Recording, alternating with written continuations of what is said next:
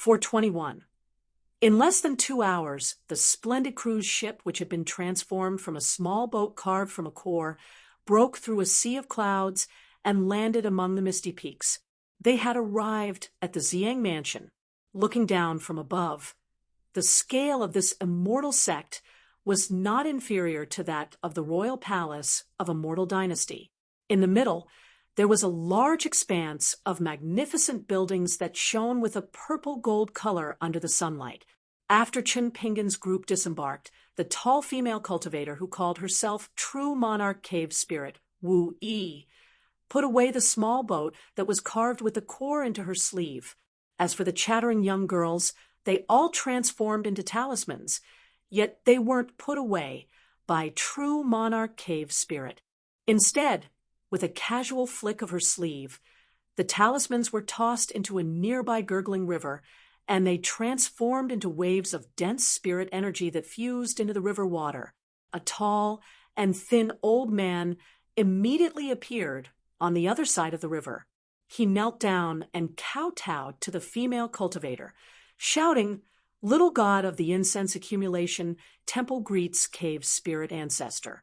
I thank ancestor for your great kindness." Zhu Lian slapped Pei Qian on the head and said softly, "Your kindred spirit has appeared again. Aren't you going to hold Yan Huan's arm?" Pei Qian rolled his eyes. Wu Yi's expression was indifferent. "If there's nothing else, return to your incense temple."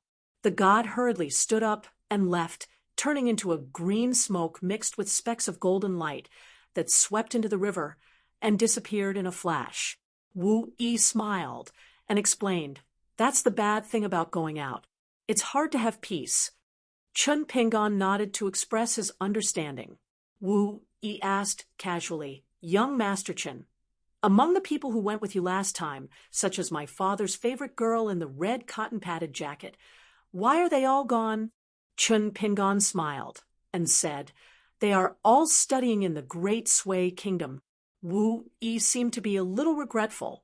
Her father had once revealed that the tall young man named Yu Lu was the crown prince of the fallen Lu dynasty, who had concealed his identity. His body was rich with dragon qi, and he was simply the most delicious food in the world. Back then, she didn't know why her father didn't eat it. She didn't dare to act rashly under her father's watch, so she missed it. She just didn't know if she would have the chance to eat a full meal in the future. Maybe she would be able to break through that damned bottleneck of the Jindan stage. In order to break through to the nascent soul realm and reach the end of the great Tao that belonged to the flood dragons, his younger brother did not hesitate to become the deity of the Hanshi River, while he diligently cultivated the unorthodox Taoist techniques. It could not be said that it was useless, but his progress was extremely slow. It was simply enough to drive one crazy. Could it be that he would have to live in his father's shadow for the next 100 or 1,000 years? They were constantly on tenterhooks, afraid that one day their father would starve or that he would be seriously injured from a fight and would need food to replenish his body. Would he use their 2 children to fill his stomach? Back then, she and her poor younger brother accompanied their father to meet the Dali imperial tutor, Cui Dong. That experience was not good. Their father was beaten by Xiao, who with an ancient inkstone, and forcefully lost 300 years of cultivation with his ancient supernatural power. After that, their father vented his anger on her and her younger brother, beating them up miserably. However, the outcome was not bad. Their father finally left Huangting country, and she and her younger brother no longer needed to worry about him. The two of them felt as if a mountain was pressing down on their hearts. After all, in the thousands of years, the number of children and grandchildren that were eaten by this ruthless father was uncountable. Moreover, Ziyang Prefecture and Hanshi River had each become a vassal territory recognized by the Dali Imperial Court and were extraordinarily independent of Huangting country. Of course, Wu Yi was only a pseudonym. As the old ancestor of Ziyang Prefecture, her true body was a descendant of Gushu. If it was not for the letter that her father sent her, she would not have bothered to pay attention to Qin Pingan, who had a martial artist of the distant travel realm as his retainer. It was nothing more than a single-plank bridge and an open road, each going their own way. Why would she need to be so attentive and personally welcome him, and even force a smile to a young man? Wu Yi brought Qin Pingan and the others along the main road by the river. It was abnormally flat, paved with large pieces of green stone. Their faces were clearly reflected in it. Pei Qian, who was holding a walking stick, kept staring at the green stone ground that was as bright as a mirror. He looked at the charcoal girl inside and grinned.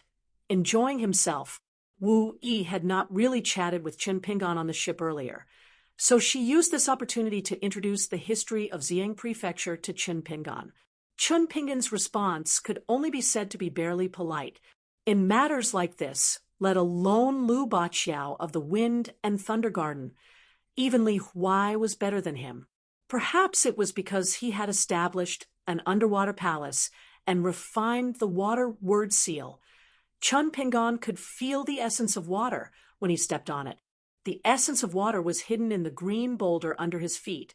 Qin Pingan looked around and understood. The descendants of the serpents in the world would definitely cultivate close to the water.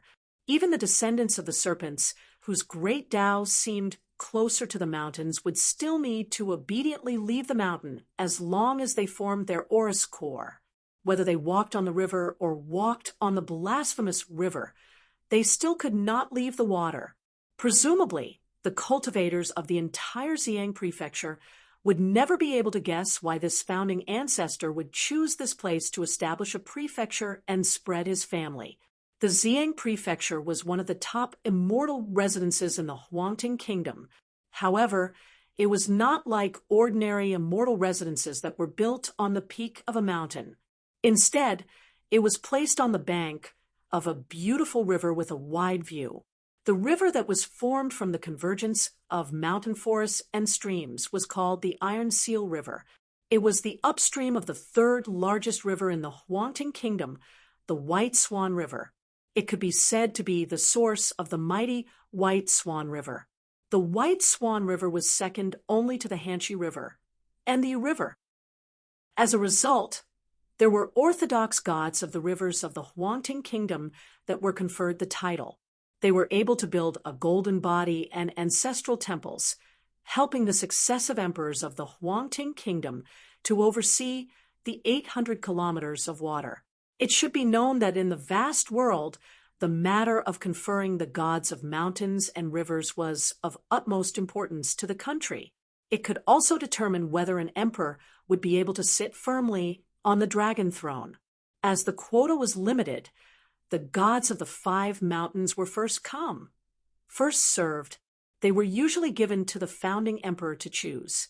Generally speaking, the emperors of the later generations would not be changed easily as it involved too many people and was extremely damaging. All the gods of the rivers and rivers, as well as the gods of the mountains and the eunuchs of the lands under the 5 mountains, could not be wantonly squandered by the successive emperors who sat on the dragon throne. Even the most foolish and tyrannical monarch would not be willing to play around with this matter. Even the most vile and despicable officials in the imperial court would not dare to allow the emperor to do as he pleased.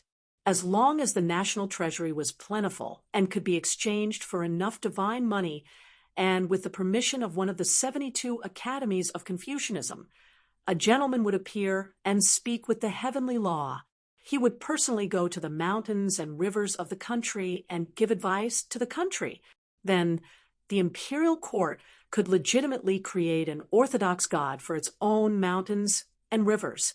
In turn, it would nourish the fate of the country and stabilize the fate of the country. This was called the phenomenon of peace and prosperity. It would definitely be congratulated by the civil and military officials, and the whole country would celebrate. The emperor would often be pleased and would pardon the prisoners because he was destined to be praised as the master of resurgence and a wise monarch in the history books. However, This kind of glorious behavior at the foot of the mountain had always been ridiculed by the cultivators on the mountain as adding another layer to the coffins of the common people, adding wood to the dragon throne of the emperor. As for why there were often so many obscene shrines within the borders of the various countries, was it because the imperial court was too weak to eradicate them? In fact, to a large extent, many obscene shrines that were tacitly approved by the imperial court were not recognized by the Confucian academies and could not invite a gentleman to open his mouth. Therefore, the imperial courts of various countries would turn a blind eye to such obscene shrines that were full of incense. Some imperial courts would even secretly fund the endless divine money of the obscene shrines behind the academy's backs and secretly encourage the local scholars and poets to take the lead in burning incense so that the local people would follow the trend and flock together. The Iron Ticket River also had an orthodox river god. It was the humble old man who came and went in a hurry earlier, for hundreds of years. This river god, whose golden body was enshrined in the incense accumulation temple, had always been the puppet of the Ziyang prefecture. One of the experiences of the lower 5 realms of the Ziyang prefecture was often this Iron Ticket River god, who was laughed at by his colleagues as "die then die for me, I'll help you pick up your wallet." He would send the river spirits to their deaths. Those pitiful minions were almost equivalent to stretching their necks to be chopped by those Qi refinement warriors. Only those who were lucky could escape. As time went by, the spiritual monsters that were naturally born in the Iron Ticket River were no longer enough. The river god had to pay for the increase of the water essence. When the harvest was not good, he had to bring gifts to visit and beg the immortals of the Purple Sun Mansion to throw some immortal money into the river to replenish the water essence and accelerate the growth of the water ghosts and spiritual monsters, so as to not delay the training of the inner disciples of the Purple Sun Mansion. It sounded very cheap and could almost be said to be struggling at death's door. In fact, countless river gods of the Huangting country were envious of this. The reason was very simple. The Iron Ticket River was just a river god. The firmness of its golden body was not inferior to the White Swan River, the 3rd most powerful river god of the Huangting country. What did it rely on? Naturally, it relied on the leftovers that were dug out from the fingernails of the Ziyang prefecture every year.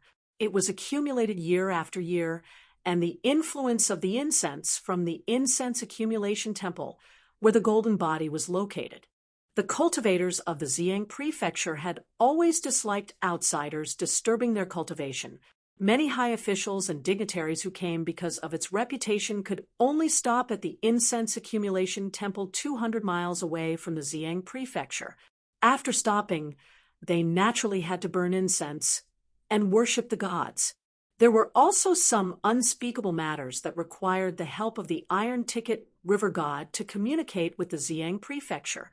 This was because the Ziyang prefecture was good at making money. From cultivators of the 3 realms to the Dragon Gate realm, every time they were invited to travel, there would be a rough price. However, the cultivators of the Ziyang prefecture had always been arrogant. Even if ordinary dignitaries were rich, these immortals might not be willing to meet them. This required the help of the incense accumulation temple of the Iron Ticket River, which had a close relationship with the Ziyang prefecture. During this period, the Iron Ticket River god definitely did not dare to profit from this.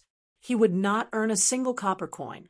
However, every time the officials and dignitaries outside gave money to the immortals of the Ziyang prefecture, the latter would come out and settle the matter. After the matter was settled, a sum of incense money that had nothing to do with the Ziyang prefecture would naturally be sent to the incense accumulation temple near the Ziyang prefecture. Outside the prefecture was a white jade square. It was already filled with the people of the Ziyang prefecture who were waiting for the return of the patriarch. The Ziyang prefecture was divided into the inner and outer sections. The inner sect cultivators were the direct disciples of the founding ancestor, Wu Yi, as well as the disciples of the previous Ziyang prefecture masters and their disciples. In addition, there were also the elders of the Dragon Gate realm, who had lived for a long time, and the cultivators of the sea-viewing realm, who were in charge of various matters. The outer sect was relatively more diverse.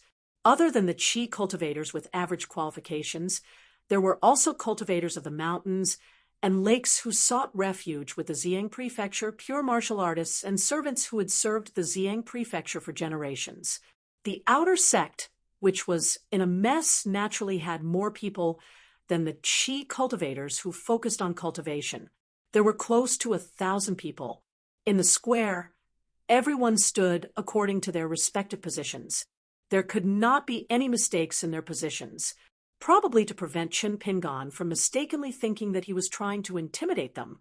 Wu Yi smiled and explained, "I have not shown up in the Xiang Prefecture for more than 100 years. In the early years, I announced to the outside world that I had chosen a blessed spot to cultivate in seclusion. I was really sick of the social interactions that I could not avoid, so I simply hid and did not see anyone." When Wu Yi stepped from the blue stone path to the edge of the white jade square, everyone knelt and kowtowed in unison, shouting in unison, "Congratulations to the patriarch for coming out of seclusion." When it landed in Pei Qian's ears, it was like thunder. Pei Qian's eyes lit up at the sight of such a grand spectacle. Wu Yi raised his hand. Pei Qian was amazed at what he saw. The 1,000 people who were kneeling on the ground with their heads bowed suddenly stood up as if they had eyes on their heads. Wu Yi walked straight ahead. Chen Pingan purposely followed behind to avoid sharing the glory of the Xiang Prefecture's patriarch. He did not expect Wu Yi to stop as well. He told Chen Pingan through the ripples in his heart and said with a sincere smile, "Young Master Chen, you don't have to be so polite. You are a rare guest in the Xiang Prefecture. My small territory is located in the countryside and is far away from the saints. However, I still have to treat my guests well. So, young Master Chen, you can just walk with me." Wu Yi was arrogant by nature. She was the earth immortal of Huangting country, who was known for being unruly and unruly. Originally, when she met Chen Pingan, she pinched her nose and acted accordingly, since Chen Pingan's words and actions were appropriate, and he didn't abuse his authority in front of her just because he was familiar with her father, Xiu Hu, and Wei Ba. It made Wu Yi feel much better in her heart. Chen Pingan smiled and shook his head, saying, "This is the first time true Master Wu has returned to the immortal mansion in 100 years. If it were any other time, I would be bold enough to walk with true Master Wu. However, today is definitely not the day. I hope true Master Wu can go first. We will follow closely behind." Wu Yi smiled and did not insist. She walked ahead alone. He was a young man who knew his limits. However, he was too rigid and pedantic, almost like a scholar. She did not dislike him, but she did not like him either. As Wu Yi walked forward, the crowd on the square immediately parted to form a path. Only 5 or 6 people were qualified to walk behind Wu Yi. The more respected one's position in the Xiang mansion, the closer to the front. For example, the middle-aged cultivator who came to the right of Chen Pingan was the current mansion master of the Xiang mansion. He was an earth immortal in the Golden Core realm. The 2 cultivators who were about the same level as Pei Qian, Zhu Lian, and Shi Rou were old cultivators in the Dragon Gate realm who were even more senior than the mansion master of the Xiang mansion. One was in charge of rewards and punishment, while the other was in charge of money. Therefore, the mansion master of the Xiang mansion had always been a figurehead without any real power. He was nothing more than a figurehead who dealt with the imperial court of the Huangting country and other mountain caves. However, there were a total of 7 mansion masters in the history of the Xiang mansion. Only one of them became an earth immortal by relying on his talent.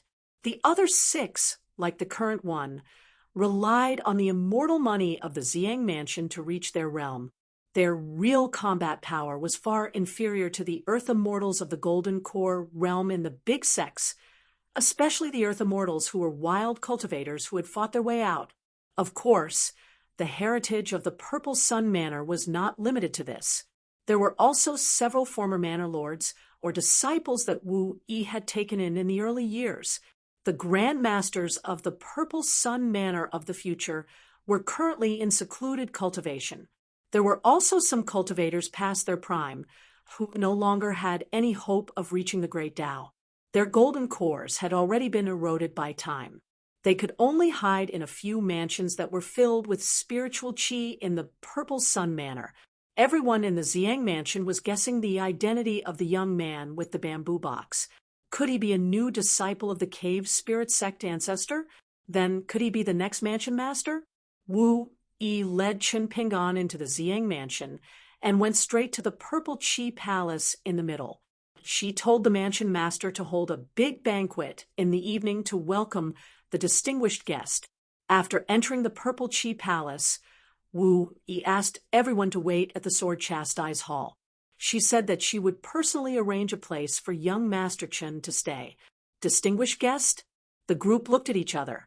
Could he be a disciple of an Earth Immortal nascent soul realm cultivator in Dali, or a descendant of a wealthy family like Yuan Chao and Dali?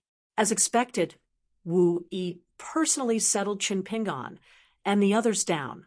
Then she went to the Sword Chastise Hall, where the big shots of the Xiang mansion gathered.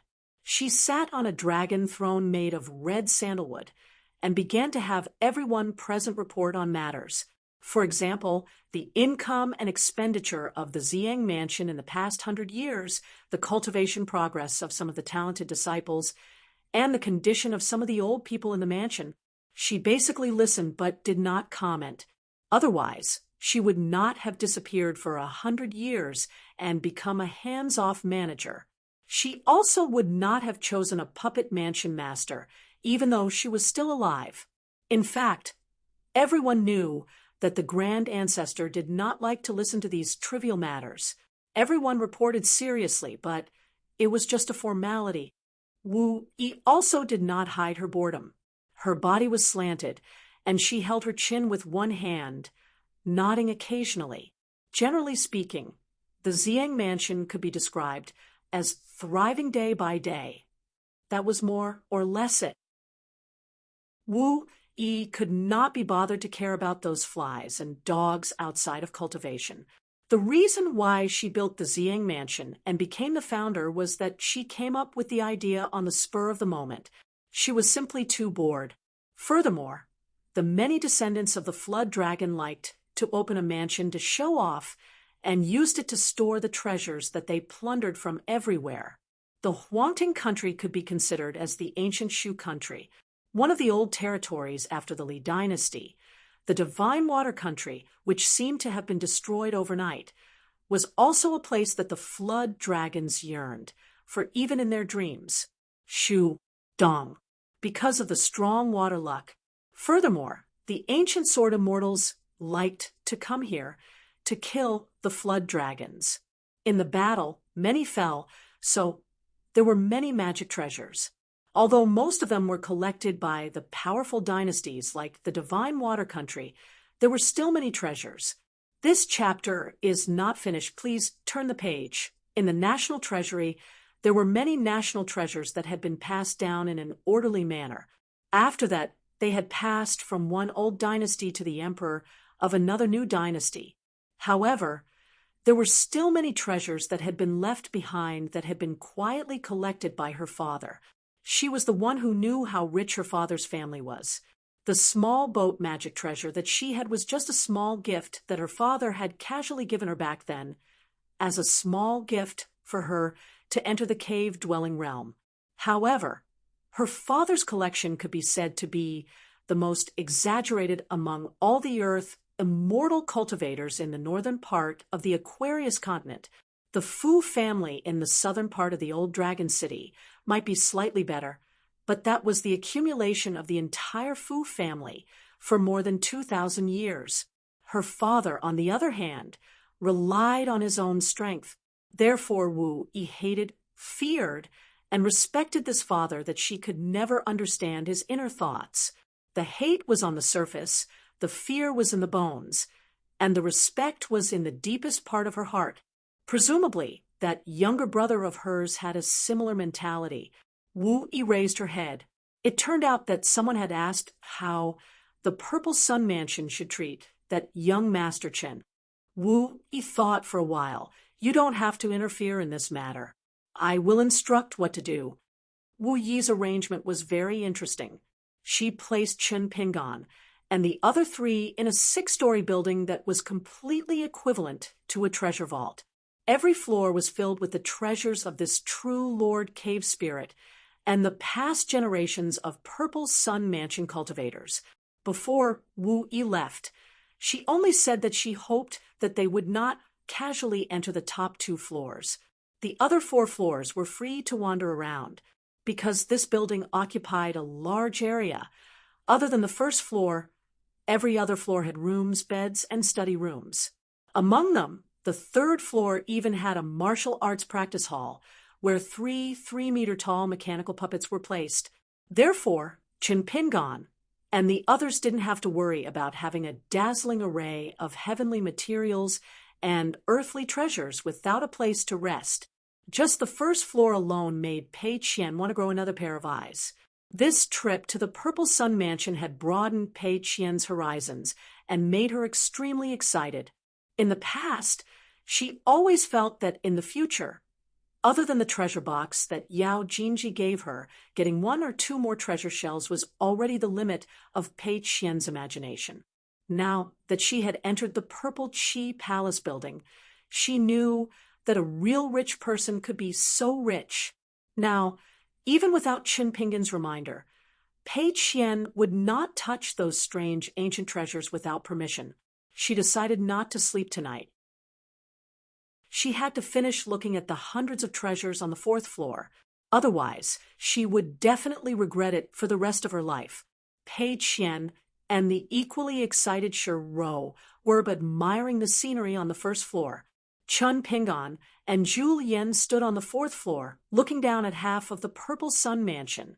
Chen Pingan smiled and said, "In the past, I've talked to someone about what the mountain in my heart should be like in the future.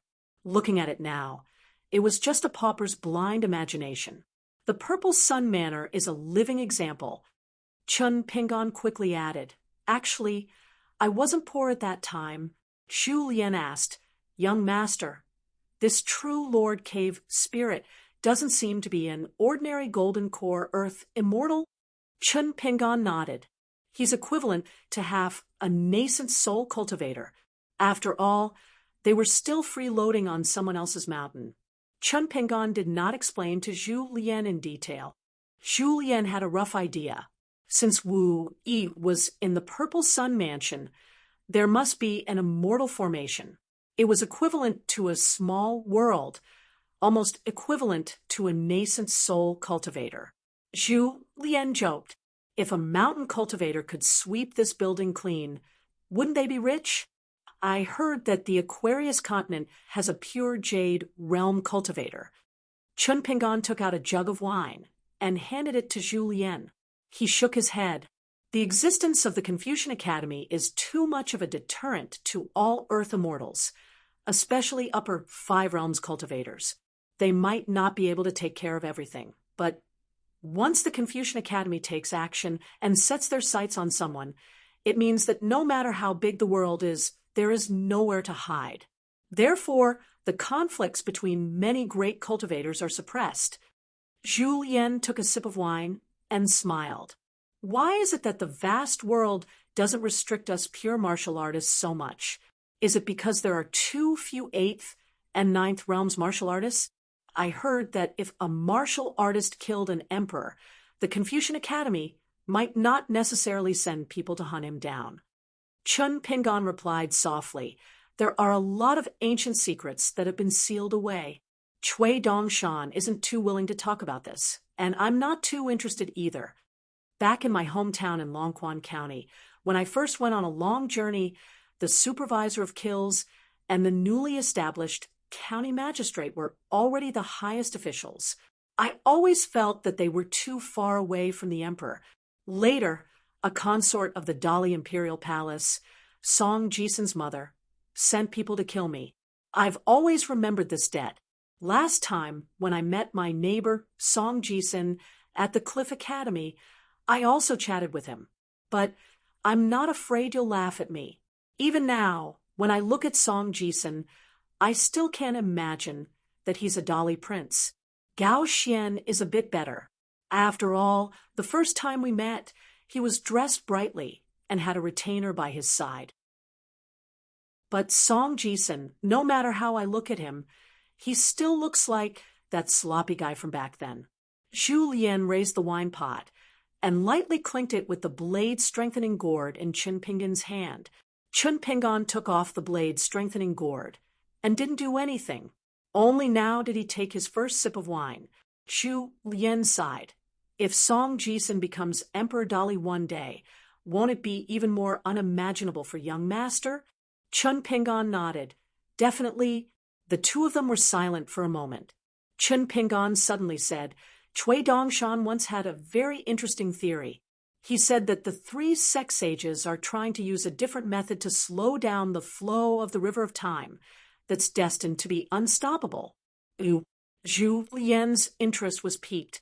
He asked curiously, how? Chun Pingan leaned on the railing and patted it. The immortal mountain is one thing. Zhu Lian was confused. Chun Pingan continued. The mortal city is one thing. Chun Pingan said slowly. War is another thing. Chun Pingan finally said, the knowledge of 100 schools of thought that can immerse one's mind seems to be one thing too. Zhu Lian felt a headache coming. Cui Dongshan's words are so mysterious. I'm even more confused. Chun Pingan drank his wine and smiled. I don't understand either. Zhu Lian asked softly, then does young master want to understand these mysterious great Daos? Chun Pingan thought for a while and shook his head. If I don't have to understand, then I don't. Zhu Lian nodded. Young master already knows enough. Indeed, there's no need to investigate everything and try to trace back to the source. Chun Pingan turned his head and said, Zhu Lian, can you change your habit of sucking up to others? Zhu Lian raised his arm and shook the wine pot in his hand. He laughed. Why should I change?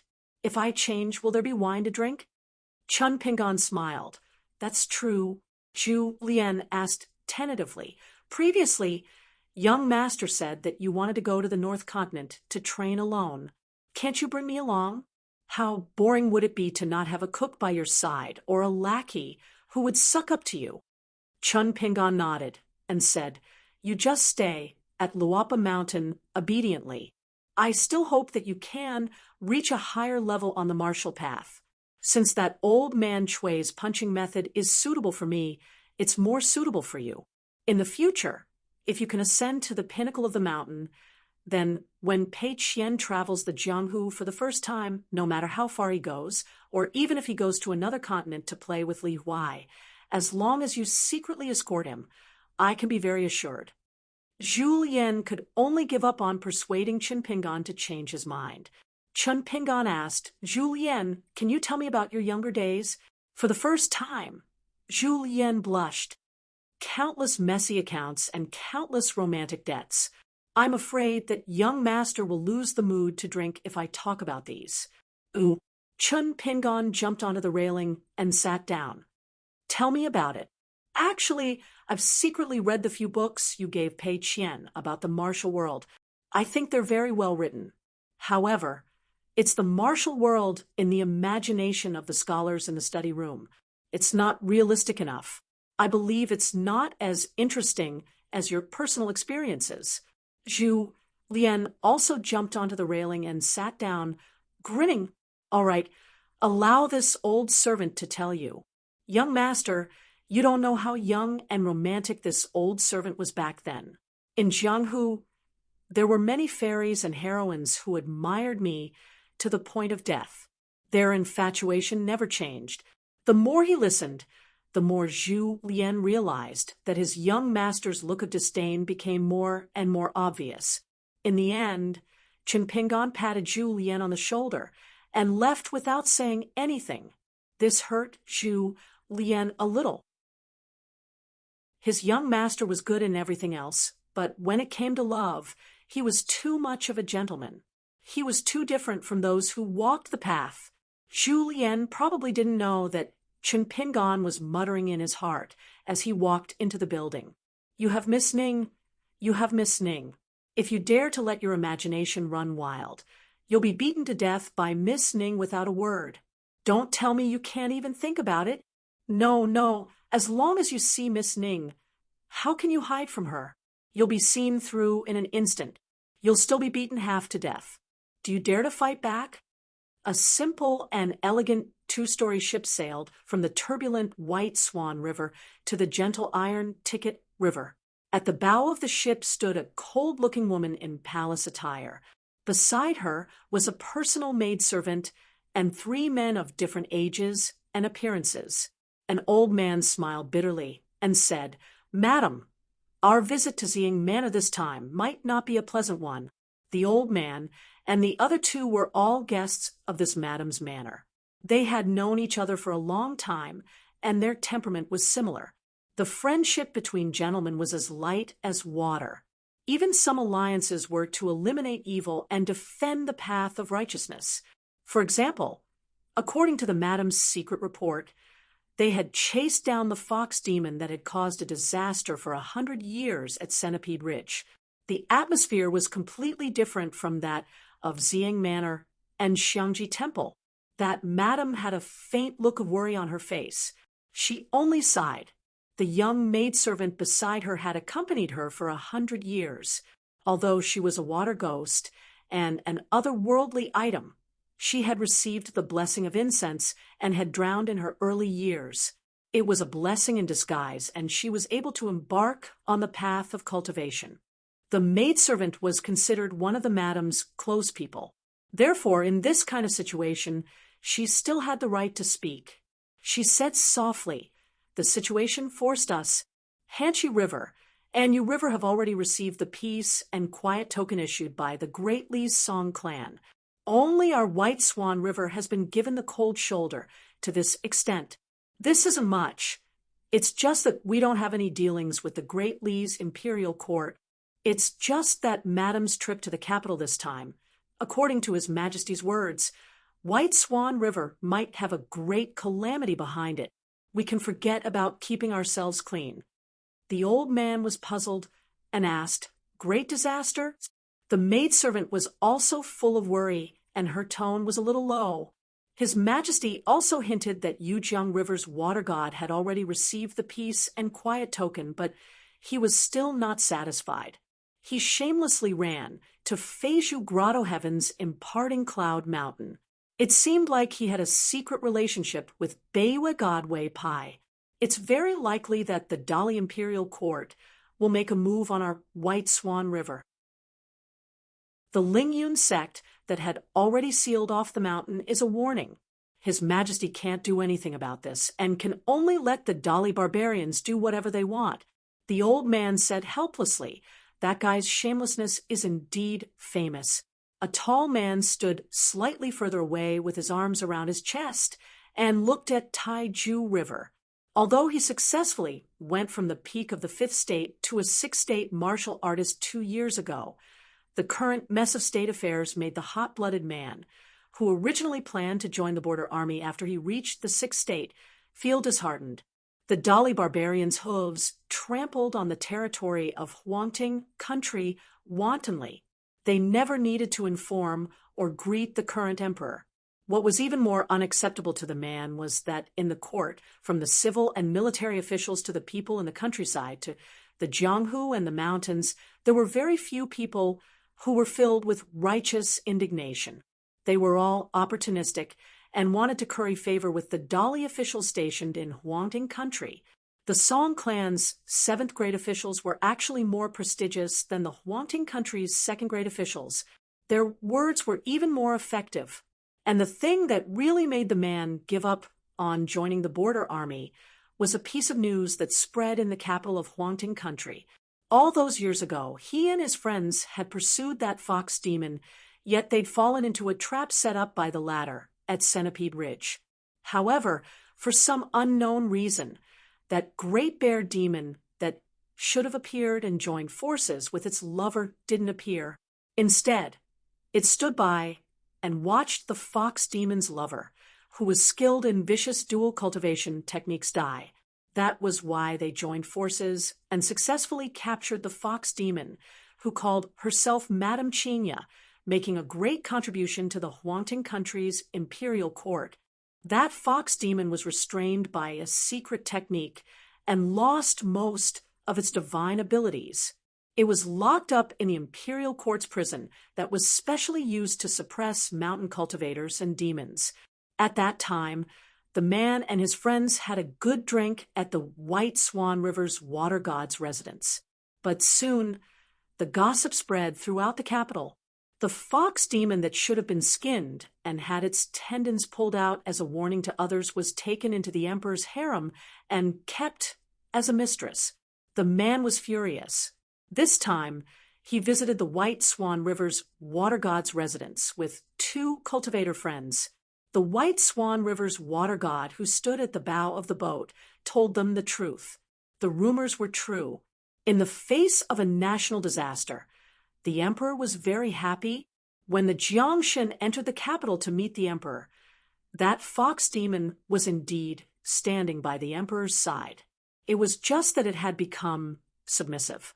Fortunately, the emperor of the Hong family was not foolish enough to completely remove the taboo set by the consecrated cultivators. That scene at that time made the river god, who had once had a short-lived marriage with the Hong family's ancestor, frown. In her impression, the current emperor didn't have a reputation for being lecherous. However, things had changed with the passage of time. The other party was the ruler of a country after all, so she couldn't say anything. Moreover, as a righteous god of the river, she had been on the divine platform for a long time. Through the hundreds of years of incense, she had long seen all kinds of living beings. She was already used to these absurd things in the secular world. It must be that the current emperor was under too much pressure. After all, although the Song clan had acknowledged the vassal status of the Huangting country, who knew if a young royal family with the surname Song would suddenly appear one day and make him scram from the dragon throne? Since that was the case, how could he resolve his worries? Probably only the pleasures of the bed were left. The water god actually knew the accumulated feelings of that martial artist, Sun Dengxian. However, there were some things that she couldn't say, because once she said it, the so-called friendship between gentlemen and the incense that had accumulated in the past would vanish. The general trend was that if the Huangting country's Hong family's emperor didn't turn to the Dali barbarians, would he really have to go to war for the sake of his so-called face? Then he would anger the Song clan and be easily crushed by Dali's cavalry at the border without any suspense. At that time, not only would the emperor be reduced to a prisoner, how many people in the Huangting country would suffer the calamity of war? Hundreds of thousands? Or millions? The world was turned upside down, the mountains and rivers changed color, and it was a scene of devastation. No one in the Huangting country could stay out of it. The foundation of those innocent people was not too particular. They just wanted to live a year without worrying about food and clothing. They could wear extra clothes when it was cold and eat when they were hungry. It was already a rare, peaceful life. This time, she insisted on visiting the Xiang Manor and even dragged the 3 of them along. How could the water god not know that Sun Dengxian was unhappy? However, she had no choice but to come. She even needed the 3 of them to help hold the line and protect her, lest the unpredictable Xiang Manor's ancestor simply detained her there. The addition of 3 people did not help the situation at all. However, it was still enough to make the Purple Sun Manor a little more wary. This lady could only hope that this time would be successful. When she returned, her water god manor would naturally repay Sun Dengxian and the other 2. After sailing into the Iron Ticket River, they became more and more silent. When they passed by the fragrant river temple, the old river god appeared by the river. As a subordinate, he first bowed to the river god. However, the words he said after straightening his back were not too pleasant to hear. He asked with a smile, "Madam Jiangshen, this chapter is not finished. Please turn the page. What a rare guest. I wonder what advice you have for patrolling my iron ticket river this time. If Madam is still unwilling to let go of the current Navy commander of our iron ticket river, I don't dare to say anything. However, this commander is now a nominal cultivator of the Ziying Immortal Manor. Could it be that Madam is going against the current this time to go to the Ziying Immortal Manor to settle the grudge from back then?" The ferry continued to move forward. The river god did not say a word. The iron ticket river god did not mind. He turned his head to look at the ferry that continued to move forward. He did not forget to add fuel to the fire, and waved his hand vigorously, shouting loudly, "Let me tell Madam a great piece of news. Our Ziying Immortal Manor's ancestor cave spirit is now in the manor. Madam, as a righteous god of a river, I believe that the Ziying Immortal Manor will definitely open their doors to welcome Madam's arrival. Madam, take care. When you return to the White Swan River, if you are free, you must come to my fragrant river temple." When the ferry was far away, the river god spat fiercely at the iron ticket river and cursed, "What the hell is this, pretending to be noble and virtuous?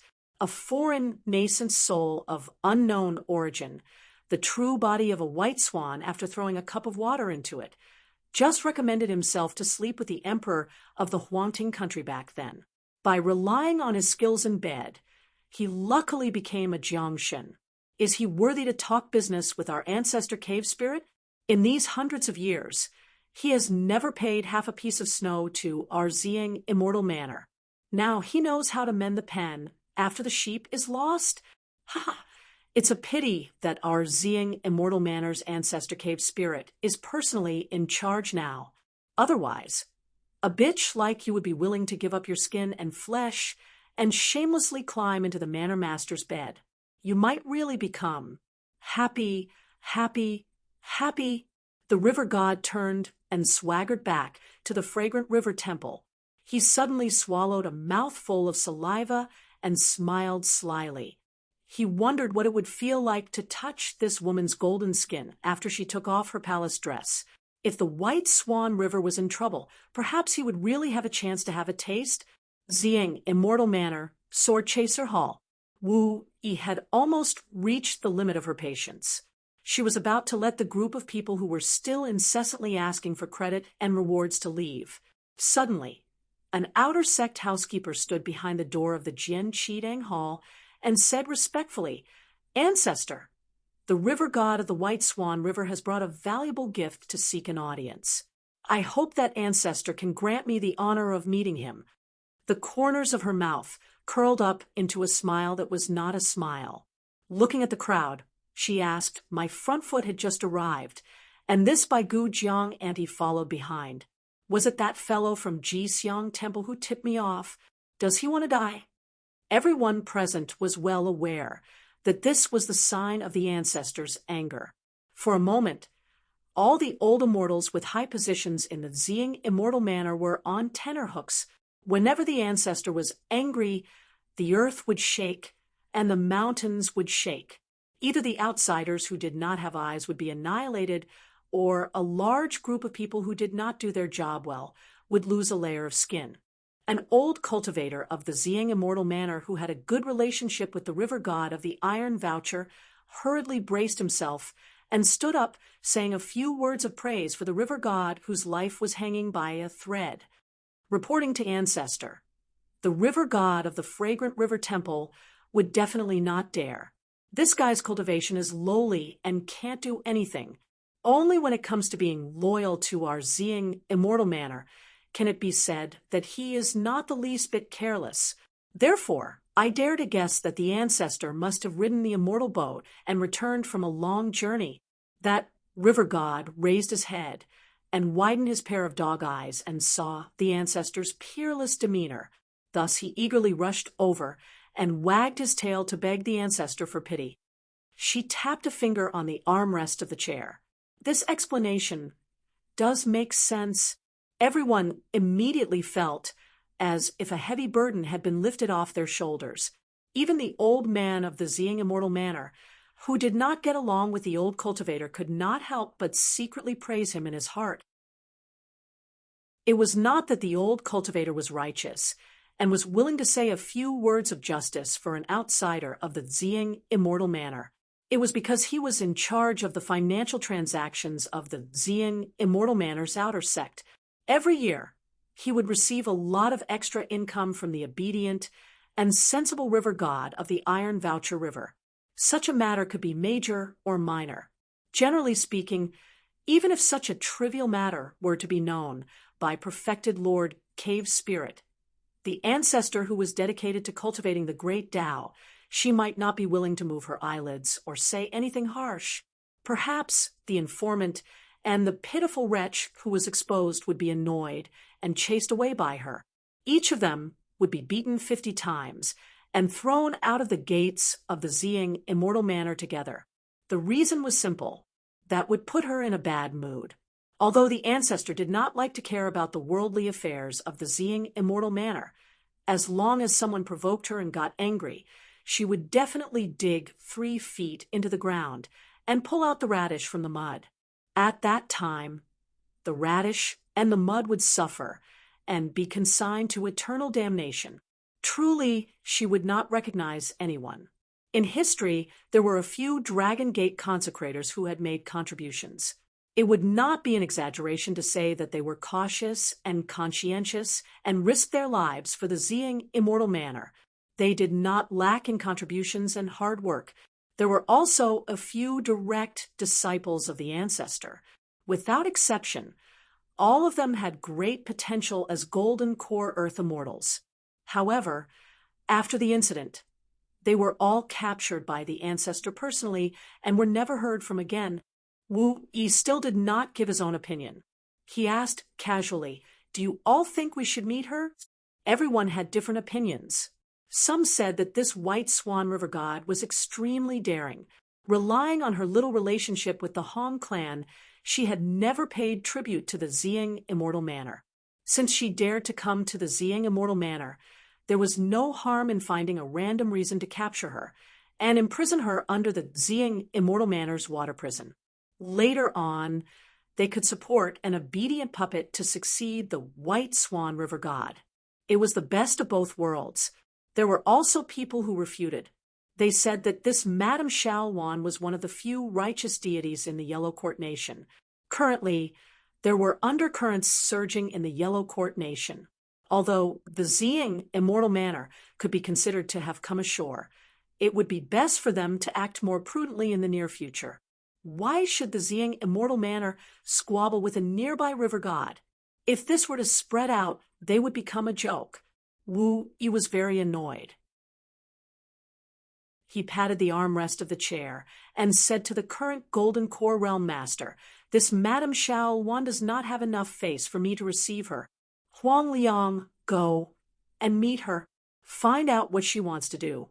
If the words she says are not to your liking, or if the price she offers is too low, capture her and throw her into the water prison.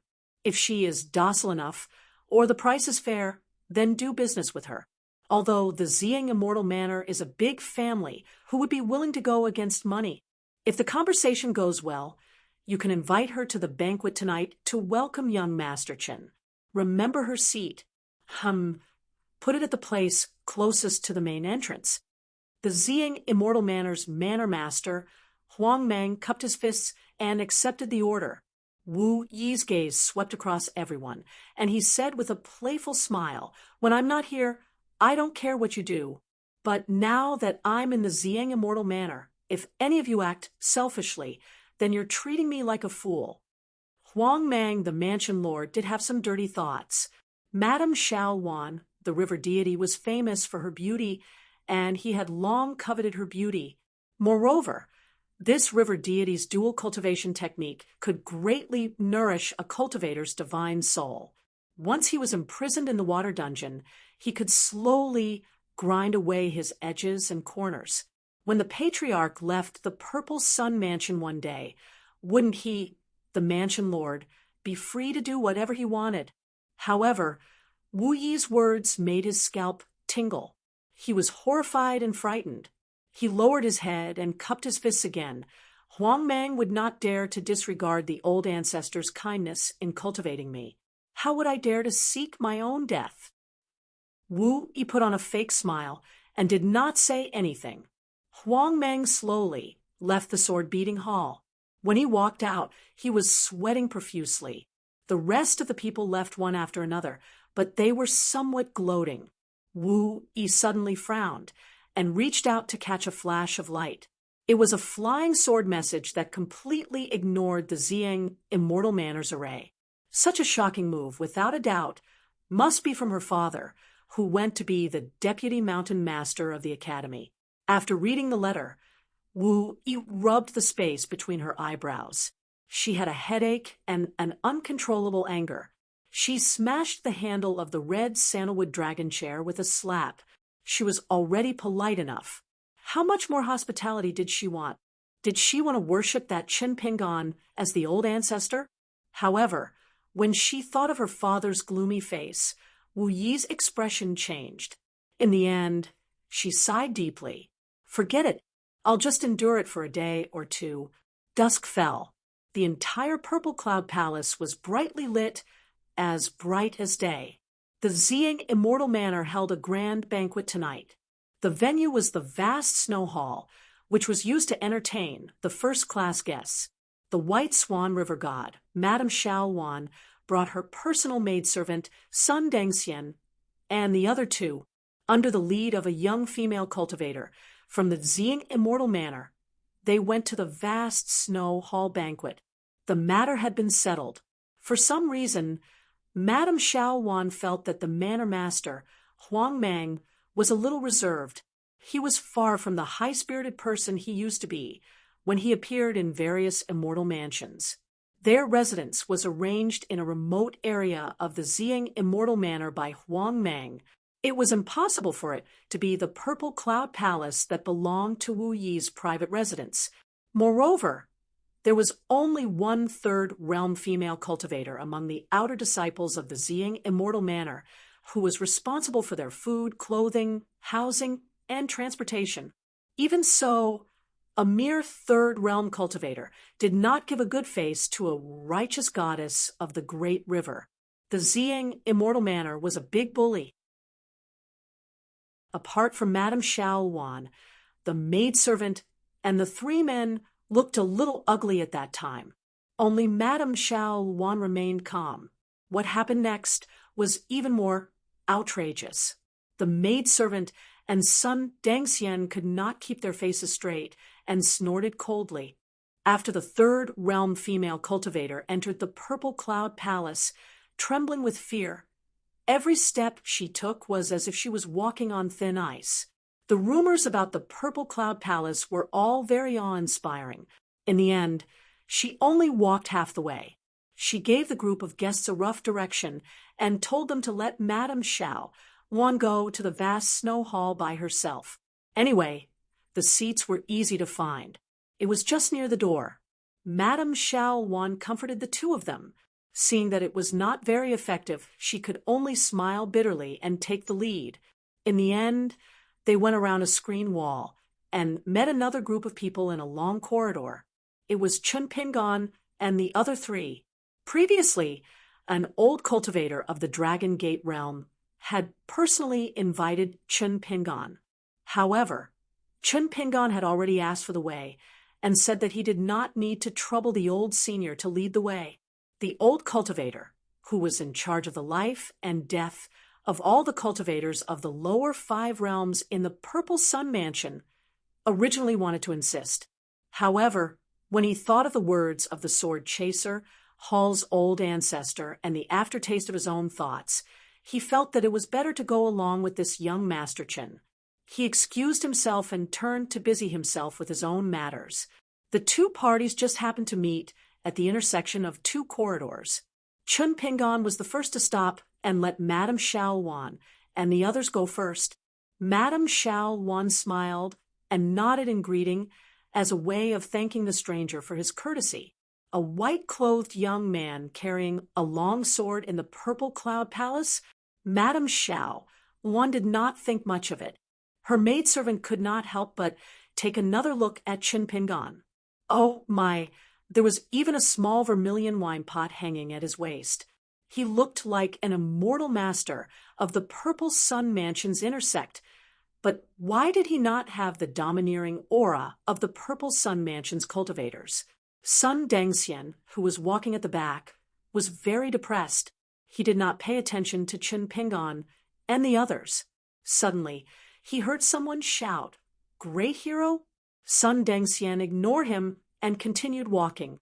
However, that person continued, "Great hero, we met in front of the ruined temple at Centipede Ridge." Sun Dengxian was stunned for a moment. He stopped and turned to look at the white-clothed young man with a bright smile. "You are?" Chun Pingan quickly walked in front of Sun Dengxian and said with a smile, "Great hero, do you still remember when I was at the ruined temple? I brought two little fellows with me, one in green and the other in pink. After you subdued demons and devils, you kindly reminded me to be careful. You said that not everyone on the mountain would mind someone bringing a demon with them." Sun Dengxian was enlightened and laughed heartily. "Oh, so it was you?"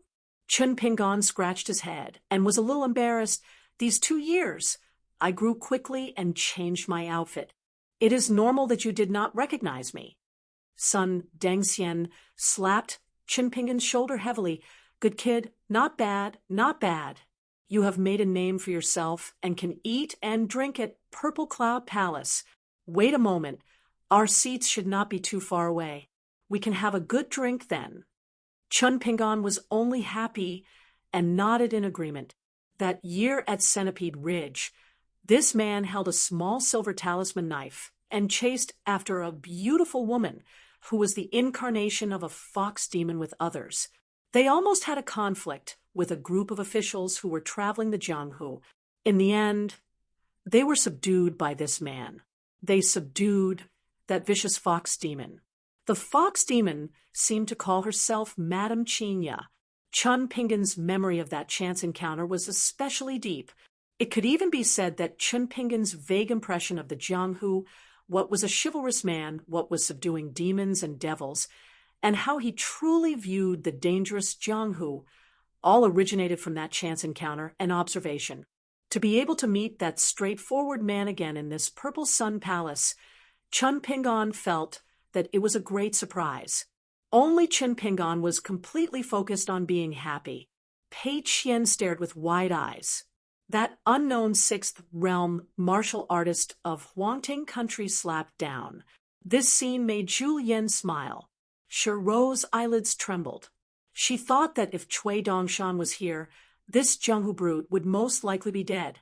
Madame Xiao Wan, who was in front of Sun Dengxian, also heard the commotion behind them and stopped. Sun Dengxian turned his head and introduced Chun Pingan to them with a smile. He laughed heartily. "This little brother is the young man I mentioned to you before. He is young, but his fists are not ordinary. His courage is even greater. That year, he was only a third or fourth realm martial artist, but dared to bring two little demons to travel the Jianghu. But compared to those useless eunuchs, this young hero is much more experienced in the Jianghu." The graceful and beautiful Madame Xiao Wan smiled again. But the servant girl beside her had already used her eyes to indicate to Sun Dengxian not to dawdle, and to quickly go to the vast snow hall to attend the banquet, so as to avoid unnecessary trouble. An old man reminded softly, "Little son, you can chat as you walk." Sun Dengxian was a bit resentful. Fortunately, Chun Pingan smiled and said, "Attending the banquet is more important. Is your surname Sun? My surname is Chun Pingan. Hero Sun can just call me Chun Pingan." Sun Dengxian was originally a heroic Jianghu wanderer, so he did not hold back. "Okay, I will call you Chun Pingan." Madame Xiao Wan continued on her way. Sun Dengxian stayed behind and chatted with Chen Pingan. At the end of the corridor, a reprimand suddenly sounded. "What is wrong with you? Do you want our ancestor and mansion lord to wait for you to sit down before starting the banquet?" "Madam Xiaowan, you are really arrogant." It was an inner court steward of the Purple Sun Mansion who hurriedly turned to the end of the corridor. His expression was incomparably arrogant, and he did not put a god in his eyes at all. After the steward reprimanded, he turned and left with a dark face. "Hurry up and follow. What a fussy woman." After the steward turned around, Madame Xiaowan narrowed her eyes and gently exhaled. Her expression returned to normal. Sun Dengxian cursed softly. Chun Pingan did not say anything. All the cultivators of the middle 5 realms of the Purple Sun Mansion had already gathered in the vast snow hall. When Madame Xiaowan walked to the threshold of the hall, she slowed down her footsteps because she already felt uneasy. The steward stood at the door and stared at the white swan river goddess with all his strength. He lowered his voice and said, "Hurry up and go in and sit down." Madame Xiaowan was expressionless as she stepped over the threshold. Behind her were the servant girl and the 2 Jianghu friends. The steward was still happy to say a few words to the White Swan River goddess, but towards the nonsensical things behind, he could only sneer endlessly. However, when he saw Sun Dengxian, who had a close relationship with someone, the steward's smile suddenly stiffened. Sweat instantly seeped out of his forehead. Sun Dengxian was somewhat puzzled and could not figure it out no matter how much he thought about it.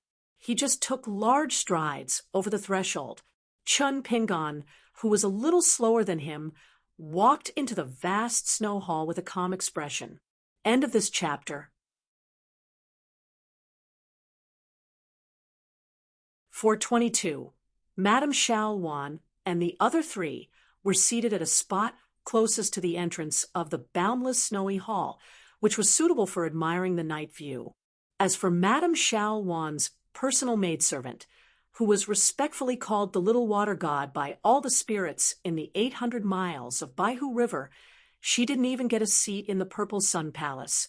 The maidservant could only stand behind Madame Xiaowan with a frosty expression. Ever since she drowned and became a water ghost, Madame Xiaowan had personally promoted her to the position of Baihu River's Water God Palace's patrolling envoy. She could kill all the cultivators and spirits in the 5 lower realms first and report later. She had never suffered such humiliation before. This visit to the Purple Sun Palace could be considered as throwing away all the glory she had accumulated over the past 200 years. Anyway, there was no way she could pick it up in the Purple Sun Palace. Fortunately, she had been following Madame Xiaowan for a long time and knew the severity of the situation. She didn't need Madame Xiaowan to remind her to pay attention to the situation. She had already lowered her head and tried to make her expression more natural, not daring to reveal any dissatisfaction. After Madame Xiaowan and the current palace lord of the Purple Sun Palace talked about important matters, Madame Xiaowan's mood was still not relaxed. She reminded the 4 of them that there were still changes before they returned to the Divine River Palace, and she asked everyone to bear with it. At that time, Madame Xiaowan was feeling guilty and her expression was bitter. Her words even contained a trace of pleading, which made the maidservant feel sad and almost cry. At this moment, Madame Xiaowan's appearance, clothes, and sitting posture were almost flawless. However, her eyes were a little dark. She was able to oversee the Baihu River and forcibly stretch the Baihu River, which was originally only 600 miles long, to nearly 900 miles long. Her power was so great that it was even greater than that of a high official in the secular imperial court. She had a close relationship with many immortal masters in the mountains of Huangting country, as well as martial arts grandmasters like Sun Dengxian. Naturally, it was not something that could be achieved by fighting and killing. She was the first among the 2 groups to enter the banquet. The hall was filled with deities, leaving only 2 empty seats. She was a guest of the Baihu River water god residence. Since she was informed that she would be seated at a cool seat near the doorstep, Madame Shaolwan immediately knew who the remaining seats on the left of the main seat were for. As expected, he saw Chun Pingan walking into the boundless snow hall. Wu Yi, the founding ancestor of the Purple Sun Manor that even Madame Shaolwan wasn't willing to meet. She stood up with a smile and walked down the stairs towards Chun Pingan's group. She held onto Chun Pingan's arm and laughed. We wouldn't dare to start a banquet without young Master Chen's presence. Chun Pingan, whose fist intent had already become natural, suddenly had his arm held by a woman who could be considered a stranger. For the first time, his body was a little stiff, but he couldn't break away from Wu Yi's intimate action in front of everyone's eyes. It was really torturous. The cultivators of the Purple Yang Palace, including the Palace Lord Huang Liang, were all uncertain. They increasingly felt that the young man named Chun was the ancestor's lover. However, the possibility of this was not high. After all, the ancestor had never had a Tao companion since he founded the Purple Yang Palace. The ancestor was obsessed with the Tao and had no feelings for love. Or was he a member of the royal family of the Song clan who had traveled here? Otherwise, Ancestor Wu Yi's behavior at the banquet was too strange. Fortunately, after Wu Yi brought Chun Ping into his seat, she let go of his hand without a trace and walked to the main seat to sit down.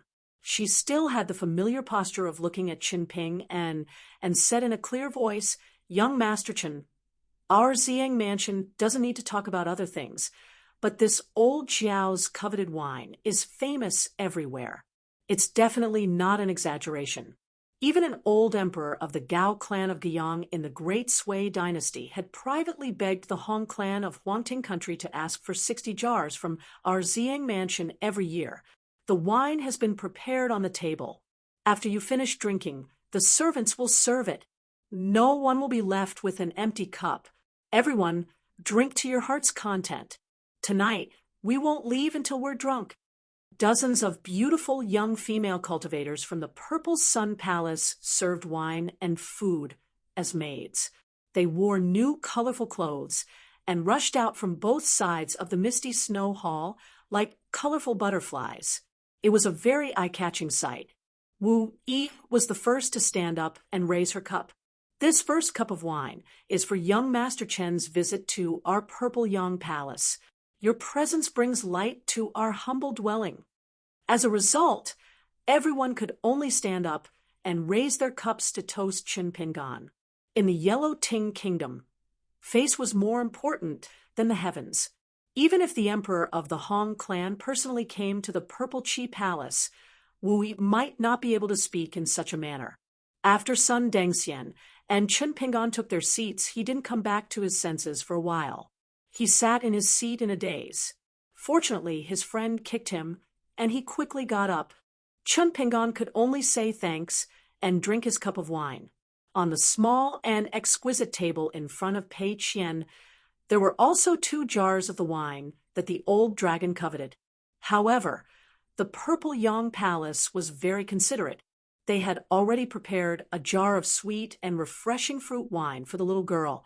This made Pei Qian, who stood up and raised his cup, very happy. The Purple Yang Palace was really a good place. Pei Qian made up her mind. When she got back, she would definitely talk to her master about it and grind his ears. In the future, they would often come to the Purple Yang Palace as guests, although that Wu Yi wasn't handsome and was much worse than Huang Ting and Yao Jinji. She was a good person and treated guests warmly. There was really nothing wrong with her. In any case, it wasn't like her master was going to marry her or become her master's wife. Looks weren't important. After that, Wu Yi didn't pay too much attention to Chun Pingan. It was just a sumptuous banquet for the ordinary immortals on the mountain. All kinds of delicacies were brought to the boundless snow hall by the hands of the young female cultivators, who were as graceful as butterflies. The palace master Huang Liang was indeed the second in command of the Purple Yang Palace. He was good with words and took the lead to toast Wu Yi. His words were like pearls of pearls and won the applause of the entire hall. Wu Yi didn't speak much, but compared to her usual attitude at the Purple Yang Palace banquets, she was much more approachable tonight. It was as if she was a different person. She even took the initiative to talk about some interesting things that happened on the mountain. The people of the Purple Yang Palace naturally laughed. Actually, Wu Yi was a serious person. If it was Huang Liang who narrated the content, he might not be any worse than the storyteller. However, when it came from Wu Yi's mouth, it wasn't funny to Qin Pingan. However, the cheers and laughter in the boundless snow hall were really sincere and natural. Perhaps this could be considered as the Jianghu. Actually, the first time Qin Pingan had such a feeling was when he met the emperor of Nanyuan Kingdom in the restaurant after the battle at the illusory lotus-blessed land.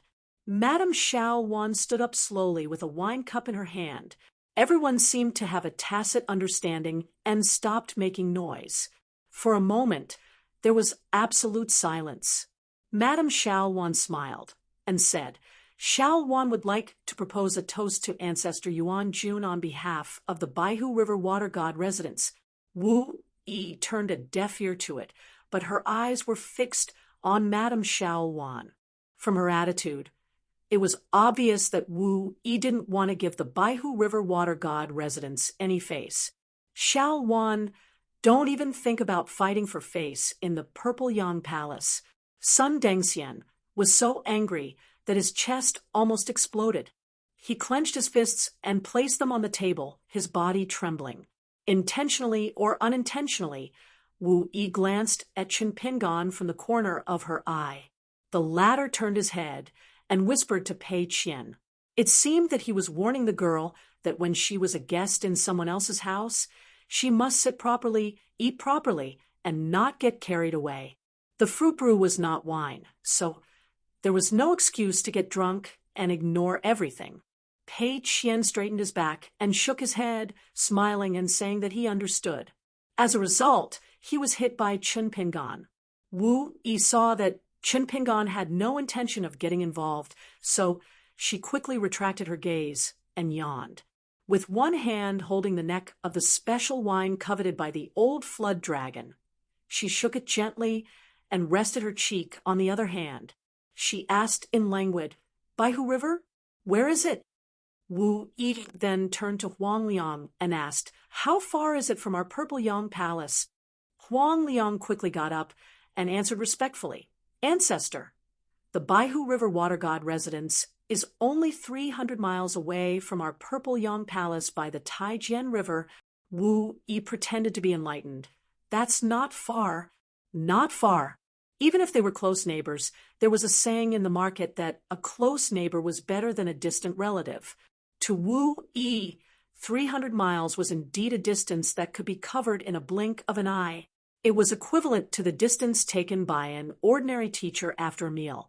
Since that was the case, the Baihu River Water God residence's refusal to have any contact with Purple Yang Palace in the past hundreds of years was no different from Madame Xiao Wan's provocation in Wu Yi's eyes. However, Wu Yi had her own plans on this matter.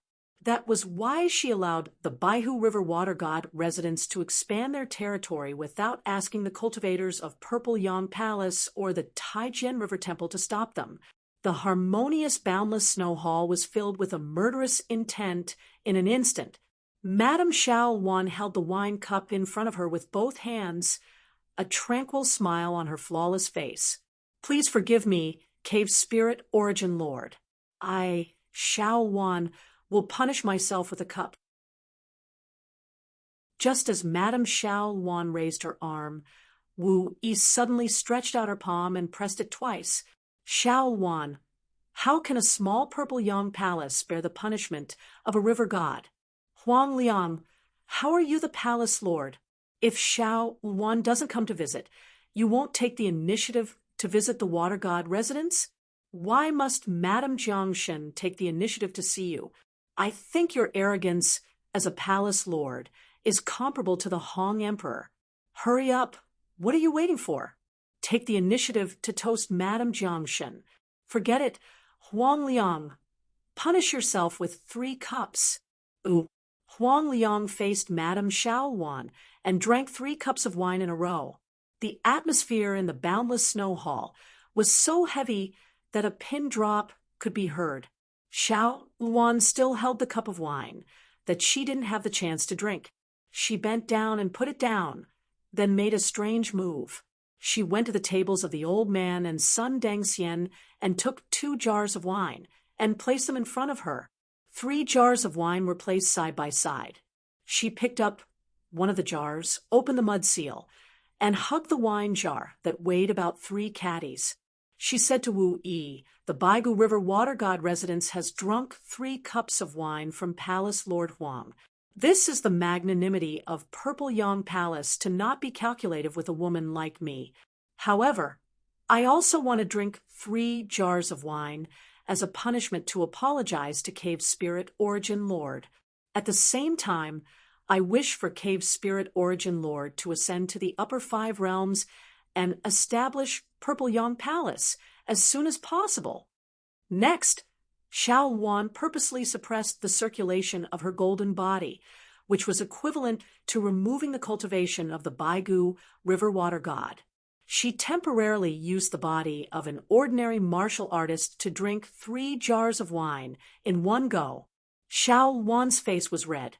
She raised the wine jar high 3 times and drank with her head tilted back. It was inevitable that some wine was spilled. She turned her head and covered her mouth with her hand. Pei Qian's mouth was wide open as she looked at the heroic heroine in the distance. If it was her, she wouldn't even be able to drink a small jar of fruit wine, let alone 3 jars of wine. She quickly picked up the wine cup and poured herself a cup of fruit wine to calm herself down. Chun Pingan smiled at Pei Qian and said, "That's enough." Wu Yi, who was sizing up Chun Pingan again, squinted her eyes. She turned to look at the Baigu River water god, who still didn't dare to sit down, and nodded, "You've drunk the toast and the punishment. That's good. People who aren't from the same family don't enter the same house. In the future, your water god residence and our Purple Yang Palace will be considered half relatives. Remember to visit more during festivals. However, I have to remind Madame Xiaowan that you have such an opportunity today because of young Master Chen. Don't you feel bad?" Oh. Madame Xiaowan was obviously uncomfortable, and her breathing was rapid. She still smiled and said, "That's right. Then drink another jar." Just like what Cave Spirit Origin Lord said, "This is a rare opportunity, and we won't leave until we're drunk. I, Xiao Wan, will not let down the beautiful scenery and wine. I just hope that you won't laugh at me if I lose my composure when I'm drunk." As she spoke, Xiao Wan picked up another jar of wine. Her fingers that opened the mud seal were already trembling. After Chun Pingan stood up, he held the wine cup and looked at the Baigu River water god at the door. He looked down at his own wine cup and suddenly turned to look at Wu Yi, who was sitting on the main seat. He smiled and said, "Origin Lord, my alcohol tolerance is average. Why don't I drink with the river god goddess? Otherwise, if I drink a cup of wine and the river god goddess drinks a jar of wine, I won't be able to stand on my feet. I don't want to disturb the Xiang residents in the future. When I pass by the water god residence, I won't dare to visit the river god goddess anymore." Wu Yi's eyes were deep. She shook the wine jar and smiled. "Young Master Chen, I can't do that. Xiao Luan offered me 3 jars of wine, but she only drank 1 cup with you. What is this? This is outrageous. Why, does young Master Chen have tender feelings for the fairer sex? If that's the case, it's such a coincidence. Wine can be the matchmaker, and our Madame Xiao Wan has been single for many years. Young Master Chen is a dragon among men." Chun Pingan quickly interrupted Wu Yi's words. He picked up a jar of wine and opened the mud seal. He looked like he was begging Wu Yi, "Origin Lord, I can't win against you in an argument. I will accept my punishment. I will drink half a jar of wine as punishment, and the remaining half will be my way to return the favor to the river god goddess. Wu Yi suddenly laughed out loud. Thus, the boundless snow hall was filled with deafening laughter again. Chun Pingon faced the main seat and drank half a jar of wine in one breath.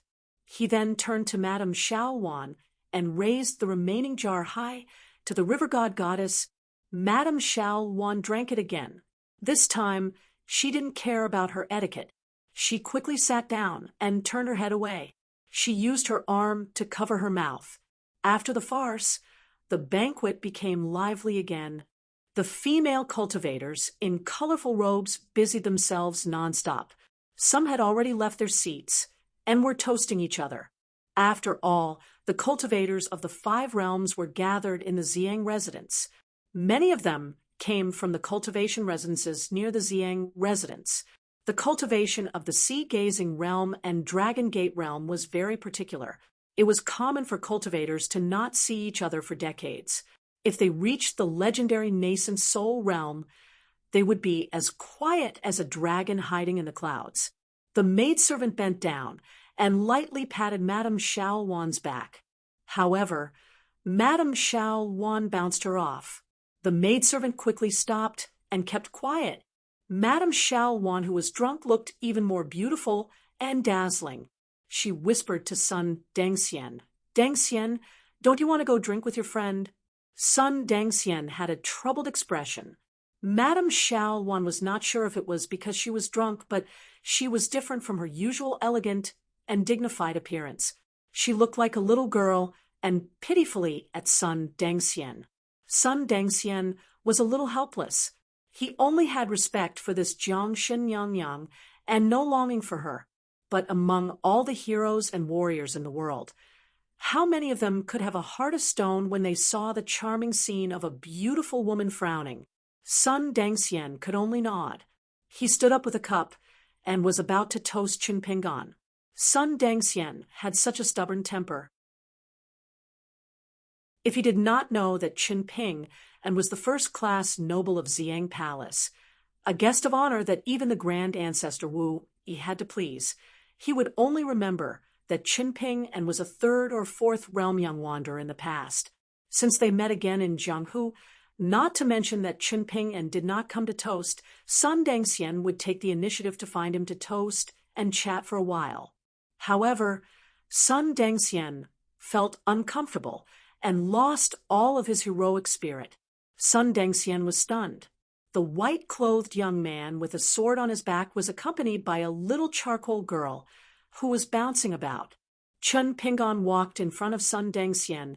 "Hero Sun, a toast to you."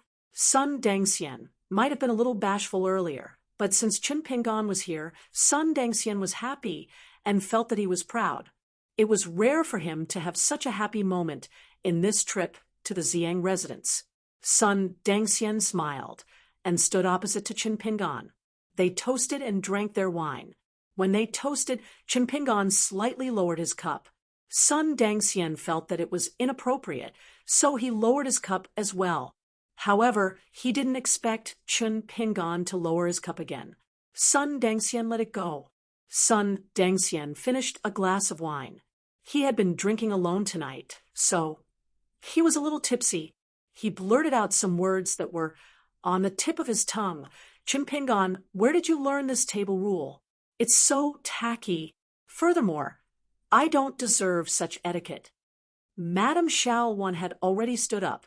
The 2 water god estate friends were speechless when they saw Sun Dengxian being so casual. Chun Pingon's eyes lit up. "Hero Sun, you deserve it." Sun Dengxian was happy. "Isn't it just capturing a fox demon? Is there a need for you to think about it so much?" Chun Ping and didn't say anything about his feelings about Jianghu. He just picked up the wine jar from the table nearby and poured himself a cup of wine. He also filled Sun Dengxian's cup and said with a smile, "The world is narrow, the wine cup is wide. Have another toast with Master Sun." The 2 still drank the wine in one gulp. Sun Dengxian laughed. "Good fellow, you're quite good at persuading people to drink." Chun Ping and smiled. He had drunk a jar of old Jiao's coveted wine in one go, and his face was flushed. He didn't exchange pleasantries with Sun Dangxian. He didn't even chat with Baigu River's water god goddess. Before Chen Pingan left, he looked towards the door. The steward who was guarding outside the door had been looking at Chen Pingan and Madame Shaowan. When he saw Chen Pingan's gaze, he immediately bowed. Chen Pingan smiled, raised the empty cup in his hand, and then returned to his original position. The steward, who had been terrified for a long time, was so emotional that he almost cried. Madame Shaowan sat on her seat and lowered her head. She gently wiped the wine stains on her clothes and let out a breath that reeked of wine. What was even more terrifying than drinking wine to death was that even if you wanted to drink 1,000 liters of wine, the other party wouldn't even give you a chance to raise your cup. The maidservant looked at the young man's departing figure. After some thought, she felt somewhat grateful. Pei Qian raised his head and asked curiously, "That old man is a snob. Sai, aren't you angry?" Chen Pingan smiled. "What's there to be angry about?" Pei Qian whispered, "Master is thinking about Hero's son. And the rest?" Chen Pingan patted her head. "You're smart." Pei Qian grabbed Chen Pingan's gentle hand when they were only a few steps away from the seat. Chen Pingan asked curiously, "What's wrong?" Pei Qian giggled, freeloading the good man master's immortal aura. Chen Pingan smiled and said, "Yes, where else can I find such a master who can eat and drink all the way?" Pei Qian carefully asked, "Master, can I have a little bit of old Flood Dragon's coveted wine? It's so fragrant. I'm dying of craving it." Chen Pingan asked, "What do you think?" Pei Qian nodded. "I think I can have a small cup. The world is narrow, but the wine cup is wide." Chen Pingan pulled her ear and threw her to her exclusive seat on a small table. "Drink your fruit wine." Chen Pingan was about to sit down, but Wu Yi had already walked down from the main seat and came to him. She waved her hand, indicating that the Hall of Boundless Snow, which had quietened down instantly, should continue drinking. Wu Yi asked in her mind, "Child Chen, have you killed a lot of Jiao dragons?" Chen Pingan shook his head. He was not the one who killed the old Yuanying flood dragon in the Flood Dragon Ravine. He suddenly remembered that it was Chen Pingan who single-handedly killed the eel monster at the border of the Daquan dynasty in the Tongyi continent. Chen Pingan frowned and asked, "Did you notice anything?" Seeing Chen Pingan shake his head, Wu Yi was a little displeased. But when she thought of the 2 family letters that were more useful than imperial edicts, she had to explain patiently, "It's not appropriate for me to ask about your past in detail, but I can see that you are stained with a lot of negative karma." Chen Pingan asked curiously, "What do you mean?" Wu Yi smiled. "There are some monsters in the world. Killing them is a form of merit, but it can also be due to negative karma. The Confucian school has always been secretive about this unusual rule, so Child Chen may not be very clear about it." Chen Pingan asked directly, "Is there a way to break it and get rid of it?" Wu Yi kept him in suspense. "There's no hurry. Anyway, you have to stay in the house of Xiang for a day or 2. When you are sober, I will talk to you about this. Tonight, just drink and don't talk about these disappointing things. All good things must come to an end." Wu Yi left first. Chen Pingan quickly brought Pei Qian and the others out of the Boundless Snow Hall and went back the way they came. Pei Qian was still very excited. She did not forget to take the trekking staff and hummed a self-composed folk song along the way. It was a folk song she heard from her master in Longquan County.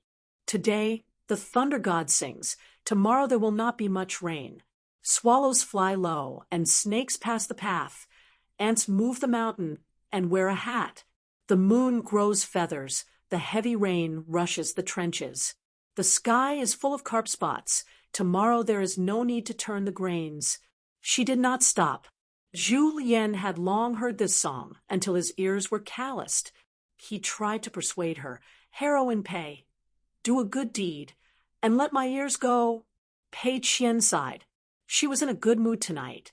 so she decided to go along with old chef for once. She took a few steps forward on the quiet road and waved the trekking staff. The world is full of wild dogs and wolves, which is why the Jianghu is so dangerous and everyone is in danger. But I have not mastered the peerless sword technique and knife technique. It's my fault. It's all my fault. Zhu Lian kicked her butt. Pei Qian staggered a few steps but stood still. She turned her head and said angrily, "What are you doing?" Zhu Lian was about to make fun of her when he suddenly exclaimed in surprise. He looked up and stretched out his hand. "It's raining?" Qin Pingan nodded. It was drizzling. The group quickened their pace and returned to the treasure pavilion. Shiro was an otherworldly item, so she didn't need to sleep. She stayed on the first floor. Zhu Lian and Pei Qian stayed on the second and third floors. Chen Pingan stood alone in the corridor on the fourth floor. The rain was not heavy tonight. He walked in the corridor for 1 hour to get rid of the smell of alcohol. Chen Pingan returned to his room to sleep. He slept lightly. Anyway, he was in the Purple Yang Palace with an unpredictable master, Wu Yi. In the latter half of the night, there was a soft knock on the door. Chen Pingan got up and put on his clothes. When he opened the door, he saw an unexpected person. It was the Baigu River's water god, Mrs. Xiao Wan. The look in her eyes was complicated and shy. She seemed to have changed into a dress that fit her even better. She turned her head and bit her lip. She gathered her courage and whispered, "Young Master Qin." Qin Pingan slammed the door. Madame Xiao Wan stood outside, her face shocked.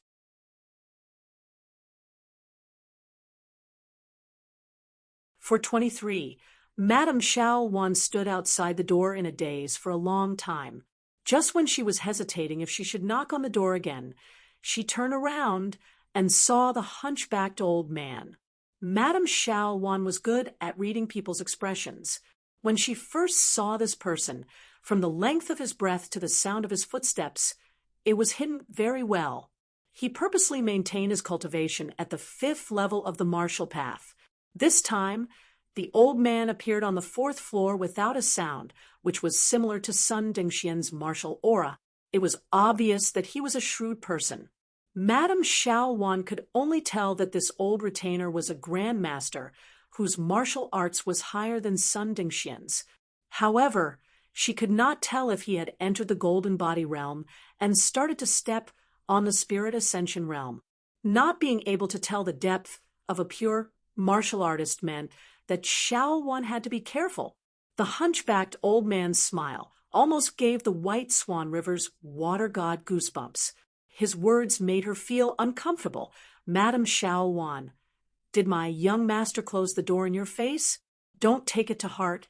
My young master has always been like this. He is not targeting you alone."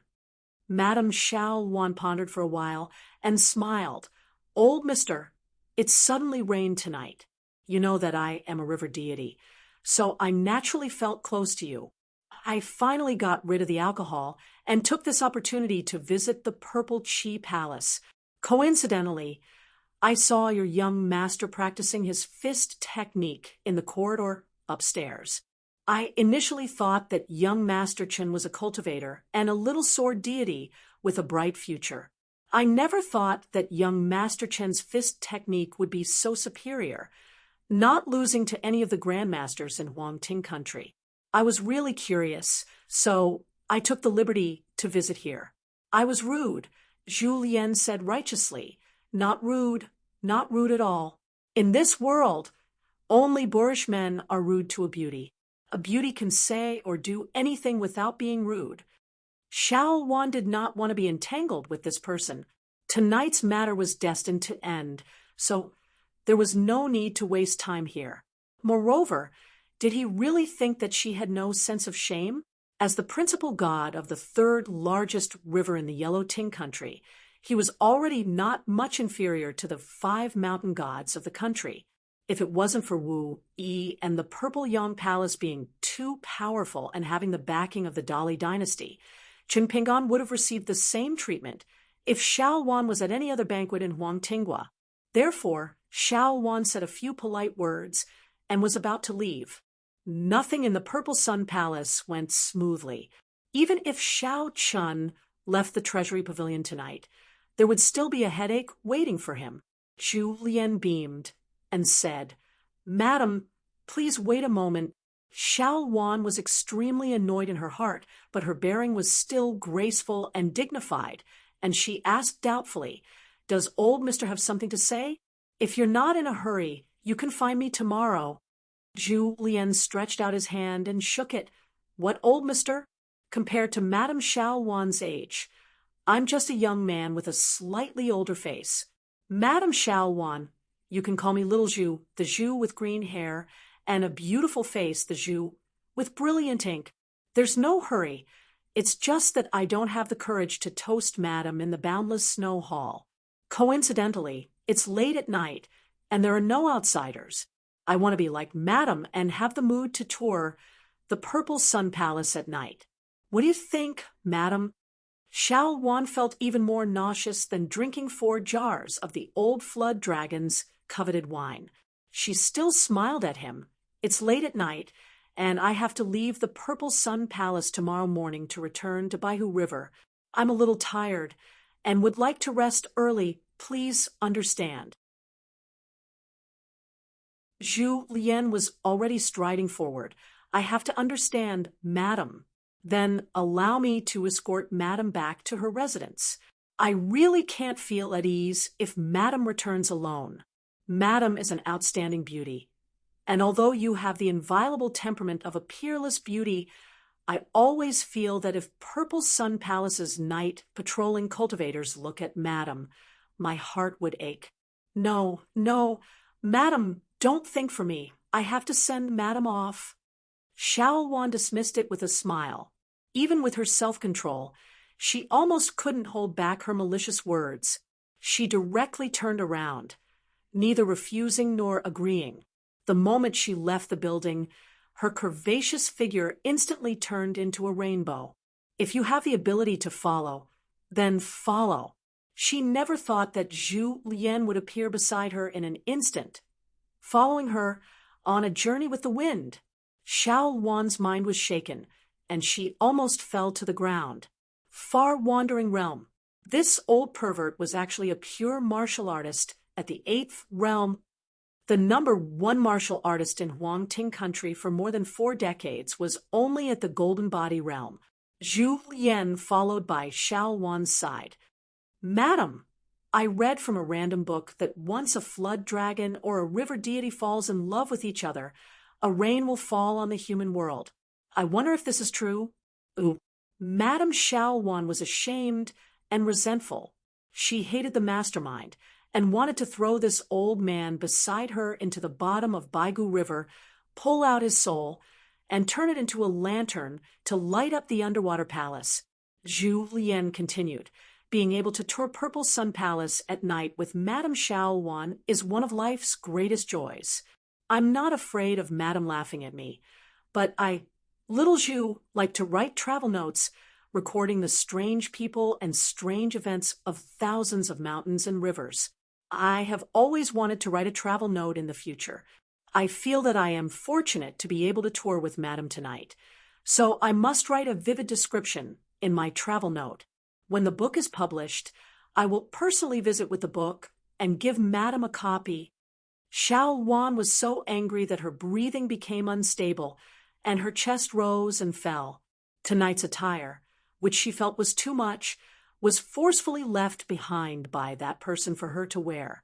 Zhu Lian glanced at the magnificent scene that was so close to him, then quickly turned his head to look at Taijin River, and said in a clear voice, "What a beautiful scene." Zhu Lian had already returned to his residence on the 2nd floor. In the room of the Tower of Treasures, Chun Pingon was no longer sleepy. He simply lit up a lamp and started to read. After reading for a while, he said with lingering fear, "What did the romance of knight-errants say? Even heroes can't overcome the rouge of women?" This Empress River divinity was too unscrupulous of Jiang, whose morality, "I helped you out of kindness in Shuahuang Hall, so how could she harm me like this?" I only heard that those who are chivalrous don't have overnight grudges and settle it on the same night. You, on the other hand, are you repaying me like this? Damn it, if I wasn't worried that Julien would think that I'm trying to hide something, I would have given you a slap. If news of this were to spread, wouldn't my crotch be covered in yellow mud? Chun Pingon wiped the sweat off his forehead and nagged, cursing the Baigu river deity. In the end, Chun Pingon could only find an excuse to comfort himself. The trip to the lotus blossom-blessed land wasn't in vain. If it was before, I might have opened the door for her and entered the house. Gradually calming down, Chun Pingon began to focus on reading the book. It was a Buddhist scripture. At that time, he borrowed 6 books from the Cliff Academy's library, including the classics of Confucianism, Buddhism, Taoism, Buddhism, and Moism. The master of Mao Mountain said that there was no rush to return it. When Chun Pingon believed that he had thoroughly read it, he would have someone send it back to the academy. Chun Pingon suddenly closed the book, walked out of the house, and came to the railing of the corridor. There must be something wrong with things. Outside the building, the rain had stopped and night fell. Chun Pingon reached out to hold the railing and walked slowly. His palm was covered with raindrops which were slightly cold. Chun Pingon opened his palm and looked down.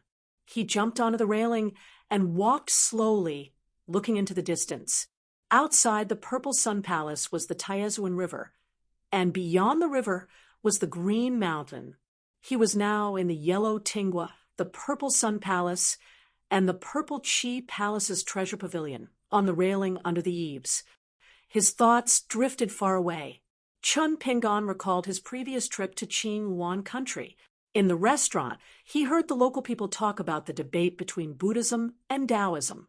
There was a story about a monk holding an umbrella outside and a Confucian scholar sheltering from the rain under the eaves.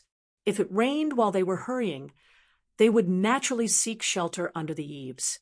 He also remembered Lu Tai's sigh in the courtyard of the Eagle Castle. Most of the regrets in the world were unable to stay. The deepest words from the bottom of his heart were just a sentence for the various sceneries and people. Lu Tai also said that it was difficult for us to truly empathize with the many sufferings of the world. Therefore, when suffering befell on a single person, no one would be able to react in time. Walk slowly. Walk slowly. The master of the Taoist temple, the old Taoist, was observing the Tao from the lotus flower-blessed land. The nameless old Taoist, who was proficient in Tao techniques, could obviously control the river of time in the lotus flower-blessed land. It could be fast or slow, and it could be stagnant. However, it was said that even the Tao ancestor could not stop the torrent of time in the 4 worlds, much less control it. It was said that even the Tao ancestor could not stop it. Hence, the Saint Master once observed the water and was enlightened. Cui Dongshan had said that all the mountains in the world and the cities in the human world had their mysteries. In addition to war and the knowledge of the 100 schools of thought, they all involved the speed of the river of time. It was the saints who hoped to change their method and seek slowness. Why did the saints of the 3 schools, who had already stood so high and seen so far, have to slow down? What were the eyes of the Saint Master, the Buddhist ancestor, and the Tao ancestor, the 3 saints who had created the world, so much so that they had to walk slowly between the 3 worlds? The first time he traveled with Cui Dongshan to the Huangting Kingdom, Cui Dongshan had practiced with him on the peak of the mountain. He had once joked that when the wheel of history moved forward, many flowers and plants would be crushed. That was not the heartless words of an emperor, but the compassionate words of a Middle-earth scholar. That scholar hoped that all the people in power who saw that sentence, or the important figures who were sitting on the carriage at that time, would lower their heads and take a look at the crushed flowers and plants. The world was slowly getting better. Was there a need to worry? As long as it was getting better, and the direction was right, it did not matter how slow it was. Of course, there was no need to worry. If the world was getting worse, for example, the wheel of history would crush countless flowers and plants along the way. Even if someone wanted to lower their heads and take a look, they might not be able to see it clearly. How could they make up for it? Was that why they had to be slower? Because if they were to walk slowly, even if they had entered a wrong path, would it mean that there was a chance to change? Or could there be less suffering in the world? Chun Pingon walked slowly on the railing time and time again. When he reached the end, he turned around and walked back and forth between the two ends of the railing. At that moment, Chun Pingon did not know that in the depths of a person's heart, every deep thought was like a seed that would sprout. Many might die halfway, but some would blossom and bear fruit one day. Chun Pingon would not know that the words carved on the bamboo slips with a carving knife had been chewed and recited by him repeatedly. He would even let Pei Qian bask in the sun on the bamboo slips that he sincerely approved of and regarded as beautiful words, regardless of whether those words were good or bad, or whether the principles were right or wrong. These were all seeds that he had sown in his heart. Chun Pingon was not alone.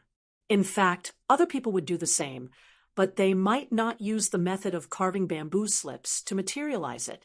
A certain complaint from one's parents, a certain teaching from the headmaster, a sentence from a book that they had read once and then reread again, an old saying or principle that they had heard many times and finally understood one day, the beautiful scenery they had seen, the girl they had missed, and the friends they had separated from were all seeds in everyone's heart waiting to blossom.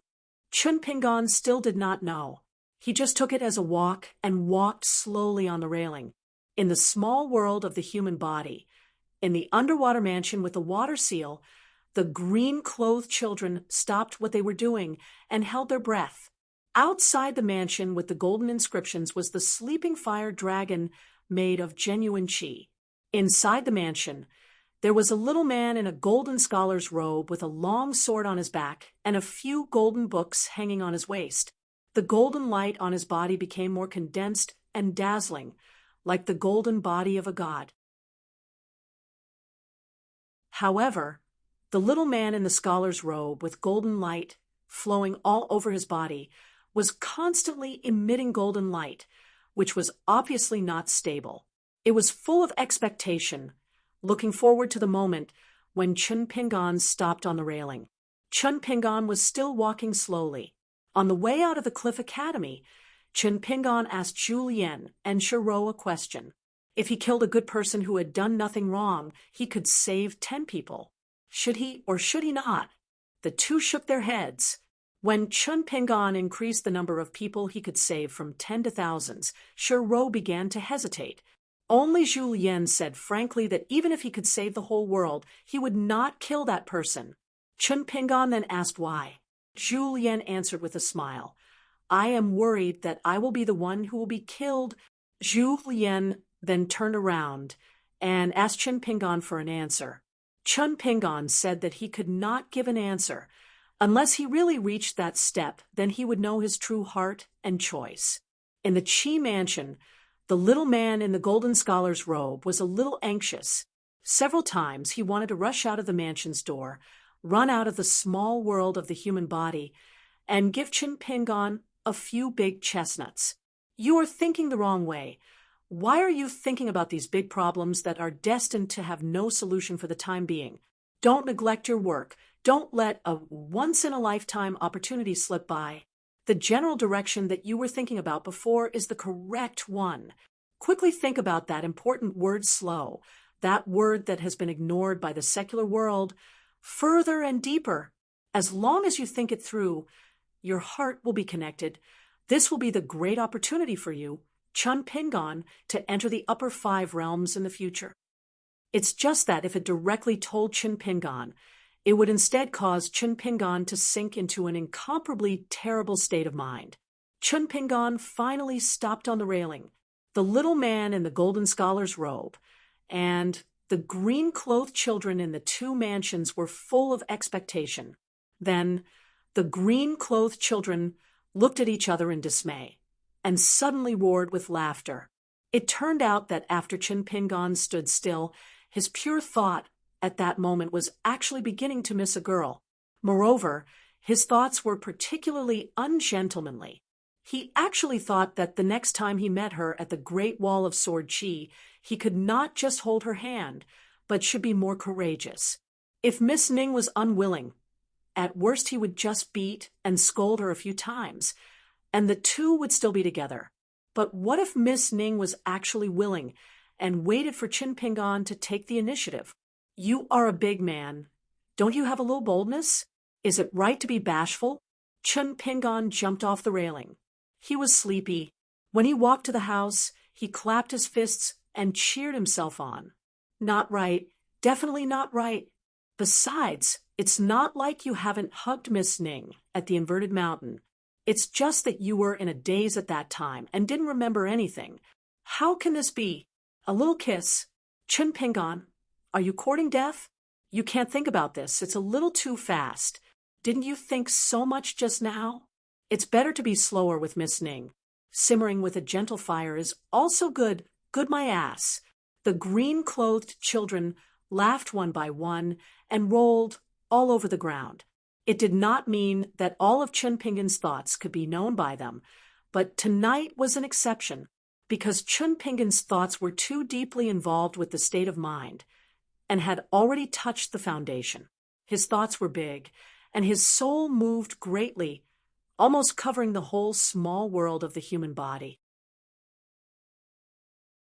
The little man in a scholar's robe, who was covered in dense golden light, and almost formed a golden core in his heart, fell backward, and could not help but curse, "Qin Pingan, you bastard!"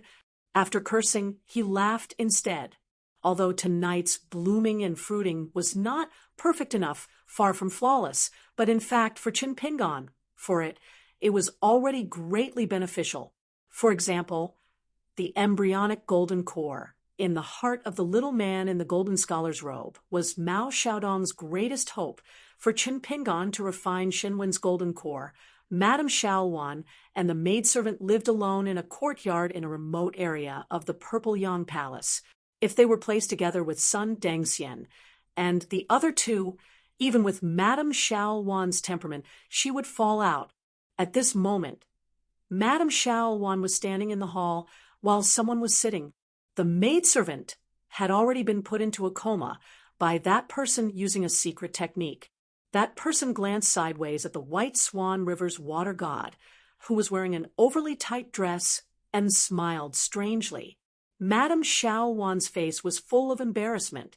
This person was the self-proclaimed cave spirit perfected cultivator, Wu Yi, the true master of the Purple Yang Palace. No matter how bold Madame Xiaowan was, she would not dare to enter the forbidden Purple Qi Palace without permission and knock on Qin Pingan's door in such a dress that was not much better than that of a brothel's courtesan. It was all Wu Yi's request. Wu Yi did not use his cultivation to suppress her. He only gave Madame Xiaowan a condition that she could not refuse. It was about the Imperial River Water God's attempt to harm the White Swan River Water God residents through the Longquan County. Palace Master Huang Liang had already promised Madame Xiaowan that he would help to stop the Imperial River Water God residents. For this, the White Swan River Water God residents would have to pay a large amount of immortal coins to the Purple Yang Palace every 10 years. From then on, the White Swan River would become a vassal of the Purple Yang Palace like the Iron Coupon River. However, the White Swan River Water God residents did not have to spend money to avert the disaster. After joining the Purple Yang Palace, although they would have to draw a clear line between them and the current Han Emperor, Huang Liang promised Madame Xiaowan that he would stretch the less than 900 miles White Swan River to 1,200 miles within 100 years. The Water God Manor would pay the money, but all the resistance from the imperial court of the Yellow Ting Nation and the desperate counterattacks of the mountain and water gods who had their providence stolen, the Purple Yang Manor could also help them settle it. The Water God Manor only needed to hire the cultivators of the Purple Yang Manor according to the market price, and they could suppress and kill their way through. It was easy to ask for immortal coins, but the length of the White Swan River determined the size and thickness of the river's water transportation. Not only did the imperial court have to agree to open a water channel, they would also have to face all kinds of strong resistance during the process. It was not something that could be done with just money. After the White Swan River reached 1,200 miles, the White Swan River's territory would increase. The surrounding counties, cities, mountains, and rivers would all be under the White Swan River Water God Residence's jurisdiction. At that time, the annual profits would be extremely impressive.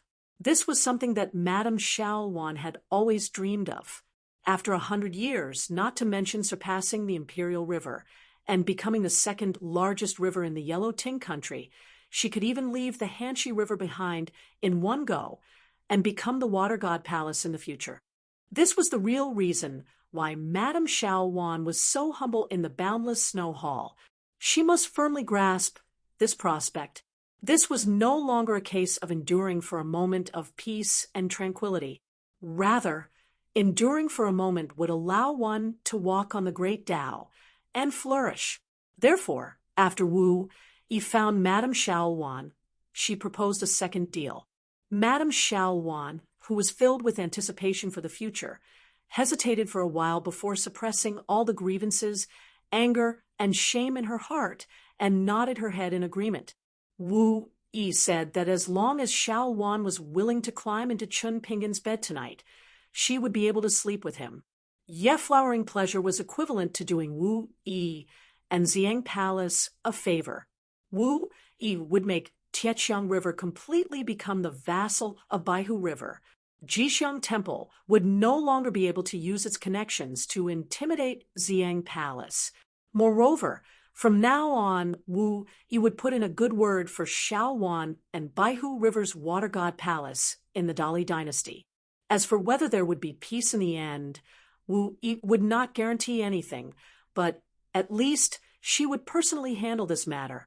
Therefore, there was Madame Shaowan's charming night visit. Even the drizzle was a smokescreen that Wu Yi used in the Purple Sun Manor's territory. It was to prove to Qin Pingan that Madame Shaowan was indeed in love. A river god who sincerely admired him and fell in love with him at first sight had taken the initiative to offer herself to him. Why wouldn't he be happy to form a marriage that didn't require any responsibility? Apart from that, there was also a mystery. Wu Yi purposely mentioned the karma of killing a flood dragon monster, and it was not a lie. In fact, she could see that there was a karma on Qin Pingan. How could she resolve it? Naturally, she would use Baihu River's Water God Palace's incense merit to help him get rid of it. Wu Yi said straightforwardly that she would compensate Madame Shaowan with celestial money. After some consideration, Madame Shaowan agreed. Unfortunately, Madame Shaowan returned without accomplishing anything. That Qin Pingan did not even let her in. Wu Yi said slowly, "Shaowan, you can't even grasp such a great opportunity.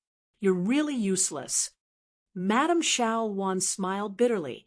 Wu Yi suddenly asked, "Could it be that Qin Pingan is not interested in a girl like you? Your maidservant looks young and not bad-looking. Why don't you let her try?" Madame Shaowan shook her head. "She probably won't even be able to enter the building. That guy called Zhu Lian is a martial artist in the far travel realm. He's been pestering me for a long time. He seemed frivolous, but at the last moment, he wanted to kill me.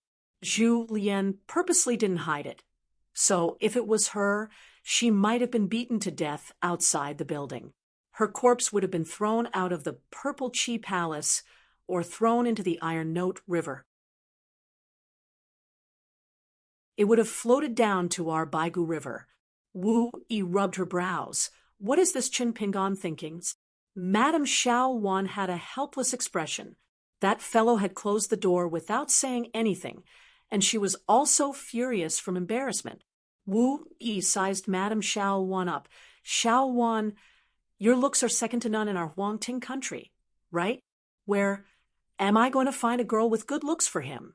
Secular girls at the foot of the mountain might look good, but they are all smelly.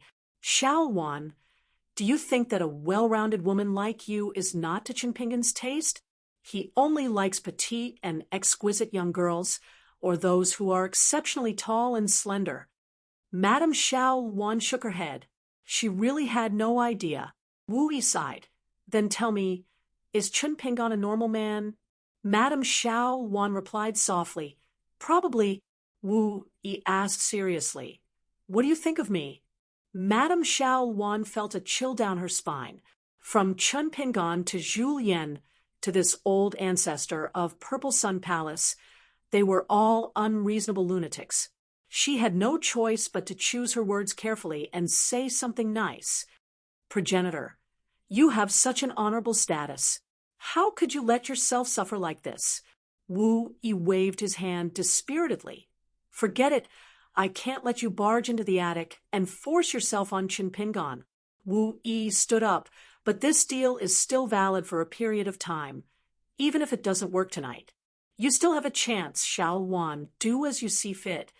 Suddenly, Wu Yi and Xiao Wan's expressions turned solemn as they felt an unusual aura of the great Tao. Lofty, ethereal, dignified, mighty, and so on. It was indescribably wonderful. Both of them guessed something. Wu Yi said sternly, Xiao Wan, what do you think? Xiao Wan's heart was filled with excitement. She no longer hesitated, and her fighting spirit soared. This Baihu, River's water god's, answer was firm. Madame Xiao Wan's heart was even more passionate than when she met the emperor of the Hong clan by the Baihu River. After Wu Yi left, Madame Xiao Wan returned to her room to rest. She tossed and turned on the bed, unable to sleep. On this night, it rained again in the Purple Sun Palace. Zhu Lian stood in the corridor on the second floor and laughed strangely. All right, it's for real. Chun Pingan did not know about this. He returned to the room, and the lamp on the table was still lit. Chun Pingan continued to flip through the book. As he read, he raised his head and looked around with the dim yellow light. The book said that some people's hearts were like a demon-revealing mirror, making the surrounding ghosts and monsters unable to hide. But Chun Ping and hoped that his heart was just an oil lamp placed on the table in his ancestral home in Muddy Bottle Alley. Through that little light, he could see the dust and moths that accompanied him. If there were guests at home, they could see that on the yellow mud windowsill, Chun Ping, had placed a coarse little pottery pot with a swaying grass in it. Chun Pingan leaned on the table. With his chin resting on the back of his hand, Chun Pingan stared at the lamp. He actually vaguely knew that there was something waiting for him to face. Chun Pingan thought of many possibilities and felt that he was not afraid of any of them. There was only one thing, and that was a person. Chun Pingan did not dare to think too much about it. There was no difference in the world between people who were close or distant. This was what Chun Pingan said himself. Pei Qian suddenly woke up and sat up as if she had a nightmare. She thought about it, but forgot the content of the nightmare. She wiped the sweat off her forehead. Still in a daze, she found a talisman and pasted it on her forehead before continuing to sleep. She could see through people's hearts and see a person's state of mind. For example, old chef Zhu Lian's reign of terror. Only a tall building stood tall. For example, Cui Dongshan's deep pool had golden books scattered on the ground. She hid the biggest secret in her heart. She did not even tell her master, Chun Pingan. As long as she looked at Chun Pingan with her heart, she would feel like she was in a small well. When she looked up, there was probably a lamp placed at the mouth of the well, a small ball of light. It should have made a coward like her, who was afraid of ghosts and darkness, feel warm and yearning, but it made her feel like she was in lotus flower-blessed land many times. When she looked up at the blazing sun in the sky, her eyes would burn and tears would flow down, but every time the scars healed, she would forget the pain, and she could not help but look up again. When she looked down, she saw a bright moon rippling on the water at the bottom of the well. Below it, there was a vague shadow, as if there was a dragon swimming in it. It should have been very scary, but it made her feel especially close to it. The water in the well in her master's heart was spreading upwards. Maybe one day, the bright moon in the water would meet the lamp on the mouth of the well. In her sleep, Pei Qian subconsciously put her hand on her chest. There was a small brocade pouch that Cui Dongshan had taught her. He said that if her master was sad and angry, she would take it out and give it to her master. Chen Pinggan did not sleep for the whole night. He decided not to stay in Xiang Palace anymore. He wanted to hurry on his journey, so he asked Zhu Lian to inform the steward as a greeting to Wu Yi. Unexpectedly, Palace head Huang Liang rushed over and tried his best to persuade Chen Pinggan to stay. He said that if Chen Pinggan left Xiang Palace just like that, he could resign as the palace head. No matter what, he wanted Chen Pinggan to stay for a day or two so that he could get someone to bring Chen Pinggan to see the scenery around Xiang Palace. Then he told Chen Pinggan a piece of news. Ancestor Yuan Jun had already gone to Hanxi River, but before he left, he said that when Chen Pinggan and the rest left Xiang Palace, they could choose one item from the first to the fourth floor of Ziki Palace's treasure trove as a farewell gift from Xiang Palace. If Chen Pinggan did not accept it, it was fine. As the palace head, he would choose 4 of the most precious items in front of Chen Pinggan and smash them on the spot. Chen Pinggan could not guess what Wu Yi was up to. This kind of shameless and enthusiastic hospitality was too unreasonable. Even Wei Pai did not have such a big face. Chen Pinggan naturally wanted to leave this troublesome place immediately, regardless of whether Huang Liang smashed the 4 treasures or not. Chen Pinggan had Wu Yi's unwarranted attentiveness, and Madame Xiaoluan had come knocking on his door at night. Chen Pinggan was really traumatized by this Xiang Palace. However, Huang Liang seemed to have expected this and did not care about his face at all. He also learned from his ancestor and put on a shameless face, saying that whether or not I, Huang Liang, can still be the palace head depends on young Master Chen's decision. Could it be that young Master Chen would not agree to a day or 2 of sightseeing in exchange for Xiang Palace's hospitality? Watch as he, Huang Liang, lost his position as mansion master? After a discussion with Zhu Lian and Shi Rou, Chen Pinggan decided to stay put and deal with the situation. He agreed to let Huang Liang stay for 1 more day to see the surrounding scenery. In the end, when the Xiang Palace sent someone to lead the way, Chen Pinggan was filled with regret. On the other hand, Zhu Lian was clearly gloating. So it turned out that Madame Xiaoluan, who had regained her graceful demeanor, was responsible for bringing Chen Pinggan's group to sightsee. Chen Pinggan bit the bullet and boarded a boat that was docked by the Taiban riverside. Under the night sky, the group returned to the Xiang Palace. Wu Yi stood in Xiaoluan's courtyard and asked with a smile, "How was it?" Madame Xiaoluan wanted to speak, but hesitated. Wu Yi's expression was unhappy. "Just speak." Madame Xiaoluan sighed. "Along the way, I gave him all sorts of hints and even expressed my longing for him. However, Chen Pinggan did not give me any face, nor did he speak a word. Before we got off the boat, Chen Pinggan said 2 sentences to me."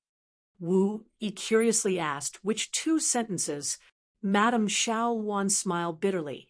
The first sentence, "Madame Xiaoluan, are you purposely trying to kill me?" Wu Yi was baffled. Madame Xiaoluan was a little uneasy. The second sentence, Chen Pinggan said it very seriously. "If you continue to pester me, I will kill you with a single punch." Wu Yi stretched out 2 fingers and rubbed her temple. Madame Xiaoluan covered her mouth and giggled. She then retracted her charming expression and patted her chest. "I know he's not joking, so I'm afraid I'm really afraid. However, I'm still a little unconvinced. But I also know that I'm destined to miss out on a great opportunity this time." Madame Xiaoluan respectfully bowed to Wu Yi. Wu Yi glanced at Madame Xiaoluan. "At least you know what you are capable of." Xiao Wan was stunned for a moment before she came to her senses. She secretly glanced at the tall and skinny Wu Yi and immediately retracted her gaze. She was a little embarrassed. Wu Yi was annoyed. Chen Pingan is blind. Zhu Lian was secretly laughing as he accompanied Chen Pingan to the corridor on the fourth floor. Zhu Lian couldn't hold it in and asked, "Young master, how do you feel after encountering such a brainless romance?"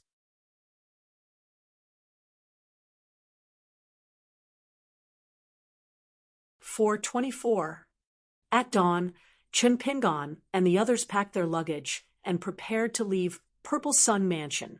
Mansion Master Huang Mang and two old immortals of the Dragon Gate realm personally sent them off all the way to the bank of the Iron Certificate River. The river god of Incense Accumulation Temple had already prepared a ferry for them to travel 100 miles down the river before landing at a ferry and continuing to the border of Huangting country. Chun Pingan expressed his gratitude to Huang Mang. Huang Mang took out a small red sandalwood box that emitted a fresh scent of wood. It was the famous Dew Terrace of Huangting country, and said that it was a token of appreciation from the patriarch. Pei Qian put on a straight face and pretended that he did not care. Chun Pingan hesitated for a moment before accepting the small box that contained the 4 treasures of the treasure repository. If Mansion Master Huang passes through Longquan County in the future, you must visit Luopa Mountain. Then Chun Pingan lifted the valuable box and joked, "Without such a valuable gift, and without the old dragon's coveted wine from Vast Snow Hall's banquet, there are only some home-cooked dishes. I reckon that even if Mansion Master Huang passes through Longquan County, you won't be too willing to greet me." Huang Mang smiled and said, "As long as I have the chance to go to Dali, even if I don't pass through Longquan County, I will find an opportunity to take a detour and disturb young Master Chun." They chatted happily, and Huang Mang sent Chun Pingan and the others to the ferry. He originally planned to send them to the ferry of the Iron Certificate River, but Chun Pingan insisted that he did not want to, so Huang Mang gave up.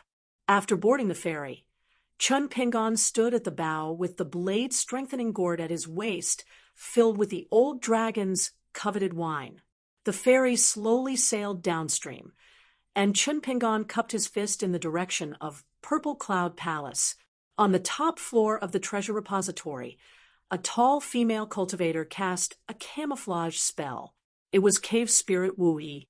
After seeing this scene, she smiled and said, "It's easy to invite a god, but it's not difficult to send one away." She was in a good mood. Wu Yi had already reported everything that had happened in the past 2 days to her father in detail via a flying sword at Cloud Splitting Mountain in Longquan County. She believed that even if she did not receive a reward, she would not be punished at least. In Wu Yi's vision, the ferry gradually shrank to the size of a mustard seed. Wu Yi's heartstrings suddenly tightened, not daring to move. Unknowingly, a cultured and refined old man dressed in a scholarly robe had appeared beside her. Just like that, he easily broke through the Purple Sun Manor's grand formation and silently arrived at Wu Yi's side. Wu Yi steadied her mind and said softly, "Unfilial daughter greets father." The uninvited guest turned out to be the old assistant minister of the Yellow Court Country's Ministry of Revenue in the past, and the current vice mountain master of the Deer Academy in the Cloud Pagoda Forest. During his long life, this old WYRM had already used countless aliases. The old man glanced at Wu Yi and smiled for the first time. "You've killed 3 birds with 1 stone. When did you become so smart?" Wu Yi was terrified and uneasy. She kept feeling that her father was being sarcastic or that there was a hidden meaning in his words. She was afraid that she would be in trouble in the next moment, so she already had thoughts of fleeing far away. The old man extended his hand and placed it on the railing. He said slowly, "Where did the Imperial River Water God get the ability to harm the White Swan River's Shaowan? When he made that grand trip to the Dragon Spring Manor, he only had a drink with that little snake." This little boy in azure robes from the desolate mountain, who only knows how to pretend to be strong, asked for a peace tablet for his friend.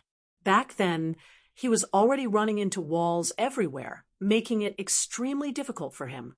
Actually, it's because Xiao Wan was flustered and desperate that she was willing to lower herself and rely on your purple sun manner. However, Xiao Wan was willing to give up on her relationship with the Hong family, so she can be considered a smart person. By working for the Purple Sun Manor, she would benefit greatly, and you would be able to earn money without doing anything. This is the first point.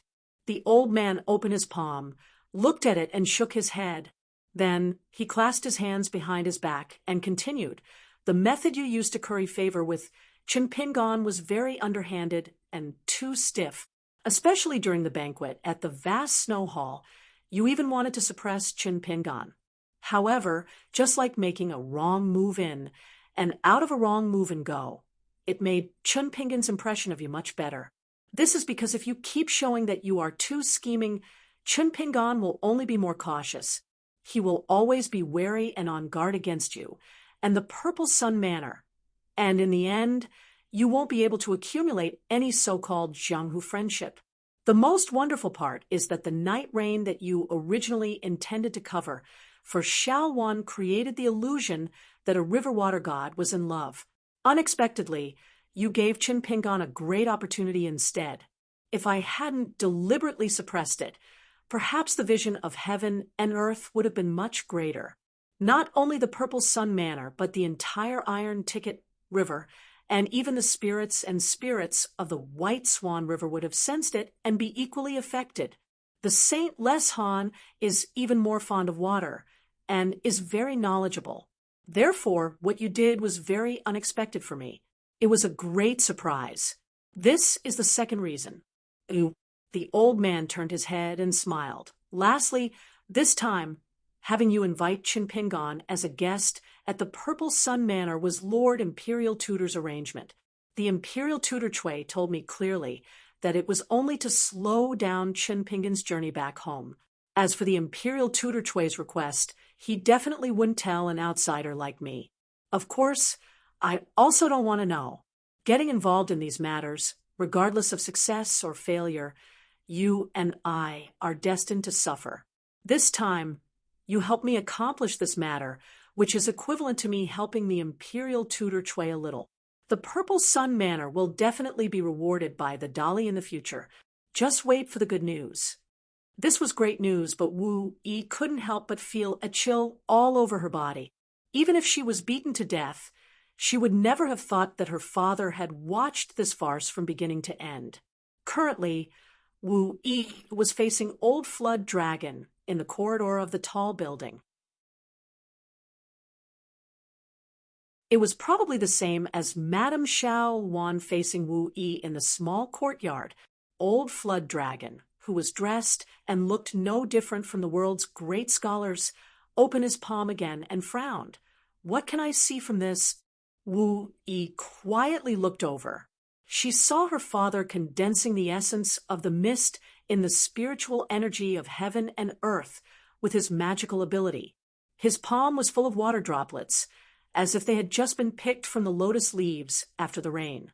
Then, those water droplets exploded in her father's palm at the same time, turning into a puddle of rain. Her father stared at it for a long time, but he still couldn't figure it out. In Wu Yi's mind, her father, who was knowledgeable and didn't lose to the sage of the Confucian Academy, seemed to hesitate for a moment. He stretched out his other palm and poured the water droplets from his palm into it. In an instant, Wu Yi saw a golden light flash in her father's palm. Before Wu Yi could take a closer look, her father had already quickly clenched his fist. Wu Yi could no longer see the scene in her father's palm. The old man thought for a moment, then smiled at Wu Yi. There's nothing to see. Wu Yi naturally didn't dare to get to the bottom of it. The old man asked, "Do you know why all sentient beings in the world are tirelessly pursuing human skin?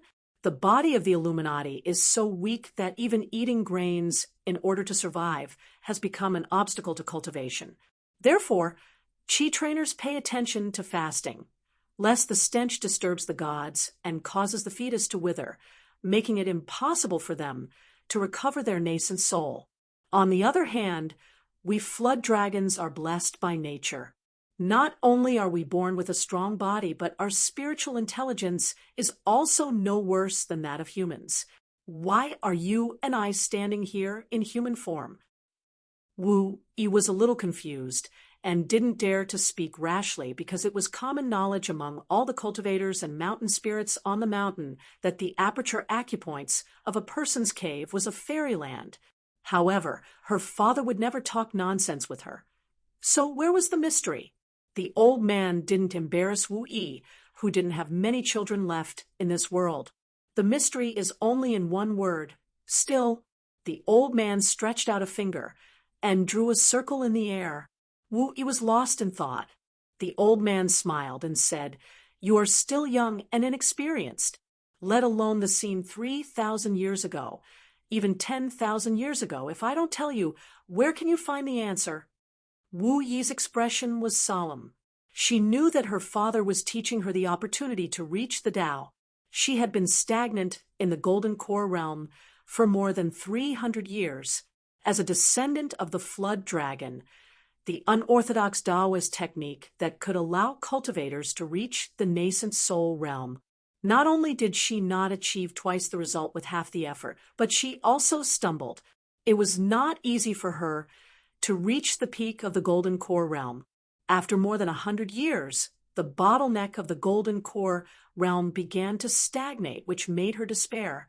The old man looked up at the sky. "Aren't you curious? Today, the 3 sects, the 100 schools of thought, and the 3 worlds, where did so many mortal teachers come from? Why did they come? How did they become the masters of the world in the end?" Well, the last point is that there are a lot of rumors in the mountains. Some are far, and some are close to the truth. You might have a rough understanding of it. Wu Yi nodded. 3,000 years ago, the last true dragon in the world escaped from the central divine continent. Relying on its innate ability to control the water of the world, it chose to go ashore at the southernmost old dragon city of the Aquarius continent. During the journey, it was severely injured and crashed into the ground, forcefully opening up a dragon path. It was suppressed by an unknown great cultivator with the now lost victory-crushing technique, and had no choice but to break out of the ground. The dying true dragon finally fell near the Pearl Grotto heaven and died. Another great cultivator used a secret technique to build the Pearl Grotto heaven. It was like a pearl that hung above the Dali dynasty. The old man sighed. "Your comprehension is really terrible." Wu Yi felt a little wronged. The old man waved his sleeves and temporarily turned the Purple Sun Mansion into a small world. He took out the immortal boat that had once sailed to the heavenly screen galaxy. He stepped into the wooden boat first and gestured for Wu Yi to follow. Then, he said, "What do you think is the most powerful existence that has ever appeared in the world?"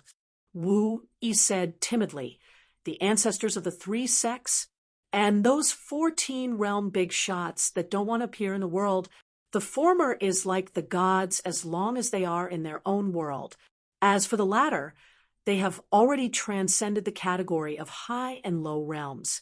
They also have all kinds of incredible supernatural powers and immortal skills." The old man did not comment. He casually pointed at a direction of the Iron Ticket River and smiled. "Incense Accumulation Temple, the White Swan River Water God Mansion further away, your brother's Hanshi River Mansion, and the surrounding temples of the gods of the mountains and rivers. What do they have in common? Forget it. I'll just say it directly. With your brain, waiting for you to give me an answer is purely a waste of my spiritual energy. The common thing is that the gods of the mountains and rivers in the eyes of the world can form a golden body as long as they have temples. No matter how bad your cultivation aptitude is, you can become a god with a golden body. It can be said that you have reached the heavens in one step. Do you need to cultivate in the future? You just need to eat incense. The more you eat, the higher your realm, and the slower the decay of your golden body. This is different from the cultivation of chi cultivators. Therefore, this is called the difference between immortals and immortals. Come back and say the word return. Understand? Wu Yi shook her head. I still don't quite understand. The old man sighed. If one day you disappear without a trace, you will definitely die of stupidity. Do you know that in order to reach the Yuanying stage, your brother is more ruthless to himself than you? He gave up many of the original supernatural powers of the flood dragon's descendants and directly made himself a river god with his hands and feet tied. Wu Yi's eyes brightened. If we want to return the Yuanying stage, we have to become gods. The old man looked at his daughter with a kind of pitiful eyes. He was a little dispirited. She was really rotten wood. Your brother's direction was right, but he went too far. As a result, he completely broke the great Tao of the flood dragon. Therefore, I have given up on him. Otherwise, I wouldn't tell you this. It's also right for you to study the unorthodox Tao and borrow his stone to improve jade. It's just not the right way, and you haven't gone far enough. Anyway, you still have a chance. Ooh, the old man stretched out a finger and knocked on the railing. It's not two ends. It's right here. Between gods and humans is the most compatible, fundamental great Tao of the flood dragon. This is the family law of our ancestors from 10,000 years ago. At that time, the flood dragon was in charge of all the lakes and seas in the world. Wherever there was water, it was our territory. However, your brother was too smart for his own good. He mistakenly thought that the orthodox divine Tao of the ancient times, righteous bestowal, was similar to the imperial court's bestowal. However, now the rules of heaven and earth have changed, which has a great impact on us. Because of the bloody accident, we are hated by the invisible great Tao. Therefore, it has become extremely difficult for us to enter the Yuanying stage. Wu Yi finally couldn't help but ask, Father, you didn't tell me how to cultivate the Yuanying stage. Just tell me directly. The old man smiled and asked, You and I are father and daughter. Do you think it's a natural thing for you to cultivate and for me to teach? Wu Yi suddenly felt as if she was facing a great enemy. She felt that she was going to suffer. Sure enough, the old man sneered and said, Father is kind and son is filial. This idea is taught to you by the Confucian school, not by me. I have never expected obedience and filial piety from my descendants. You should know this better than those brothers and sisters in my belly, right? Then, how should you be a daughter? Wu Yi's face turned pale. The old man grinned, showing some white teeth. If you can't enter the Yuanying stage in 100 years, I will eat you. Otherwise, you will share my flood dragon's luck for nothing. For the sake of your good work this time, I will tell you a piece of news. Chun Pingon has the last snake gallstone condensed by the essence blood of the real dragon. Some of them are of good quality. If you eat them, you can't enter the Yuanying stage, but you can at least improve your combat capability. On the day I eat you, you can struggle for a few more times. What do you think? Father is very kind to you, right? The tall and slender Wu Yi began to tremble. The old man suddenly sighed with emotion. You eat the aquatic creatures who have become demons to fill your stomach. I eat you to gather luck. Chui Dongshan, who occupies an ancient slough, can certainly eat me. What should I do? Ooh, the old man said to Wu Yi with a smile. So, don't think highly of yourself. There is always someone better than you. So, we have to thank the rules set by the scholarly sages. Otherwise, you and your brother would have been my food, and then I would have been Chui Dongshan's. In today's world, although the countries under the mountain are fighting each other, the sects on the mountain are in constant disputes, and the 100 schools of thought are scheming against each other, does it deserve to be called a chaotic world? Ha ha! I wonder if everyone today will run to the Confucian temples in those states and counties and kowtow to them when the situation 10,000 years ago reappears. Wu Yi didn't feel anything about these major events at all. She was still thinking about the method to enter the yuanying stage. The old man asked, "What 4 things did you give to Qin Pingan?" Wu Yi answered honestly, 1 for each floor, a piece of iron condensed and bred in the first spring thunder and fell to the human world. It is the size of a thumb and weighs 6 kilograms. A high-quality spiritual robe made of thin spring grass. 6 fox-skin beauty talisman paper figurines made by the Su family in Qingfeng City. A green plum seed, full of spiritual energy. If buried in the soil, it will grow into a 1,000-year-old red plum tree in a year. Every 24 solar terms, it will emit spiritual energy. Previously, an old ancestor of the Lingyun sect wanted to buy it at a high price, but I was unwilling to sell it. The old man nodded and said, "It's not bad." The old man suddenly laughed. "Don't think that you are flirting with a blind man. The god of Beiyue, Wei Pai, will explain everything to Qin Pingan. But the premise is that Qin Pingan can walk to Luopa Mountain. This will depend on the result of the battle between Imperial Tutor Cui and Cui Dongshan." Wu Yi could hear the shocking meaning in his words. Cui Dong Cui and Cui Dongshan duel? But she was still obsessed with the saying of between gods and humans. She begged, "Father, if I can reach the nascent soul stage, won't I be able to do more for you?" The old man had already put away the boat and removed the small heaven and earth spell. In a flash, he returned to Dali's cloud-padding mountain. Only Wu Yi was left behind, full of melancholy and fear. 100 years. It was a long life that ordinary people dreamed of. But in Wu Yi's eyes, it was nothing. The water god of Jixiang Temple was overly attentive along the way. Qin Pingan had to use Zhu Lian to block the disaster. Soon, Zhu Lian and the water god of Iron Certificate became brothers. When they arrived at the ferry, the 2 reluctantly bid farewell. The water god called Zhu Lian Big Brother. It was very familiar and sincere. The water god drove the ferry. When they returned, Qin Pingan and Zhu Lian retracted their gazes. Qin Pingan smiled and asked, "What did you talk about? You hit it off so well."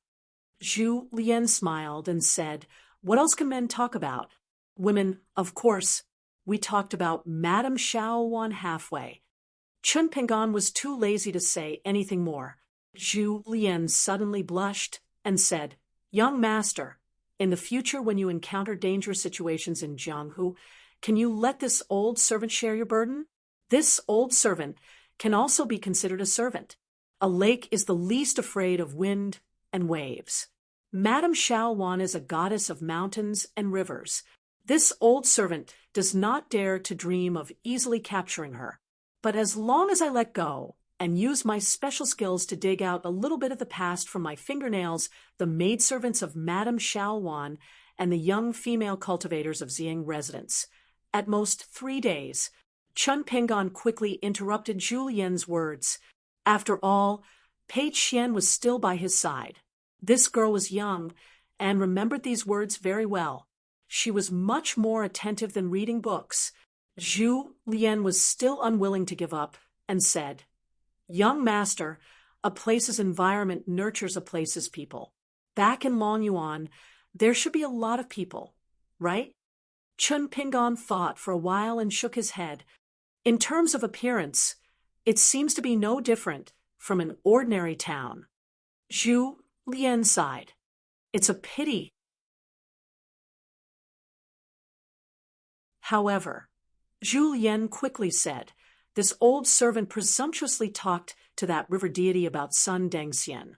I reckon that if Sun Dengxian encounters some trouble in Huangting country in the future, as long as this river deity, who is good at studying, hears about it, he might be able to help Sun Dengxian. But young master should be prepared. Even if they are separated by thousands of mountains and rivers, the river deity of Jinxiang Temple, will definitely ask young master for credit. Chun Pingon gave Zhu Lian a thumbs up. This matter is well done. Zhu Lian asked curiously, why does young master admire son, Deng Xian, so much? Chun Pingon said without hesitation, because he is a hero. When we roam Jianghu, if we don't admire heroes, should we worship flower thieves? Zhu Lian said seriously, young master, Zhu Lian, am not a flower thief. I am a famous and distinguished person. Chun Pingon dismissed Zhu Lian with one sentence, you can forget about it. Pei Qian shook his head and imitated Chun Pingon's tone to add fuel to the fire. You can forget about it. Zhu Lian raised his foot, scaring Pei Qian into running away. Chun Pingon did not choose Yefu Pass as the entry route, just like the first time he traveled to the Great Sui Kingdom and returned to his hometown. They arrived at Fengya County, at the border of Huangting Country. Arriving here meant that they were less than 600 miles away from Longquan County. If they continued forward, they would have to pass through a long stretch of cliff plank road. That time, they were accompanied by the little boy in green and the girl in pink. That time, in the howling wind and snow, when Chun Pingon stopped to light a bonfire, they met a master and servant who happened to pass by. The more Chun Pingon thought about it, the more he felt that the man with the gentle expression and calm temperament should be a rather tall expert. After passing Fengya County, the group arrived at the familiar plank road in the twilight. Chun Pingon picked a spacious spot and planned to spend the night there. He reminded Pei Qian not to get too close to the edge of the plank road when practicing the crazy demon sword technique. Pei Qian asked curiously, old chef can fly anyway. Even if I accidentally fall, he can save me, right?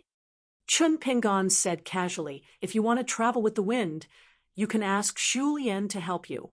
But you still have to be careful when practicing the sword. These are two different things. Pei Qian nodded. Pei Qian held the mountain walking staff and began to fight the demons and ghosts. Zhu Lian's eyes burned every time he saw it. Shiro quite liked to watch Pei Qian fool around. She sat on a rock and admired Pei Qian's swordsmanship. After practicing diligently for a long time, Pei Qian was sweating profusely. She put down the mountain walking staff and placed her master's bamboo box horizontally as a desk. After taking out her belongings, she squatted there and began to copy books under the last rays of the setting sun. After copying the books, Zhu Lian had finished cooking the rice. Shiro and Pei Qian took out the bowls and chopsticks, while Zhu Lian took out 2 wine cups.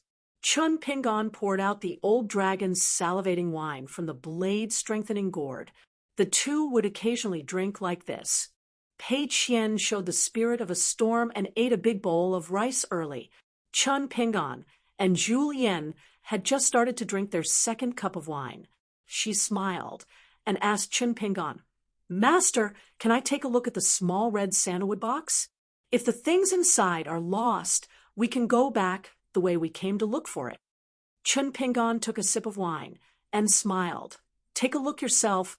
Pei Qian then took out a beautiful wooden box from the bamboo box and sat cross-legged next to Chun Pingon with it in his arms.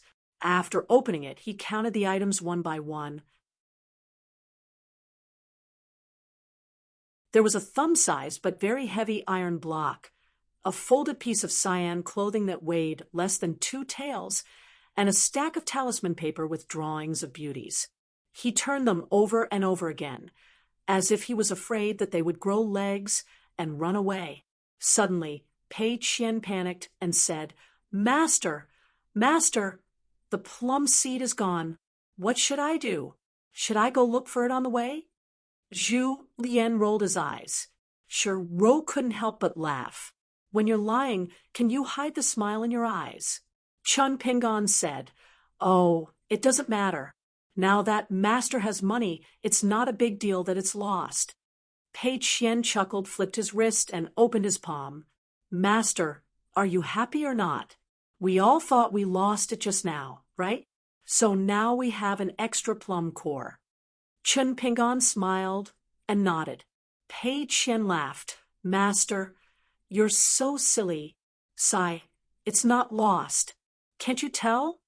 Chen Pingon flicked Pei Qian's forehead with his finger. Pei Qian did not move an inch and did a chi sinking into her dantian. It doesn't hurt at all. Zhu Lian had already flicked her wrist. Wu, ka. Zhu Lian flicked her finger in the air. Pei Qian was in so much pain that she quickly put the plum seed back into the box and bent down to put it aside. She then covered her forehead with her hands and started to cry. Chen Pingon was grinning from ear to ear. Pei Qian, who was peeking at Zhu Lian through the gaps between her fingers, cried even harder when she saw that her master did not feel sorry for her. Chen Pingon quickly stopped smiling and asked, "Do you want to see Master travel on his sword?" Pei Qian's mouth turned down and said, "No." Ooh. Chen Pingon just smiled. Pei Qian suddenly smiled brightly. "I miss it very much." Chen Pingon took off the semi-immortal weapon on his back, but did not unsheath it. He stood up, faced the cliff, and threw it out. Chen Pingon strode forward and tapped on the blade's strengthening gourd. He leaped out and stepped on the long sword, speeding away. Pei Qian opened her mouth wide and quickly got up. She ran to the cliff and stared at the handsome figure on the sword. Zhu Lian and Shiro naturally knew the answer. Flying swords 1 and 15 were hidden under the sword. Pei Qian yelled, "Master, don't fly too far." In the mountain wind, Chen Pingon bent his knees slightly and stepped on the sword. His mind was connected with the 2 flying swords.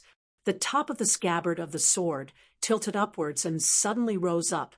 Chen Pingon and the long sword under his feet broke through a layer of cloud sea and could not help but hover still. Under his feet was the golden cloud sea in the afterglow, which stretched as far as the eye could see. There was a great beauty between heaven and earth. Chen Pingon realized that what he saw when he was traveling on his sword was completely different from what he saw when he was on the immortal ferry overlooking the cloud sea. Chen Pingon looked at the cloud sea for a long time. As the sun set in the west, the afterglow gradually faded. Finally, Chen Pingon stood on the long sword and closed his eyes. He held his breath and concentrated, practicing the sword furnace stance. Chen Pingon put away the sword furnace stance. In an instant, his heart moved, and he muttered, "Did Chao Si break through again?"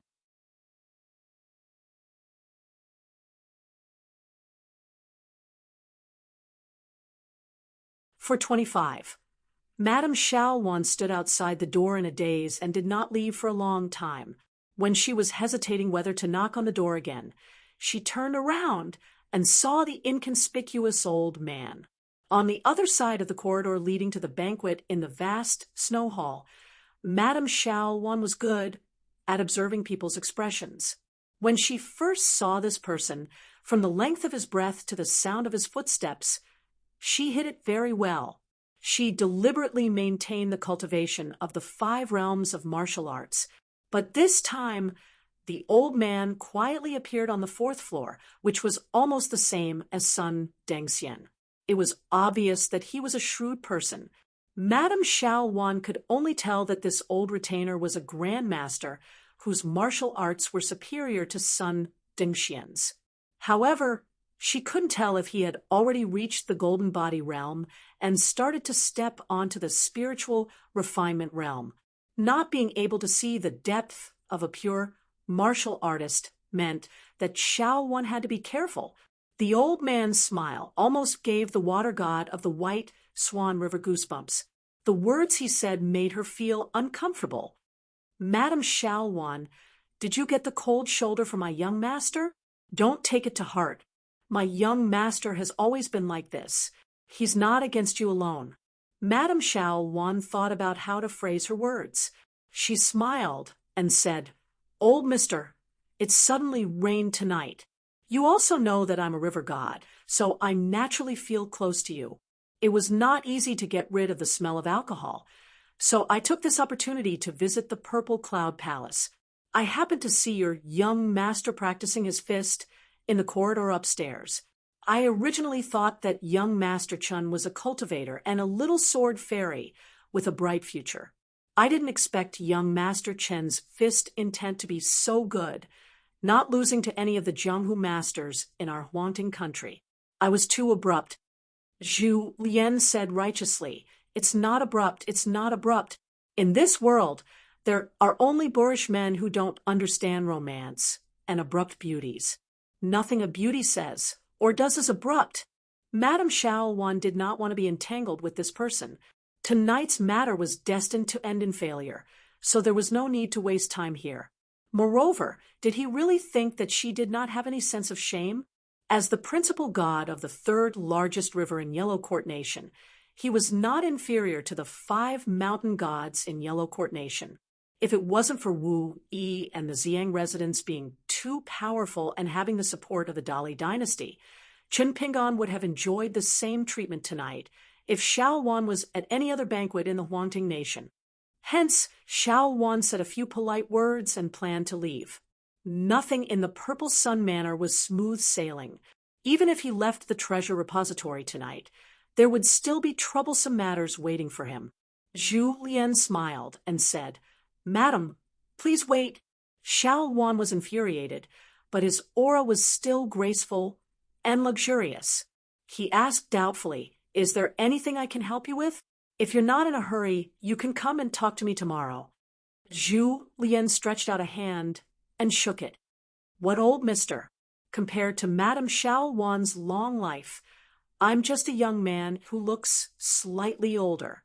Madame Xiao Wan, you can call me Little Zhu, the Zhu with green hair and red complexion. There's no hurry. It's just that I don't have the guts to propose a toast to Madame in the vast snow hall. It just so happens that it's late at night, and there are no outsiders, so I want to be like Madame and tour the Purple Sun Manor at night. What do you think?" Xiao Wan felt even more nauseous than drinking 4 jars of wine that old flood dragon coveted. She continued to smile. "It's late at night. I'll be leaving the Purple Sun Manor tomorrow morning and returning to the White Swan River.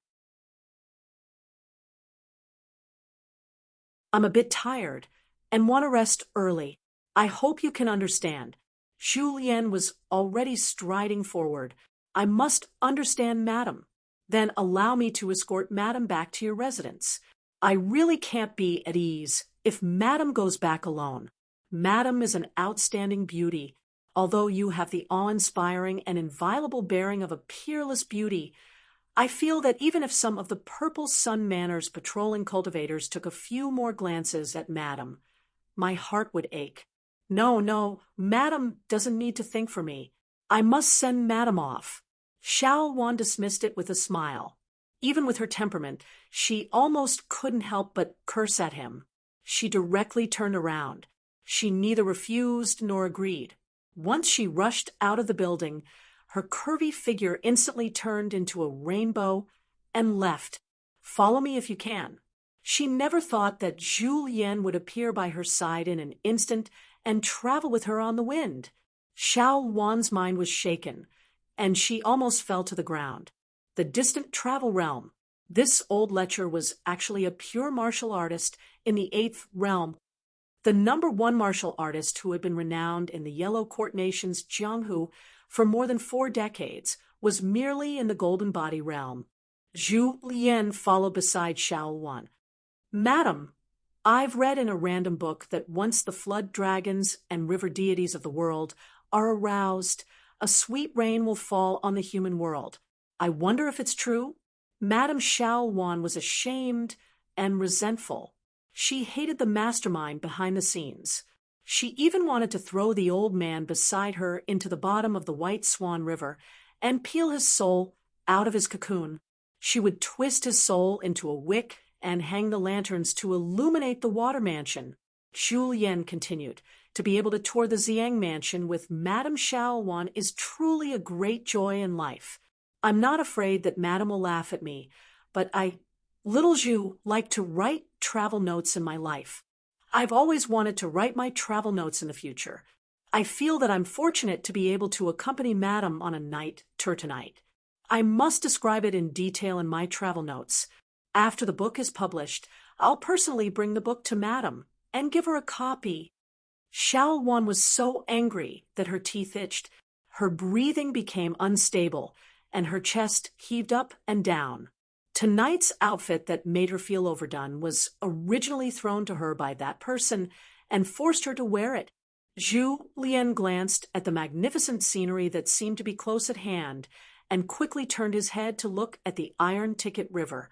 He said loudly, "What a beautiful scenery." Zhu Lian had already returned to his residence on the second floor. In the room of the treasure house, Chen Pingan was no longer sleepy. He simply lit a lamp and began to flip through the books. After reading for a while, he said with lingering fear, "What did it say in the Romance of Heroes? Heroes have a weakness for women." This heavenly Empress Jiangxin was simply too unscrupulous. Over at the vast snow hall, I helped you out of kindness. How could they harm me like this? I've only heard that those chivalrous people don't hold grudges overnight and settle them overnight. You, on the other hand, are repaying kindness like this? Mother asterisk her, if I wasn't worried that Zhu Lian would mistakenly think that I've exposed myself, I would have given you a slap. If the slightest bit of news were to spread out, wouldn't my pants be stained with yellow mud? Even if I'm not shit, I'll still be shit. Chen Pingan wiped the sweat from his forehead and rambled on, cursing that river deity of the White Swan River. In the end, Chen Pingan could only find an excuse to comfort himself. The trip to the lotus blossom blessed land, to the river of time, was not in vain. If it was before, I might have foolishly opened the door for her and entered the house. Gradually calming down, Chen Pingan began to concentrate on reading the book. It was a Buddhist scripture. Back then, he borrowed 6 books from the Cliff Academy's library, including the classics of Confucianism, Buddhism, Taoism, and Moism. The Maoshan Mountain Master said that there was no need to rush to return it. When Chen Pingan felt that he had finished reading it, he could have someone send it back to the academy. Chen Pingan suddenly closed the book and walked out of the house to the railing of the corridor. There must be something fishy going on. Outside the building, the rain had stopped and the night was heavy. Chen Pingan reached out to hold the railing and walked slowly. His palms were filled with broken raindrops, and the rainwater was slightly cold. Chen Pingan opened his palms and looked down. He jumped onto the railing and walked slowly, looking into the distance. Outside the Purple Sun residence was the Iron Ticket River, and beyond the river were green mountains. He was now on the railing under the eaves of the treasure pavilions of the Huangting Nation, Purple Sun Residence, and Purple Cloud Palace. His thoughts drifted far away. Chen Pingan recalled his trip to the Qinghuan Nation. He heard the local people talking about the debate between Buddhism and Taoism. There was a story about a monk holding an umbrella outside, and a Confucian sheltering from the rain under the eaves. If it rained while on the way, they would naturally seek shelter under the eaves. He also remembered that Lu Tai once sighed in the small courtyard of the Eagle Fortress. The regrets of the world were mostly not being able to keep. The deepest words from the bottom of his heart were just a sentence for all kinds of scenery and all kinds of people. Walk slowly. Lu Tai also said that it was very difficult for us to truly empathize with the sufferings of the world. Therefore, when the sufferings fell on a person, everyone would be caught off guard. Walk slowly. Walk slowly. The old Taoist master of the Taoist temple was a nameless old Taoist who used the 100 forms of life in the lotus flower-blessed land to observe the Tao. He was obviously able to control the long river of time in the lotus flower-blessed land. He could be fast, slow, or stagnate. However, it was said that even the Tao ancestor could not stop the torrent of time in the 4 worlds, let alone control it. Therefore, the Holy Master had once comprehended the passing of time by observing the water. He could not bear to part with day and night. Chui Dongshan had said that all the immortal mansions and human cities in the world had their mysteries. In addition, the knowledge of war and the 100 schools of thought involved the speed of the long river of time. It was because the saints wanted to change a method to slow down. Why did the saints of the three sects, who were already standing so high and seeing so far, have to slow down? What were the Holy Master, the Buddha, and the Tao ancestor looking at in the eyes of the three saints who had created the world? Why did they have to walk slowly between the people of the three worlds? The first time he traveled to the Huangting country with Chui Dongshan. The other time on the mountain peak, Chui Dongshan accompanied him to practice martial arts. He once joked that when the wheel of history moved forward, it would definitely crush many flowers and plants. These were not the heartless words of an emperor, but rather the compassionate words of a scholar of the Central Plains. That scholar hoped that all those in power who saw these words, or those important figures who were sitting in that carriage at the time, would lower their heads and take a look at those tattered flowers and plants. Was there a need to worry when the world was slowly getting better? As long as it was getting better and the direction was right, it did not matter how slow it was. Of course, there was no need to worry. If the world was getting worse, for example, the wheel of history would crush countless flowers and plants along the way with a rapid momentum. Even if someone wanted to lower their heads to take a look, they might not be able to see it clearly. How could it be made up? Was that why it was slower? Because if it was slow, even if it was a wrong path, wouldn't it mean that there was a chance to change it? Or perhaps the suffering in the human world could be reduced? Chun Pingon walked slowly on the railing time and time again. When he reached the end, he would turn his head and walk back and forth repeatedly on the left and right sides of the railing time and time again. At this moment, Chun Pingon did not know that in the depths of a person's heart, every deep thought was like a seed in the heart that would sprout. Many might die halfway, but some would blossom and bear fruit one day. Chun Pingon also didn't know that the words that were carefully carved on the bamboo slips with a carving knife were repeatedly chewed and recited by him. He would even ask Pei Qian to dry the bamboo slips that recorded the words that he wholeheartedly approved of and thought to be beautiful on a sunny day, no matter whether the words were good or bad, or whether the principles were right or wrong. These were all seeds that were sown in his heart. Chun Pingon was not alone. In fact, everyone else was the same. However, they might not necessarily use the method of carving bamboo slips to materialize it. A certain complaint of one's parents, a certain teaching of one's teacher, a sentence in a book that one had flipped through and then read again, an old saying or principle that one had heard many times and was finally enlightened one day, the beautiful mountains and clear waters that one had seen, the beloved woman that one had missed, and the lost friends were all seeds in the field of everyone's hearts, waiting to blossom. Chun Pingon still did not know. He just walked slowly on the railing, as if he was taking a stroll to relieve his boredom. In the small world of the human body, in the water mansion with the water seal, the children in green stopped what they were doing and held their breath. Outside the mansion with the golden script, the true Chi fire dragon was sleeping soundly. Inside the mansion, a small figure in a golden Confucian robe was carrying a long sword on his back and a few small golden books on his waist. The golden light on his body was getting more and more condensed, shining brightly like the golden body of a god. However, the little figure in a Confucian robe with golden light flowing all over its body was constantly emitting bits and pieces of golden brilliance. Obviously, it was not stable. It was full of expectations, looking forward to the moment when Chun Pingon stopped on the railing. Chun Pingon was still walking slowly. This time when they left the Cliff Academy, Chun Pingon asked Julien and Shiro a question on the way. If killing a good person who did nothing wrong could save 10 people, would they save or not? The two shook their heads. When Chun Pingan increased the number from saving 10 people to saving 1,000 or 10,000 people, Shiro began to hesitate.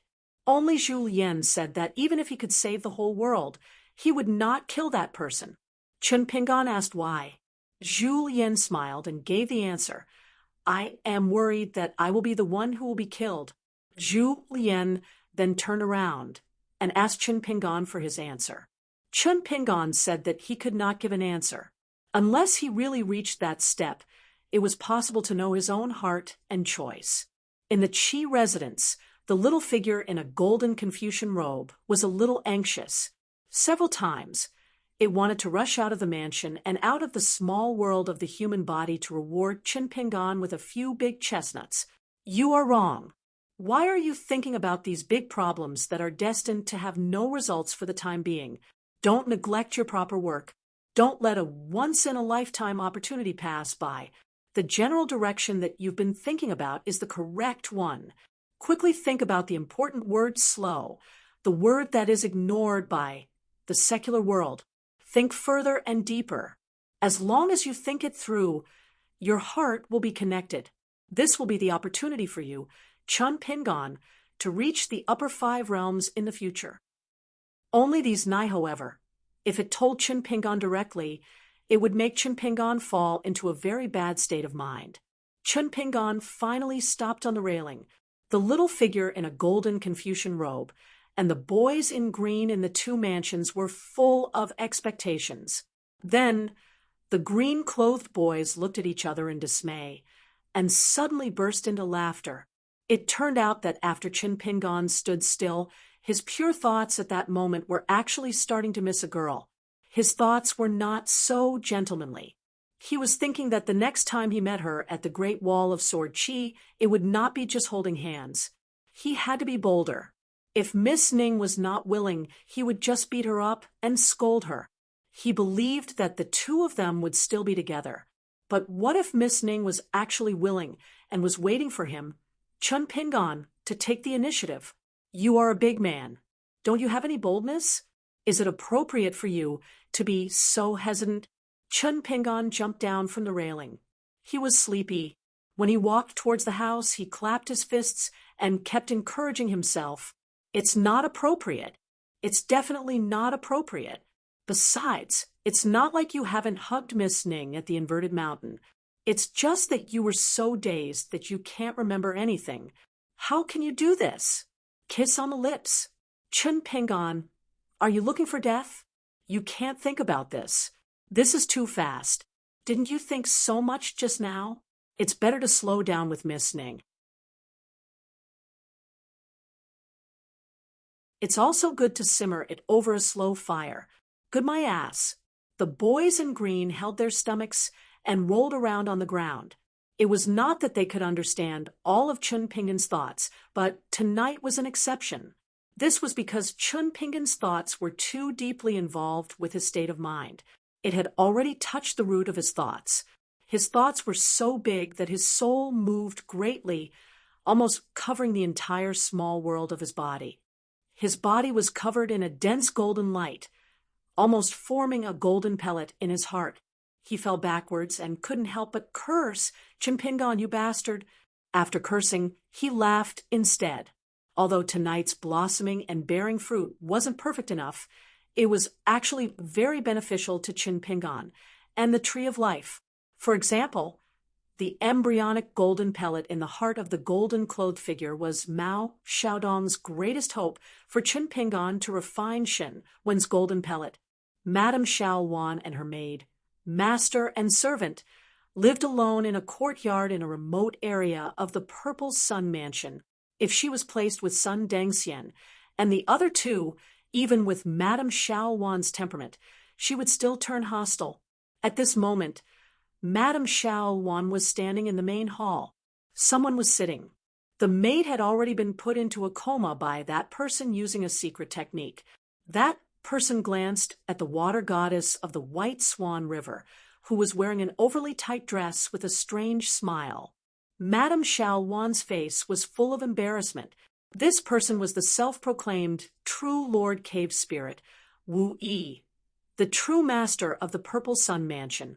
No matter how bold Madame Wan was, she naturally wouldn't dare to enter the forbidden Purple Cloud Palace without permission.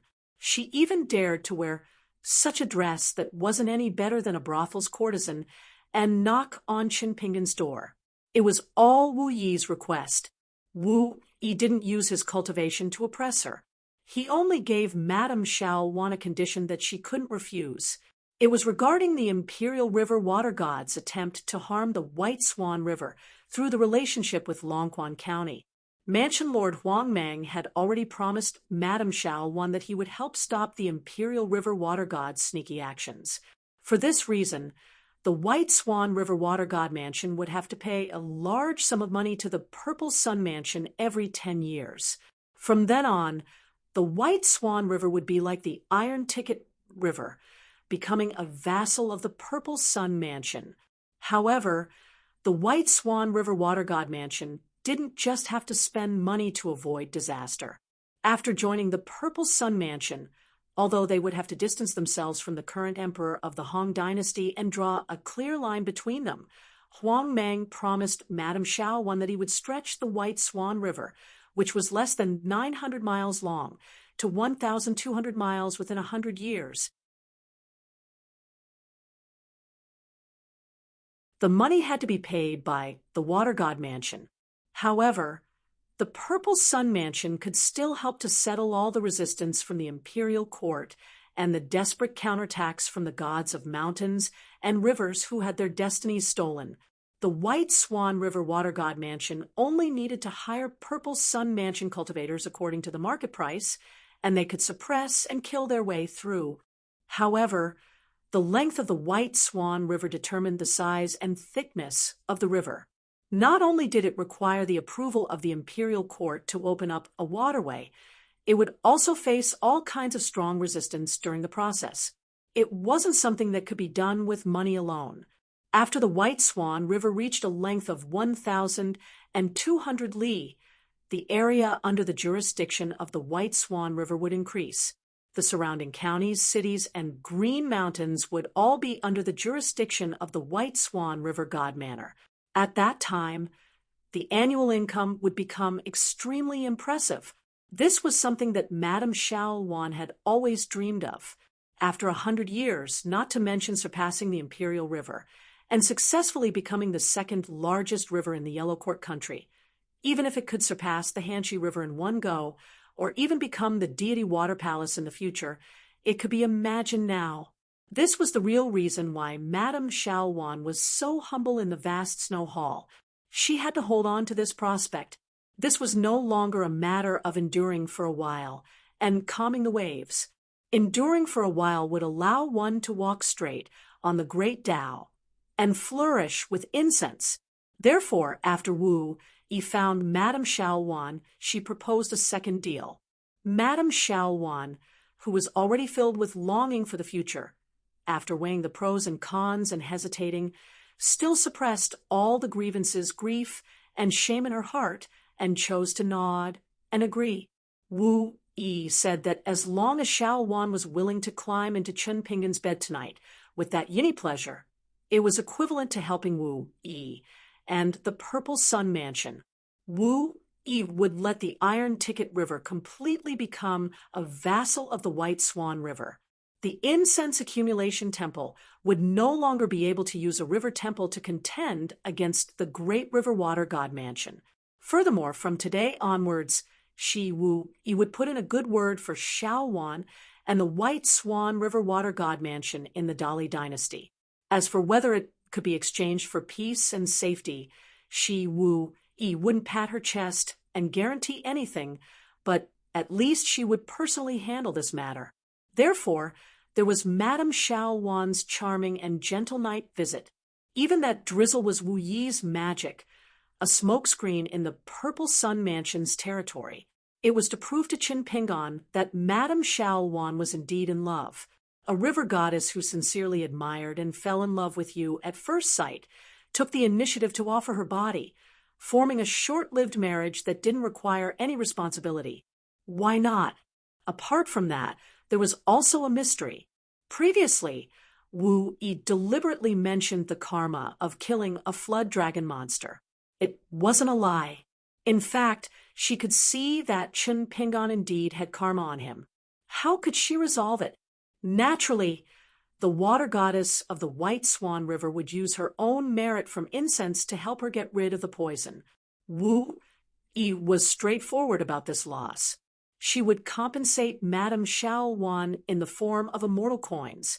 After some consideration, the latter agreed. Unfortunately, Madame Xiao Wan returned empty-handed. That Qin Pingon didn't even let her through the door. Wu Yi slowly opened her mouth and said, "Xiao Wan, you can't even grasp such a great opportunity.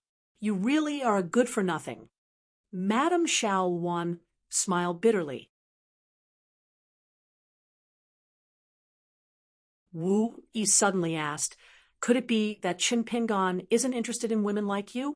Your servant girl looks younger, and her looks are passable. Why don't you let her try?" Madame Xiao Wan shook her head and said, "She probably can't even enter the Origin Lord's building. That guy called Julien is a martial artist in the far travel boundary. He pestered me for a long time, seemingly frivolous, but in fact, at the last moment, he already had the intention to kill me."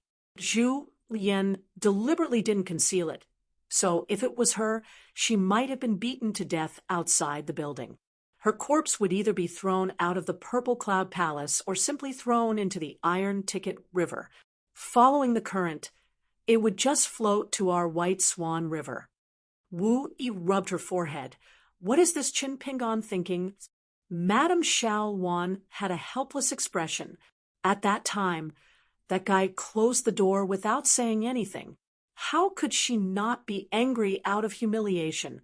Wu Yi sized up Madame Xiao Wan.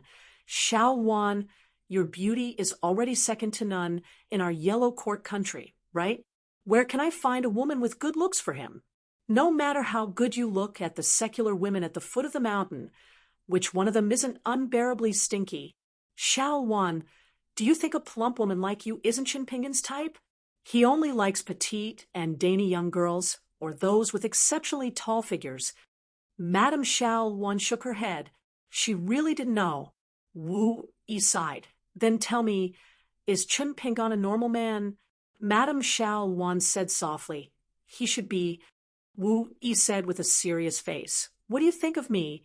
Madame Xiao Wan felt a chill run down her spine. From that Qin Pingon to the retainer Julien, and then to this Purple Sun Manor old ancestor in front of her. They were all unreasonable lunatics.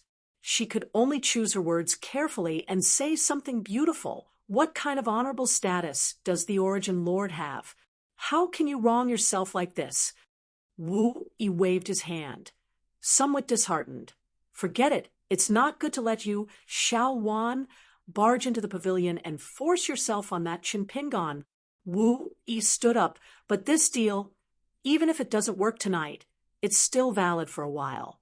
You still have a chance, Xiao Wan. Do as you see fit." Suddenly, first Wu Yi, then Xiao Wan, their expressions turned serious. They both sensed an unusual aura of the great Tao, lofty, ethereal, dignified, vast, and so on. It was indescribably wonderful. The two of them guessed something. Wu Yi said sternly, "Xiao Wan, what do you think?" Xiao Wan's mind was agitated. She no longer hesitated and was full of fighting spirit. This water goddess of the White Swan River's answer was already firm. Compared to that chance encounter with the emperor of the Hong family by the White Swan River, Madame Xiao Wan's thoughts were even more fervent. After Wu Yi left, Madame Xiao Wan returned to her room to rest. She tossed and turned on her bed, unable to sleep.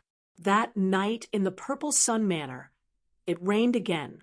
Zhu Lian stood in the corridor under the eaves of the second floor. He laughed strangely. "All right, it's for real." Qin Pingon was unaware of all this. He returned to his room. The lamp on the table was still there. Qin Pingon began to flip through the book. As he read, He lifted his head and surveyed his surroundings with the help of the dim yellow light. The book said that some people's hearts were like a demon-revealing mirror. All the ghosts and monsters around them had nowhere to hide. But Chinpingon wished that his heart was just an oil lamp. In his ancestral home in Mud Bottle Alley, with it on the table, he could see the dust and moths that accompanied him through that bit of light. If there were guests, they could see that Chinpingon, had placed a small, crude pot on the yellow windowsill. Inside, there was a small, swaying grass. Chinpingon lay on the table, with his chin on the back of his hand. Chinpingon stared at the lamp. He vaguely knew that there was something waiting for him to face. Chinpingon thought of many possibilities and felt that he was not afraid. There was only one thing, one person. Chinpingon did not dare to think too much about it. There was no distinction between close and distant in the world. This was what Chinpingon said himself. Pei Qian suddenly woke up and sat up as if she had a nightmare. She thought about it, but she had already forgotten the content of the nightmare. She wiped the sweat from her forehead. She was still a little confused, so she found a talisman and stuck it on her forehead. She lay down and continued to sleep. She could see through a person's heart and see the scene of a person's state of mind. For example, old Chef Zhu Lian's reign of terror, with only one tall building standing tall. For example, Cui Dongshan's deep pool, with golden books scattered on the shore. She hid the biggest secret in her heart. She did not even tell her master, Chinpingon. As long as she used her heart to look at Chinpingon, she would feel as if she was standing in a small well. Looking up, there would probably be a lamp placed at the mouth of the well. A small ball of light should have made a coward like her feel warmth and yearn for it. However, it would make her feel the same way many times in lotus blossom blessed land. Looking up at the blazing sun in the sky would make her eyes burn and tear up. However, every time the scar healed, she would forget the pain, and she could not help but look up again. When she lowered her head to look, there was a bright moon rippling on the surface of the water at the bottom of the well. Below it, there was a vague shadow, as if there was a flood dragon that should have been terrifying, but made her feel particularly close to it. The well in her master's heart, the water in the well, was spreading upwards. Maybe one day, the bright moon in the water would meet the lamp on the mouth of the well. Pei Qian was sleeping soundly. She subconsciously put her hand on her chest. There was a small brocade pouch that Cui Dongshan had taught her. Cui Dongshan said that if one day her master was hurt and angry, she would take it out and give it to her master. Chinpingon did not sleep for the whole night. He suddenly decided not to stay in Purple Sun Mansion any longer. He wanted to hurry on with his journey. So he asked Zhu Lian and the steward to inform them as a greeting to Wu Yi. He did not expect the mansion lord Wang Mang to rush over and try his best to persuade Chinpingon to stay. He said that if Chinpingon left Purple Sun Mansion just like that, he would have to resign from his position as mansion lord. No matter what, he wanted Chinpingon to stay for another day or two so that he could send someone to bring Chinpingon to enjoy the scenery around Purple Sun Mansion. He also told Chinpingon that Ancestor Yuan Jun had already left for Hanxi River. However, before she left, she said that when Chinpingon and the others left Purple Sun Mansion, they could choose one item from the first to the fourth floor of the Purple Qi Palace's treasure vault as a farewell gift from Purple Sun Mansion. If Chinpingon did not accept it, it was fine. As the mansion lord, he could choose the four most precious items in front of Chinpingon and smash them on the spot. Chinpingon could not guess what Wu Yi was up to. This kind of shameless hospitality was too unreasonable. Even Wei Pai did not have such a big face. Naturally, Chinpingon wanted to leave this troublesome place immediately. It did not matter if Wu Yi smashed the four treasures or not. First, Wu Yi was trying to please him for no reason, and then Madame Xiao Wan came knocking on his door at night. Chun Pingon had a psychological shadow about Purple Sun Mansion. However, Huang Mang seemed to have expected this. He did not care about his face at all. He imitated his own patriarch and put on a shameless face, saying, "Whether I, Huang Mang, can still be the mansion lord is all up to young Master Chen. Is young Master Chen not willing to let me go on a tour for 1 or 2 days and let the Purple Sun Mansion play host to me? Would young Master Chen just watch Huang Mang lose his position as mansion lord?" After a discussion with Zhu Lian and Shiro, Chun Pingon decided to stick to the status quo. He promised Huang Chu to stay for 1 more day and enjoy the scenery nearby. However, when Purple Sun Mansion sent someone to lead the way, Chun Pingon was filled with regret. Zhu Lian, on the other hand, was obviously gloating. He did not think that it was a bad thing. It turned out that Madame Xiao Wan, who had regained her graceful demeanor, was in charge of leading Chun Pingon and his party to sightsee. Chun Pingon braced himself and boarded a ship docked at the bank of the Taipan River, sailing upstream. In the night, the party returned to Purple Sun Mansion. Wu Yi stood in the small courtyard of Madame Xiao Wan's residence and asked with a smile, "How is it?" Madame Xiao Wan wanted to say something but stopped. Wu Yi looked unhappy and said, "Just say it." Madame Xiao Wan sighed. "Along the way, I've been hinting at him in every possible way. After that, I even confessed my feelings to him. Chun Pingon didn't give me a good look from beginning to end. He didn't even speak a word. However, before we got off the ship, Chun Pingon said 2 sentences to me." Wu Yi asked curiously, "What 2 sentences?" Madame Xiao Wan smiled bitterly and said, "The first sentence was, 'Madame Xiao Wan, do you want to kill me on purpose?'" Wu Yi was confused. Madame Xiao Wan was a bit uneasy. The second sentence, Chun Pingon said very seriously, "If you continue to pester me like this, I will kill you with 1 punch." Wu Yi stretched out 2 fingers and rubbed her temples. Madame Xiao Wan covered her mouth and giggled.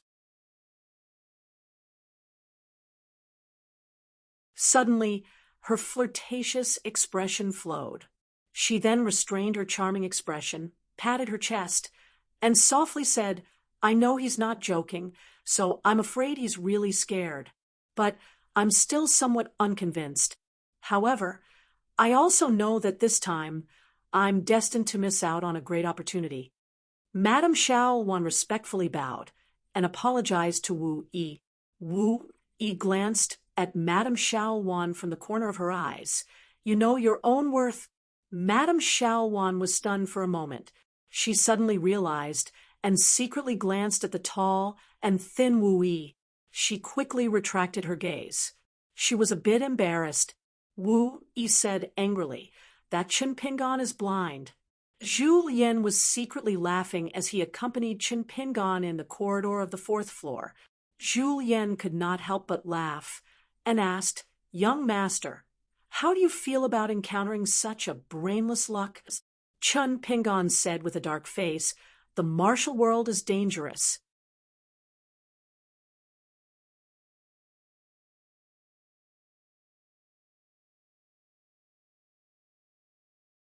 For 26. Just when Julien felt that he had nothing to do with this ghost hunting trip, the door of the mansion opened, and a person walked out. Julien couldn't help but ask, "Young master, is that the ghost's lover?" This man looks like he's not inferior to Madame Xiao Wan's White Swan River deity position. The person who walked out was burly and wore armor. There was a green snake with golden eyes coiled around his arm. White mist lingered around his breathing, like incense in a temple. Chun Pingon recognized this person. He had appeared on the Embroidery River with Su Rua. The person in front of him was most likely one of the Embroidery River or Jade Liquid River deities. Regarding the Embroidery River, Jade Liquid River, Chiduan Mountain, and this mansion, they were all very particular. Wei Pai once said that they were all hidden existences used to suppress the remaining fate of the Holy Water Nation. Therefore, the embroidery river and jade liquid river deities were both river deities. Compared to the Dali water deity, who was similar to the water deity, the embroidery river deity and jade liquid river deity's rank was slightly higher. The embroidery river deity said in a deep voice, Chun Pingon broke a mountain barrier without permission and trespassed into the Chu mansion. According to the laws of Dali, even if you are an immortal registry master, your household register will be removed, and your name will be removed from your registry. You will be exiled thousands of miles away. Chun Pingon was puzzled. That Madame Chu? The embroidery river deity waved his hand. She has already left the mansion, and there is a new owner here. Considering that you have the peace and peace token with you, your file has already been recorded in the Ministry of Rights. You are allowed to leave quickly, but there will be no next time. Chun Pingon clasped his fist and asked, May I ask where Madame Chu is now? The river deity frowned and glanced at the long sword on Chun Pingon's back. I only know that Madame Chu went to the Lakeview Academy. A scholar died there. She wants to collect the remains, but she will definitely not return here in the near future. Chun Pingon sighed. It seemed that he had made a wasted trip. He felt sorry for the 2 yellow paper talisman and apologized to the water deity. I was rash to visit Madame Chu this time. I'll be more careful next time. The water god sneered. There will be a next time. Without waiting for Chun Pingon to speak, the water god cast a sidelong glance at the stooped old man. What? Do you think you can do whatever you want just because you're a martial artist at the far-roaming realm? Zhu Lian wiped his face, turned his head, and said to Chun Pingon, Young master, please let me fight. This guy's face is really asking for a beating. I'll definitely return a gold coin to you later. Chun Pingon signaled to Zhu Lian with his eyes that there was no need to use this to test the waters. The wedding dress ghost was most likely not in the manor. Chun Pingon smiled at the water god and said, We will leave now. Right at that moment, a wave of rolling black smoke rushed out from the back of the Chu clan's mansion. Its momentum was greatly boosted as it surged over. After it landed on the ground, it turned into a human form. It wore a black robe. The embroidered river god was expressionless. Manor Lord Gu, aren't you repairing the mountain roots and water veins? Chun Pingon would never have thought that the current manor lord was the Een god of the Gu clan, who had once escorted them along the way. He was also Gu Kan's father. The Een god nodded to Chun Pingon, then explained to the water god with a smile, Previously, I sensed that a cultivator had broken through the barrier. Thinking that Lord Water God was coincidentally in the manor to check on the progress, I ignored it. However, when I thought about the chaos in Dali, I was worried that it was the cultivators of the Great Sway Kingdom who wanted to forcefully destroy the foundation of this place. I didn't think that it would be an acquaintance visiting. The water god narrowed his eyes and said, Back then, Manor Lord Gu escorted Chun Pingon to the Great Sway Kingdom. You can indeed be considered acquaintances. I wonder if Manor Lord Gu would like to invite Chun Pingon in and set up a banquet to welcome your friend? The Een god of the Gu clan laughed and said, Since I've become Manor Lord Gu, I naturally wouldn't dare to delay the proper business at hand. I'll just nag a little with Chun Pingon and send him out of the Chu clan manor's jurisdiction. Repairing the mountain roots and water veins is a meticulous job that cannot be interrupted. I hope that Manor Lord Gu won't delay it for too long. Otherwise, I'll definitely do things according to official business and mark you down in official documents. After the water god said this, he turned around and strode into the manor. The Een god of the Gu clan clasped his fists and thanked him. Then he came to Chun Pingon's side. Before the pleasantly surprised Chun Pingon could speak, the Een god of the Gu clan laughed heartily and said, There's nothing I can do.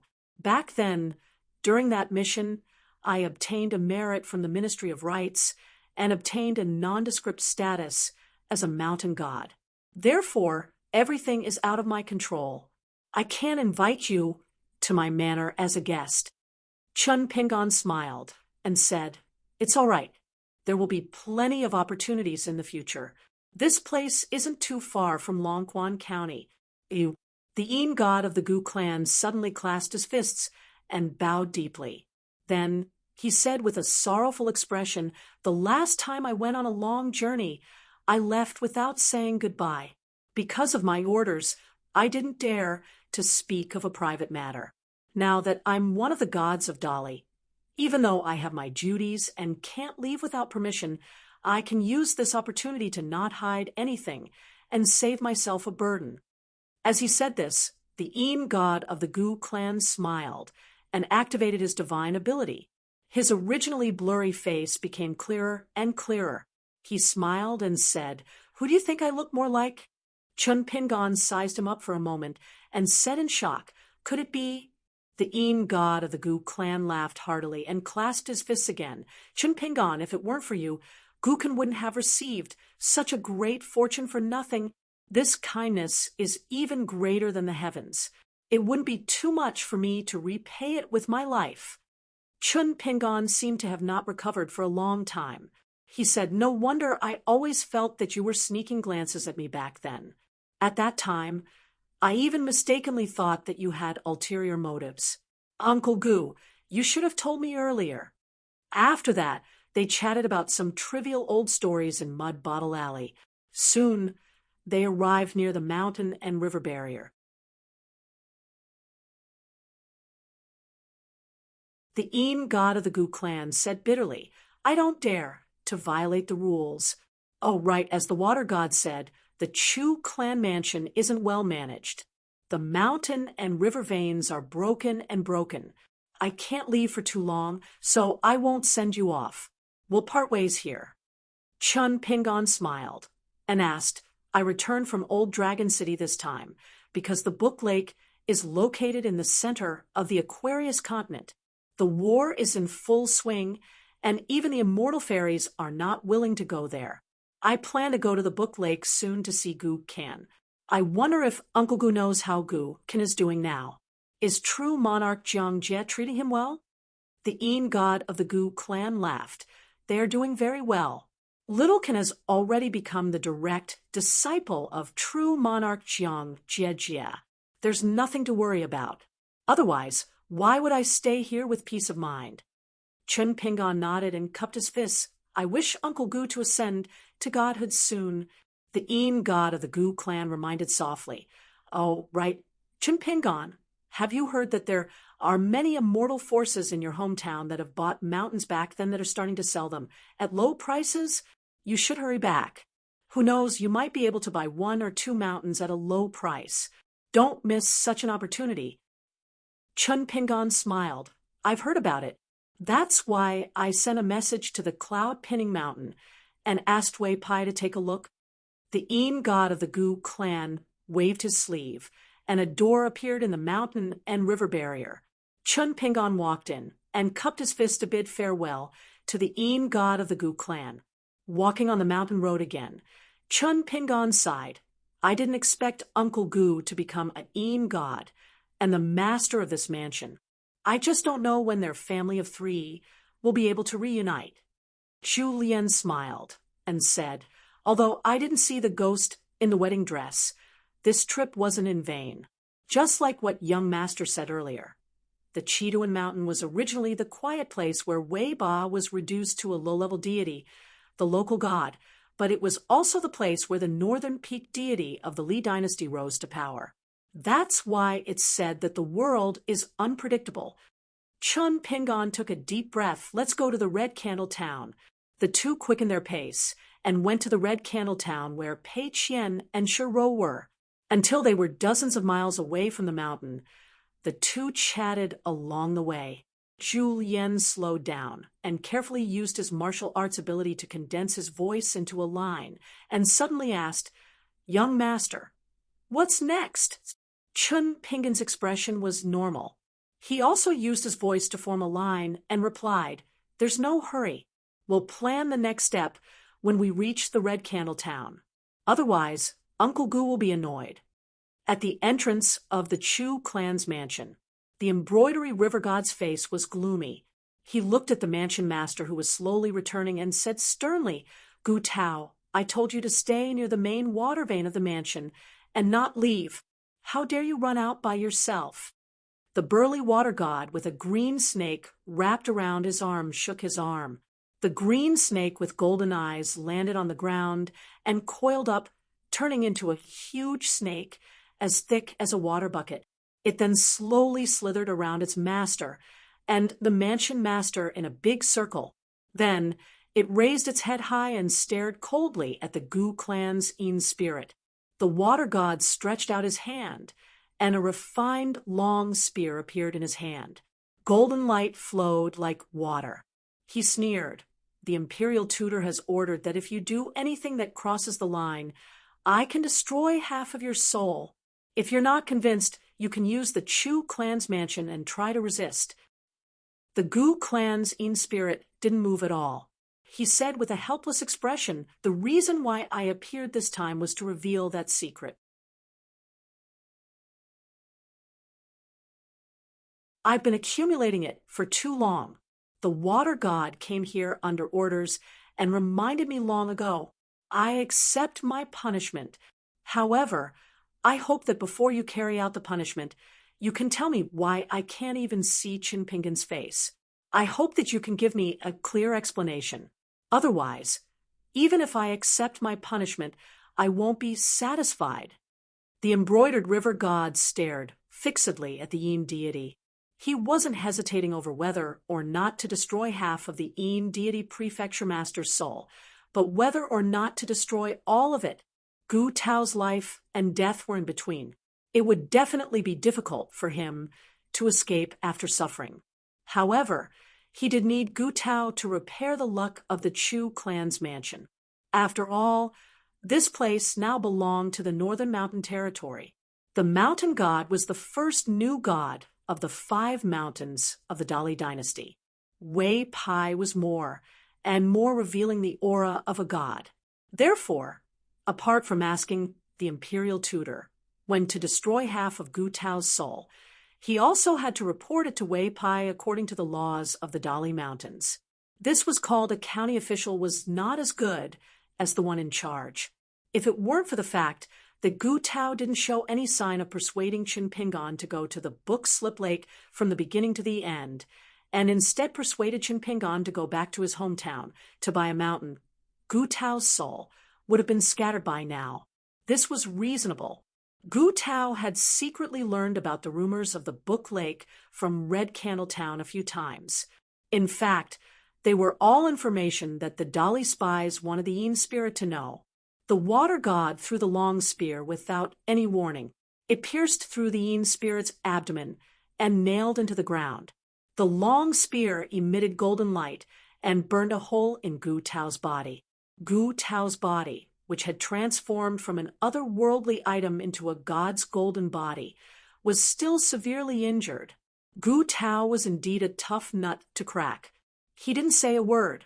His face began to distort, and black smoke billowed from his body. The water god stretched out his hand and unfurled a painting. All the scenery within the Chu clan manor's mountains and rivers moved according to the water god's will. The painting rapidly changed. The people and things in the painting could be seen down to the smallest detail. He opened another scroll. It was the embroidery river god's territory. He said coldly, "As long as there's a hint of suspicion, I'd rather kill you by mistake." Gu Tao, whose abdomen was still pierced by the golden spear, said angrily, "Are you crazy? How can the imperial tutor let you be so reckless? Do you really think I don't know that you've admired Madame Chu for hundreds of years? Why, now that I've occupied Madame Chu's mansion, you don't like me and want to get rid of me as soon as possible? If you want to condemn someone, you can always find a pretext. Good, good, good. I've finally experienced the magnanimity of you, the water god of the embroidery river." The water god ignored the grief-stricken Gu Tao. He only lowered his head and stared at Chinpingan and Julien on a scroll. He observed their expressions and conversations, unwilling to let go of any details. As for what the imperial tutor was planning, the water god of the embroidery river was not interested in it at all. He did not dare to investigate. He did not dare to do so. For more than 100 years in the Dali dynasty, for the imperial tutor, who had always stood in the shadow of the emperor, every time he walked out of the shadow, he would bring about a storm of blood. Heads would roll, regardless of whether it was the nobles or the immortal masters on the mountain. There was no exception.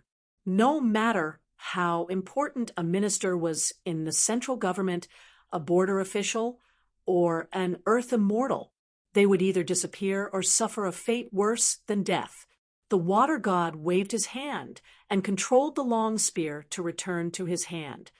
Quickly return to the bottom of the mansion and repair the local luck. Wait for your punishment. Whether you live or die, it's up to you. Gu Tao stretched out his hand to cover his abdomen. His golden body was injured, and his cultivation was damaged. The Sing god was in great pain. You should know my general background, so this matter is not over. The water god's expression was indifferent. The biggest backer of Dali is the law that the imperial tutor helped His Majesty set. Following the gentle and beautiful embroidery river, they arrived at the bustling Red Candle town. Once in a bookstore here, Chen Pingon had bought a book, Great Cliff Broken Water, for Li Huai. Pei Qian and Shiro stayed in the inn where Chen Pingon had stayed before. After entering the house, Pei Qian, who was about to tell his master about the fun parts of Red Candle Town, glanced at Chen Pingon and immediately stopped talking. Zhu Lian closed the door and stood near the window. Chen Pingon began to fall silent.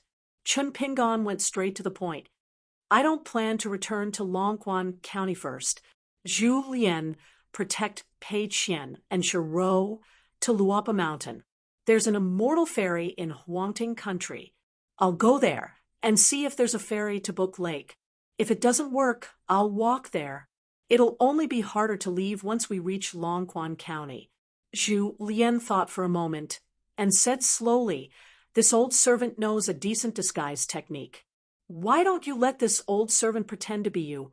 Young master, you can pretend to be someone else, and then find a suitable opportunity to leave Red Candle Town first. We'll stay here for a few more days. This is slightly safer.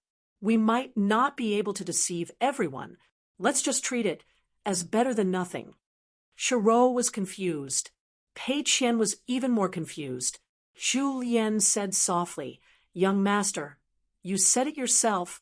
There's no need to rush. Take it slow. Chen Pingon smiled. Don't worry, I know what I'm doing. Zhu Lian nodded. Young master is still the most meticulous.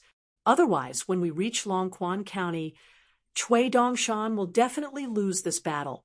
From the moment the embroidered river's water god appeared first, and Uncle Gu rushed over, Chen Pingon sensed a familiar aura. Therefore, Chen Pingon chose to remain silent at that time, waiting for Uncle Gu to speak instead of blurting out the words Uncle Gu. As expected, Uncle Gu's words had a hidden meaning. This was the first time he revealed Gu Can's father's identity. Chen Pingon followed Uncle Gu's lead and acted out that show, something like reminding Chen Pingon to hurry back to Longquan County to buy a mountain, something about the mother and daughter being carefree at Book Lake. As long as Chen Pingon listened to everything the other way around, it would be right. Apart from that, the two of them had a tacit understanding.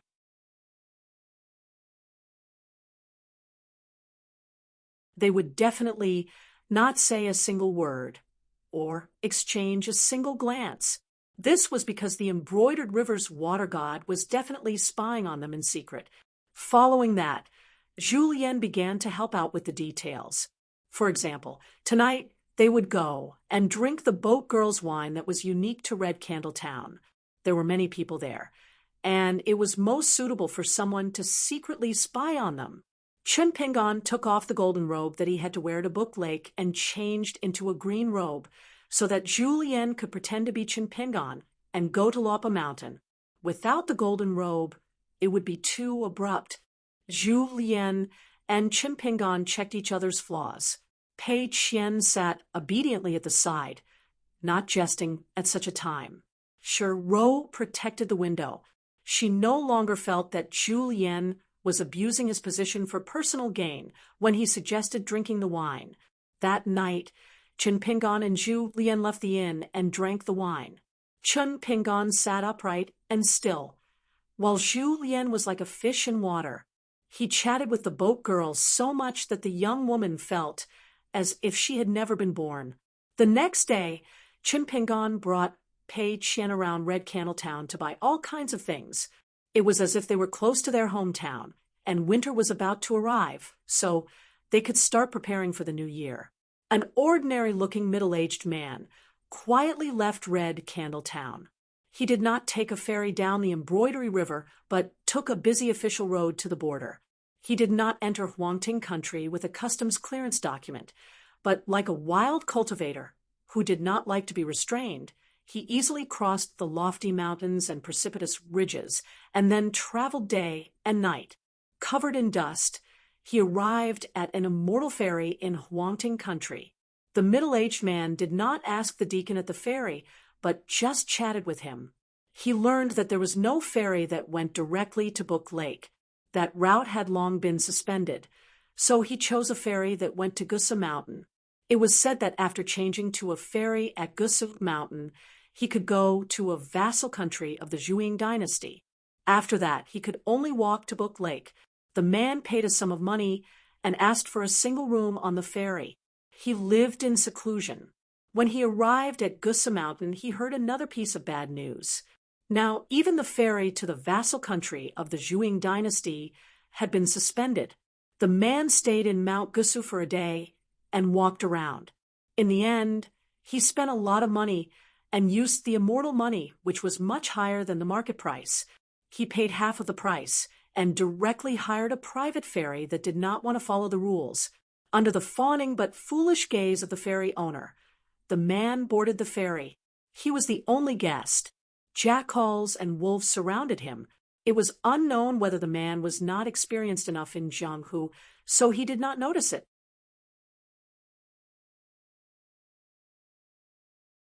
Or he was bold and skillful, so he deliberately turned a blind eye.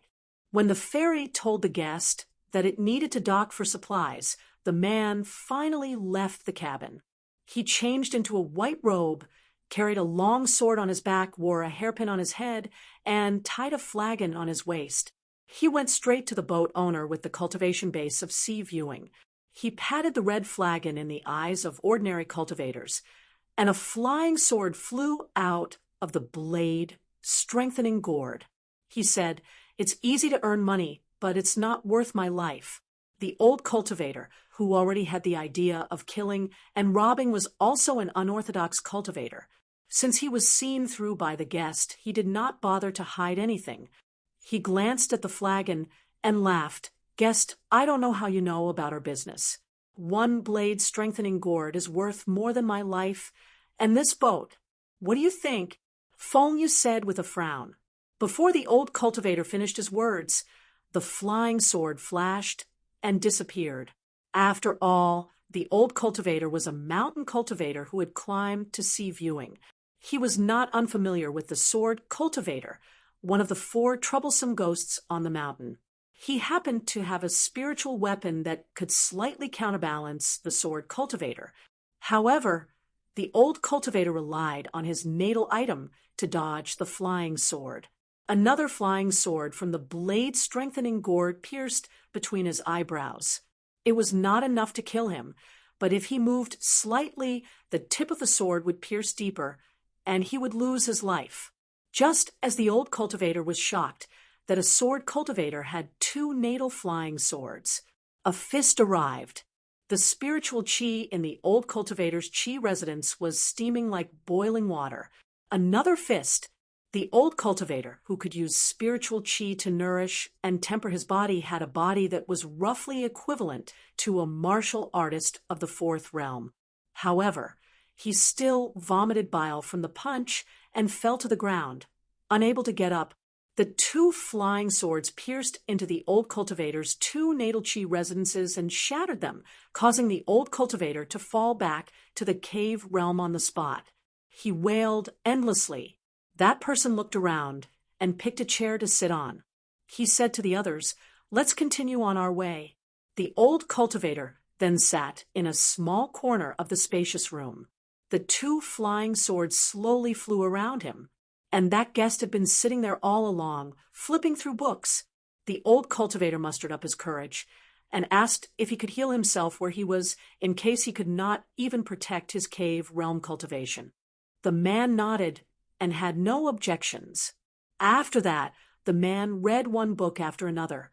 Occasionally, he would take a nap.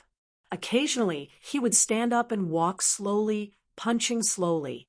When the ferry arrived at the largest vassal state at the border of the Zhuang dynasty, the man gave the remaining half of the immortal money before disembarking. After asking the old cultivator about the general direction of the calligraphy lake, the man took off the long sword on his back and threw it into the air together with the scabbard. He rode the sword to the calligraphy lake to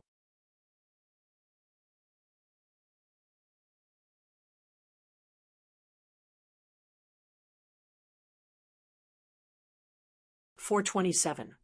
A little late, 9,000-word chapter, not included in the update on the 4th.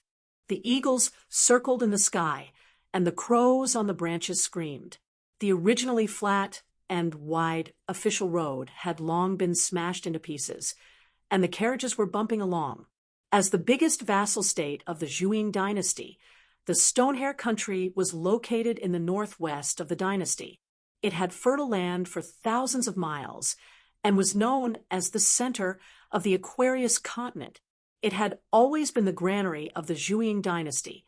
Although they were both vassals of the dynasty, the Stonehair country and the Great Sway Kingdom's Huangting country had different choices. The Stonehair country's emperor, court officials, and most of the border army generals chose to go head-to-head with the Dali cavalry. The flames of war spread across the entire Stonehair country.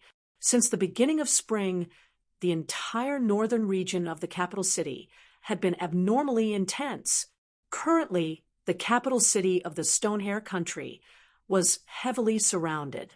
Not only the people of the Stonehair country, but even the nearby vassal states that were far weaker than the Stonehair country were in a state of panic. Of course, there was no lack of smart people who had long joined the Song clan. They were watching the fire from the other side, waiting to see a joke.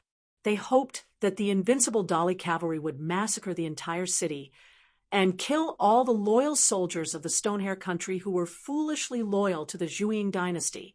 Maybe they would even consider their kindness. And with their help, they would be able to smoothly take down the huge cities that did not need any weapons or treasuries. The bumpy journey made many of the coachmen of the caravan complain incessantly. Even many of the strong men with longbows on their backs and long sabers on their waists felt as if their bones were about to fall apart. They were all dispirited, but they forced themselves to pull themselves together and look around in case bandits tried to rob them.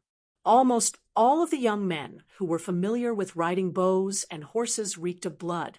It was obvious that the journey to the south was not an easy one in the chaotic world. It was not an exaggeration to say that one's head was tied to one's belt to earn money. In the time it took to piss, one's head might accidentally fall to the ground.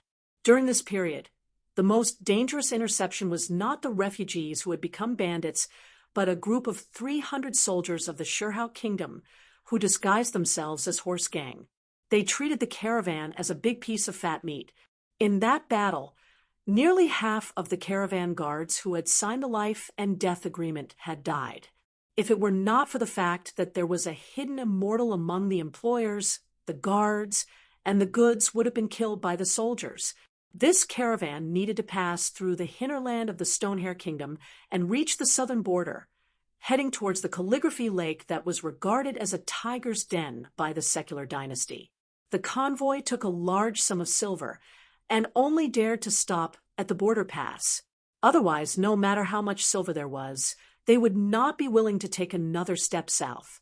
Fortunately, the dozen or so foreign merchants agreed and allowed the convoy to return at the Qianyao Pass at the border. After that, whether the merchants lived or died, whether they plundered huge profits at the Book Lake, or if they died halfway and let the robbers have a good new year, they did not need the convoy to be responsible. Along the way, it was truly a hellish azure field on earth. Starving for 1,000 miles was no longer a saying that a scholar would catch a glimpse of in a book. Along the way, the caravan would often encounter some thatched shops that were crying and screaming.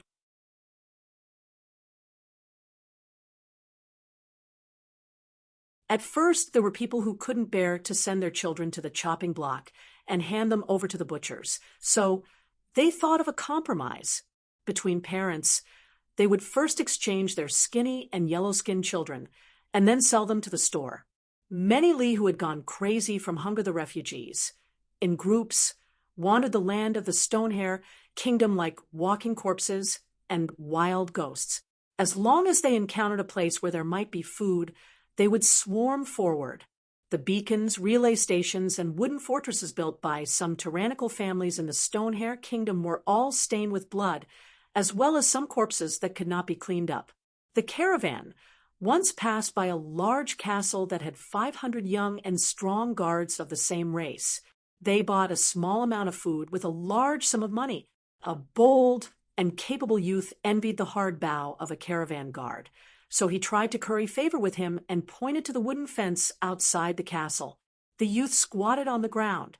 At that time, he smiled and said to a caravan retainer that summer was the most troublesome. It attracted mosquitoes and flies, and it was easy to get a plague. However, as long as it snowed in winter, it could save a lot of trouble. After saying that, the youth grabbed a stone and threw it at the wooden fence, accurately hitting a head. He clapped his hands and glanced at the caravan retainer, who had a look of admiration in his eyes. The youth was quite proud. At that time, a young woman dressed in green with a ponytail made the youth's heart skip a beat. The reason why he talked to the caravan retainer and did this was because the youth wanted to show off in front of that beautiful sister. It was a pity that the big sister in green didn't even look at him from the beginning to the end. This made the young man very dejected and disappointed. If such a beautiful woman, who was like a fairy in the ancestral temple murals, appeared in the group of refugees who came here to seek death, how good would that be? Then she would definitely be able to survive. He was also the eldest grandson of the clan leader. Even if he was not the first, there would be a day when it would be his turn. However, the young man also knew that there were no such beautiful women among the refugees. Occasionally, there would be some women, but most of them were dark-skinned, and all of them were skin and bones. They were thin to the point they were like starving ghosts, and their skin was extremely rough. It was too ugly. Beside the big sister dressed in green, there was a slightly older woman with a sword on her back. However, her beauty was too inferior, especially her figure. The difference was like heaven and earth. If the latter appeared alone, the youth would also be tempted. However, when they stood together, the youth did not have eyes for the latter. The caravan continued south. Often, there would be refugees holding sharpened wooden sticks blocking the way.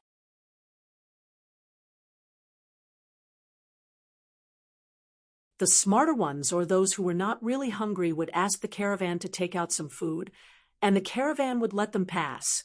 Of course, the caravan was too lazy to pay attention to them. They only cared about moving forward. Generally speaking, as long as they pulled out their swords and bows, the refugees would be scared out of their wits. There were also some refugees who rushed forward with red eyes, intending to rob.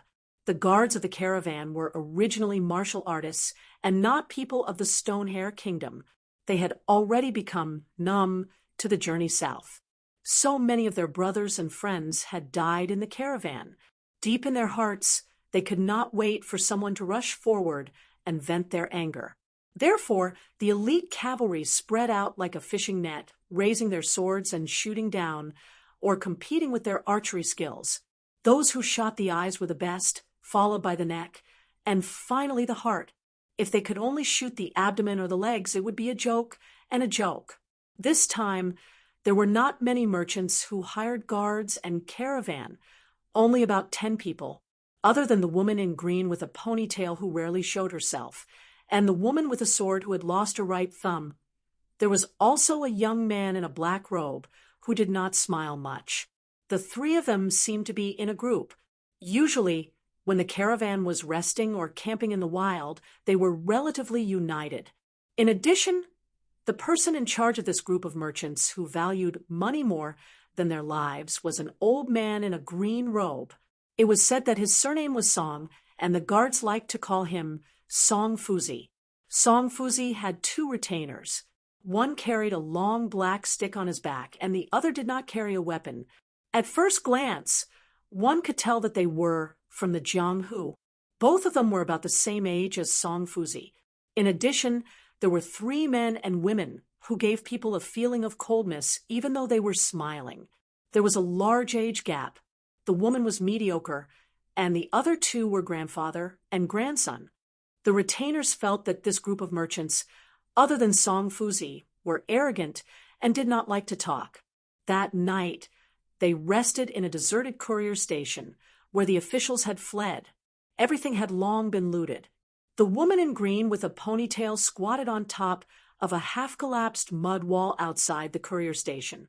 The woman with a sword who was inseparable from her stood under the wall and said softly, "Senior sister, in half a month's journey, we will be able to pass through the border of the Book Lake."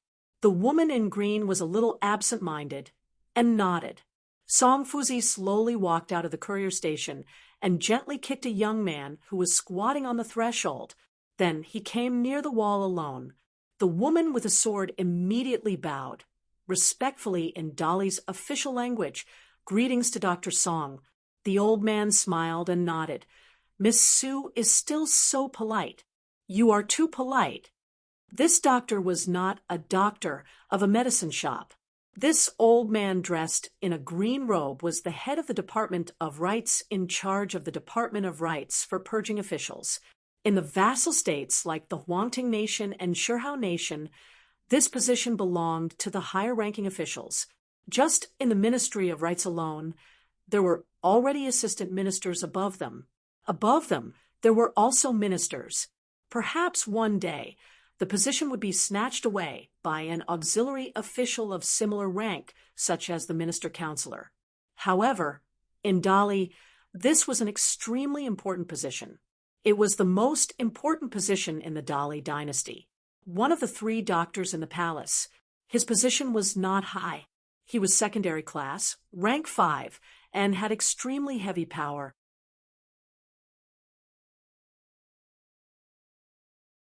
In addition to the duties of an official in name, he was also in charge of the assessment and recommendation of a country's righteous gods.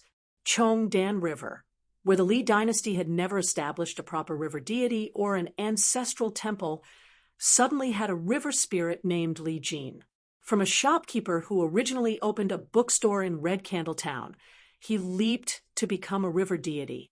It was said that it was because of this doctor that he was able to jump over the Dragon's Gate like a carp jumping over the Dragon's Gate, ascending to a high position on the divine altar, and enjoying all kinds of incense.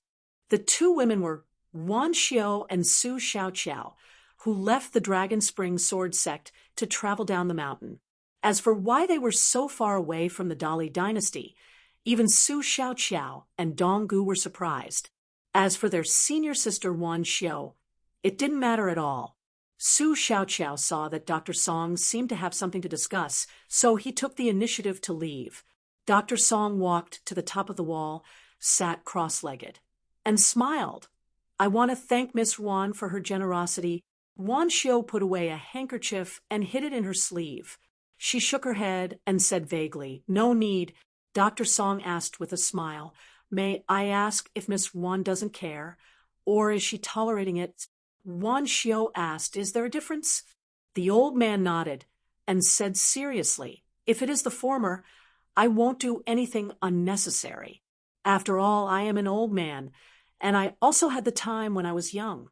I know that it is difficult for a young boy like Li Mushi not to be moved. If it is the latter, I can give Li Mushi or his grandfather a few words. Miss Wan, you don't have to worry that you are forcing people. This trip to the south is an official matter assigned by the imperial court. There should still be rules. It is not that Miss Wan is going too far. Wan Xiu said, "It doesn't matter. If he wants to look, then let him look. His eyeballs are not under my control." Dr. Song laughed involuntarily. Among the accompanying team, there were two old martial artists beside him. One of them was a pure martial artist temporarily transferred from the Dali army. He was in the Golden Body realm. It was said that the Green Wave Pavilion spy who went to the commander's tent in the army to ask for a person was cursed in front of the commander's face. Of course, the person still had to be handed over. The other one was the leader of a big sect in the Dali Jianghu. He was also in the seventh realm. The other three people were a team of temporarily formed henchmen. Among the grandfather and grandson, the young man was called Li Mushi. He was proficient in talisman and formation. He was a genius cultivator in the art of formations, and together with his grandfather and father for 3 generations, they were all loyal servants of the imperial court of Great Li.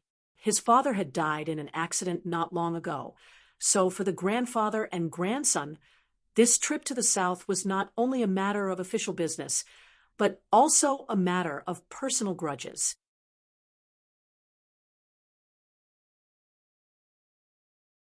There were 2 things he had to do on this trip to the calligraphy lake. One was on the surface, and it was not a small matter. He, the minister of ancestral worship, was the person in charge. The 3 people from the Dragon Spring Sword sect had to listen to him and listen to his commands. At the beginning of autumn this year, 2 henchmen in Dali, who had not suffered any casualties for many years, died all of a sudden. A foreign Jindan cultivator with a hidden identity secretly took away a disciple. This young man was special. Not only did he have an innate sword embryo, but he also had martial arts fate. He attracted the attention of several martial temples in the local state. Dali was determined to get him. Even the imperial tutor heard the news and attached great importance to it. It was probably an eye for an eye. Speaking of which, it was absurd. This young man was first found and chosen by the great Li Klingman, so the 3 people who found this good seedling took turns to stay behind and nurture the young man wholeheartedly for 4 years. In the end, the hidden gold core cultivator popped out of nowhere and killed 2 of them. He then abducted the young man and fled all the way to the south. During this period, he avoided being hunted down and surrounded twice. He was very cunning, and his combat power was also very high. During his escape, the young man even displayed an extremely stunning temperament and aptitude, helping the gold core cultivator greatly on both occasions. In the end, the Green Wave Pavilion spies showed that the Jindan cultivator and the young man fled into the Book Slip Lake. After that, they disappeared without a trace.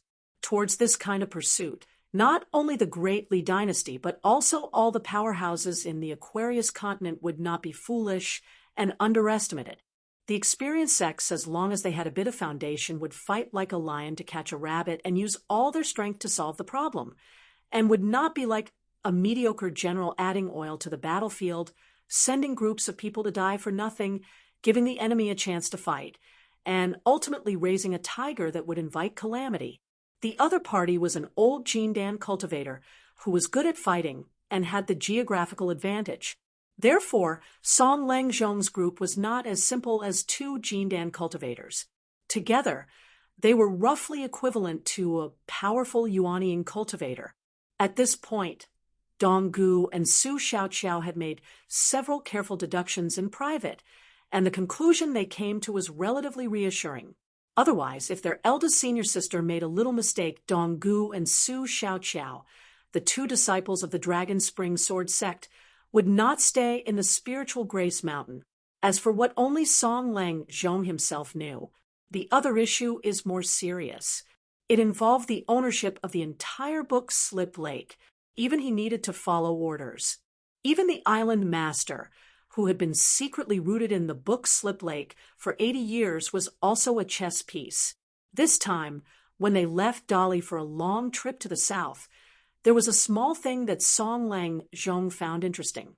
The young Li Mushi couldn't understand what he saw and heard on the way south, especially the journey of the stone hair country in the carriage. Deep in his heart, he even blamed the culprit, which was the Dali dynasty where he was from. Perhaps in the young man's opinion, if the Great Li's cavalry had not gone south, or if the continuous battles to the south had not been so bloody and cruel, there would not have been so many people left homeless and homeless. In the calamity of war, the men and women who were originally honest and dutiful had become neither human nor ghost. Li Mushi's grandfather, a 90-year-old young cultivator, was indifferent to this, but he did not explain anything to his grandson.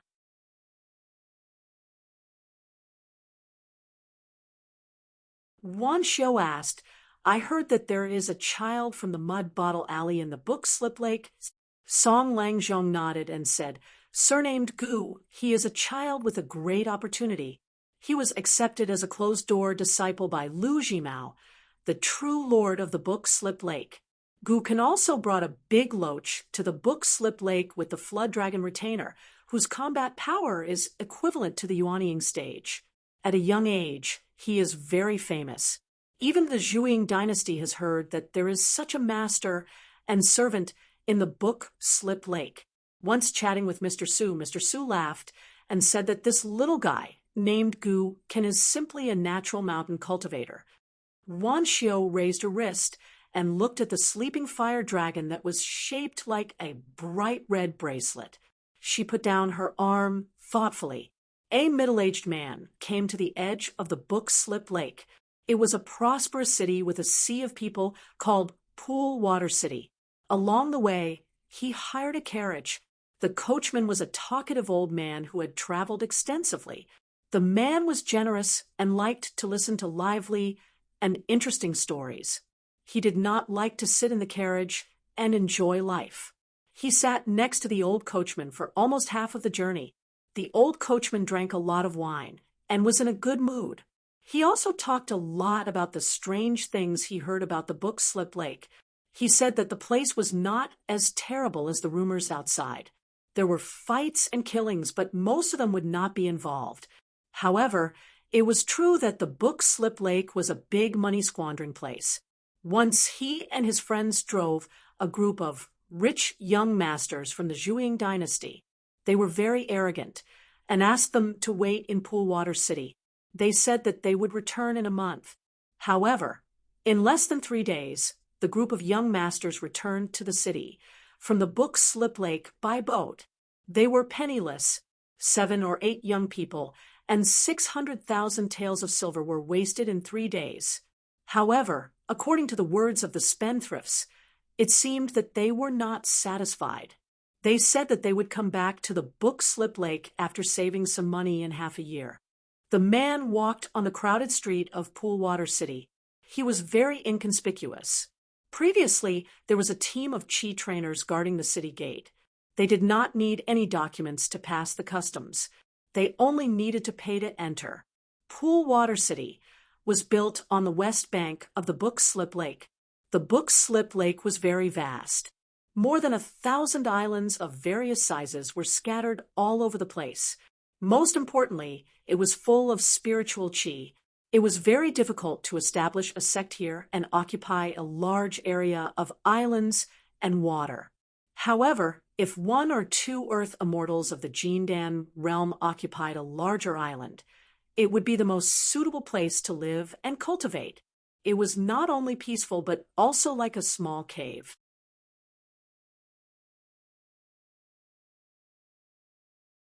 Especially for those chi trainers who practiced the Dharma access close to water. Some of the islands in the Book Slip Lake were places that they must fight for. The man with a sword on his back chose a restaurant in the downtown area and ordered a pot of the Wailing Crow wine, the most famous wine in Pool Water City. After drinking the wine and listening to some of the lively conversations at the tables nearby, he did not learn anything else. There was only one thing that was useful. After some time, the Book Slip Lake seemed to be holding an island master meeting that was held once every 100 years. They were going to elect a new Jianghu sovereign who had been vacant for 300 years. After finishing the wine and the meal, the man paid the bill with the waiter and left the restaurant. He asked for directions and went to a pool water city. There was a Wailing Ape Street that was open to everyone. The street was 4 miles long and was guarded by chi trainers at both ends. They did not care about one's identity and only recognized money to clear the way. In this aspect, it was somewhat similar to Old Dragon City, which was famous for its trade and commerce. There were people who laughed without hatred, and people who were rich. If you don't believe me, you can look at the wine in the cup. The cup is for the rich first. If that was the case, it seemed that the way of the world was the same everywhere. The middle-aged man with a red wine gourd hanging on his waist. Previously, the old coachman told him that he did not need to worry if he could speak the language of the entire continent in the Book Slip Lake where good and bad people mixed together. However, on the way, he still learned some dialect of the Book Slip Lake from the old coachman. Although he did not learn much, he could still ask for directions and bargain. The middle-aged man wandered around and looked around. He did not amaze the world with a single brilliant feat by sweeping away the pricey treasures of the shops. He also did not just look, but did not buy. He picked a few spiritual weapons that were convenient, but not expensive. He behaved like the ordinary chi trainers who came from other places. He was just here to join in the fun. He would not be looked down upon by others, but would not be looked down upon by the locals either. In the end, the middle-aged man stopped at a small shop that sold antiques and miscellaneous items. The items were good, but the price was not very fair. The shopkeeper looked like an old-fashioned man who did not do business. Therefore, the business was relatively quiet. Many people came and went. There were very few people who took out money from their pockets. The man stood in front of an ancient bronze sword that was placed horizontally on a special sword rack and did not move for a long time. The scabbard was placed separately, and the body of the sword was engraved with the words "Great Imitation of Chu Huang." Looking at the man in a long robe and carrying a sword on his back who bent over and looked carefully, the old shopkeeper said impatiently, "What are you looking at? Can you afford it? Even the imitation sword of Chu Huang in ancient times costs a lot of money. Go away. If you really want to look at it, go somewhere else." A middle-aged man. His wallet was not bulging, and his back was not straight. Instead, he turned to the old man and asked with a smile, "Shopkeeper, this Chu Huang is one of the 8 horses that pulled the carriage that the Sage of Rites and the first monarch of the human world rode on when they toured the world together." The old shopkeeper glanced at the long sword on the man's back, and his expression turned slightly better. "At least you're not so bad that you're blind. That's right, it's the Chu Huang where the 8 horses scattered." Later on, there was a great swordsmith from the Central Plains who used his life's effort to forge 8 famous swords and named them after the 8 horses.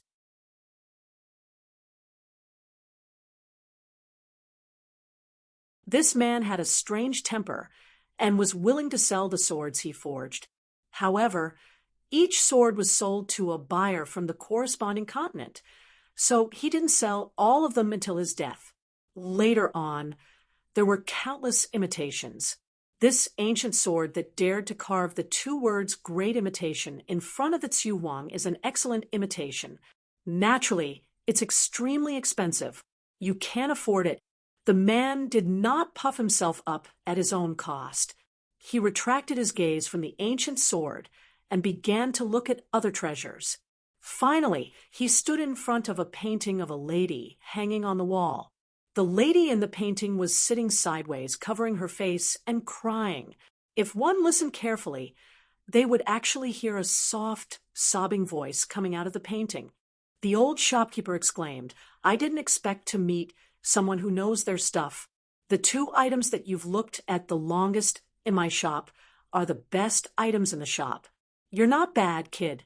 You don't have much money in your pocket, but your eyesight is not bad. Why? You used to be rich in your hometown, but after your family declined, you started to roam the world alone? You carry a worthless sword on your back and hang a broken wine pot, and you think you're a wanderer? The man was still looking at the magical painting. He had heard people say before that there were many paintings and calligraphy of the previous dynasty that had perished. Coincidentally, the words would give birth to grief and indignation, and some of the characters in the painting would also become spiritual creatures, mourning alone in the painting. The man turned his head and smiled. Wanderers don't care about money. The old man sneered. This kind of nonsense.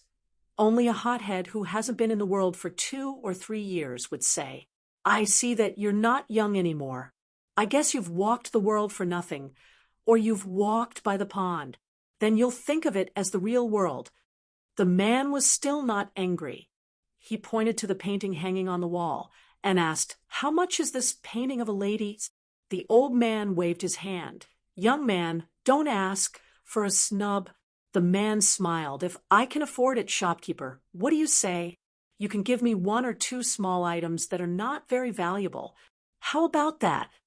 The old man, who had been guarding his ancestral shop for years and was indeed bored, suddenly had a fighting spirit. He pointed to a shelf near the door and raised his eyebrows. Okay, see? As long as you can afford it, you can choose 3 items from the shelf over there. When the time comes, I'll take your surname if I frown.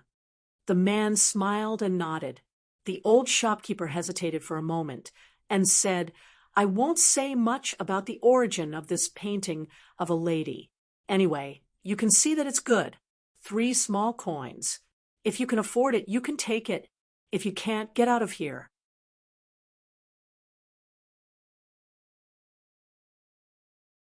The man looked back at the painting hanging on the wall and then turned his head to look at the old shopkeeper, asking if there was no room for discussion. The old shopkeeper sneered and nodded. The man turned his head again and glanced at the painting of a lady, then glanced at the empty shop and the door. Only then did he walk to the counter, flipped his wrist, and slapped 3 small coins on the table. He covered it with his palm and pushed it to the old shopkeeper. The old shopkeeper also glanced at the door of the shop. The moment the man raised his hand, the old man quickly covered it with his palm and pulled it to his side. He raised his hand and confirmed that it was indeed 3 small coins. Then he grabbed it in his palm and put it in his sleeve. He looked up and smiled. This time I misjudged you. You're good, kid. You have some ability. You can make me misjudge you. The man smiled helplessly. Then I'll go over there and pick 3 things that I like. The old shopkeeper laughed heartily and walked out from behind the counter. Go ahead. When doing business, you still need to have some integrity. I'll help you put this painting into a box. Don't worry, just the box alone is worth 2 snowflakes. I won't spoil such a precious painting.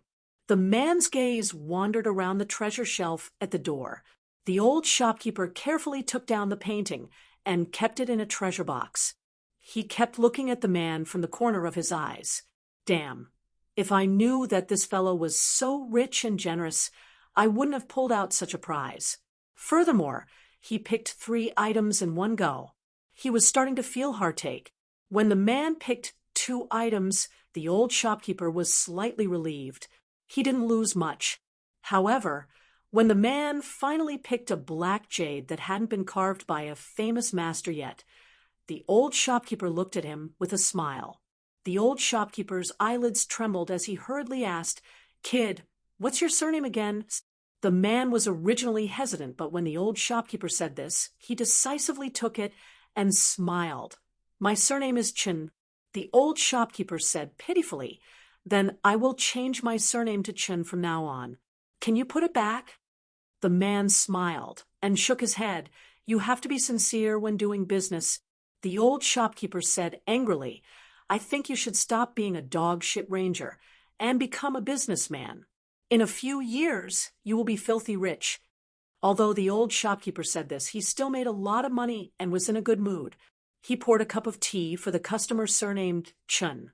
That person didn't have the intention to leave immediately. One was thinking about whether or not he could sell that imitation Chu Huang again. The other wanted to hear more about the deeper matters of the book Slip Lake from the old shopkeeper. Just like this, they drank tea and chatted. The man knew a lot of things that the old coachman didn't know. That's right. The calligraphy lake was a paradise for cultivators. Smart people would be able to survive here, while stupid people would be miserable. Here, there was no difference between good and bad cultivators. There was only a difference in cultivation level and a difference in the depth of one's schemes.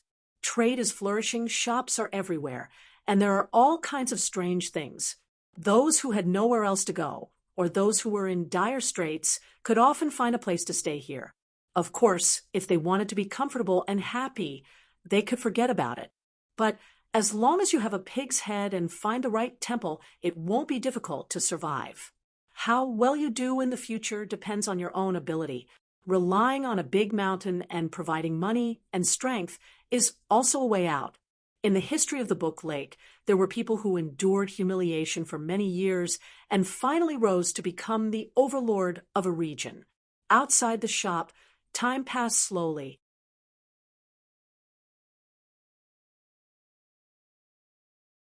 Inside the shop, the old man was talking excitedly. There was once a nascent soul cultivator who was an immortal master of records and a golden core sword cultivator.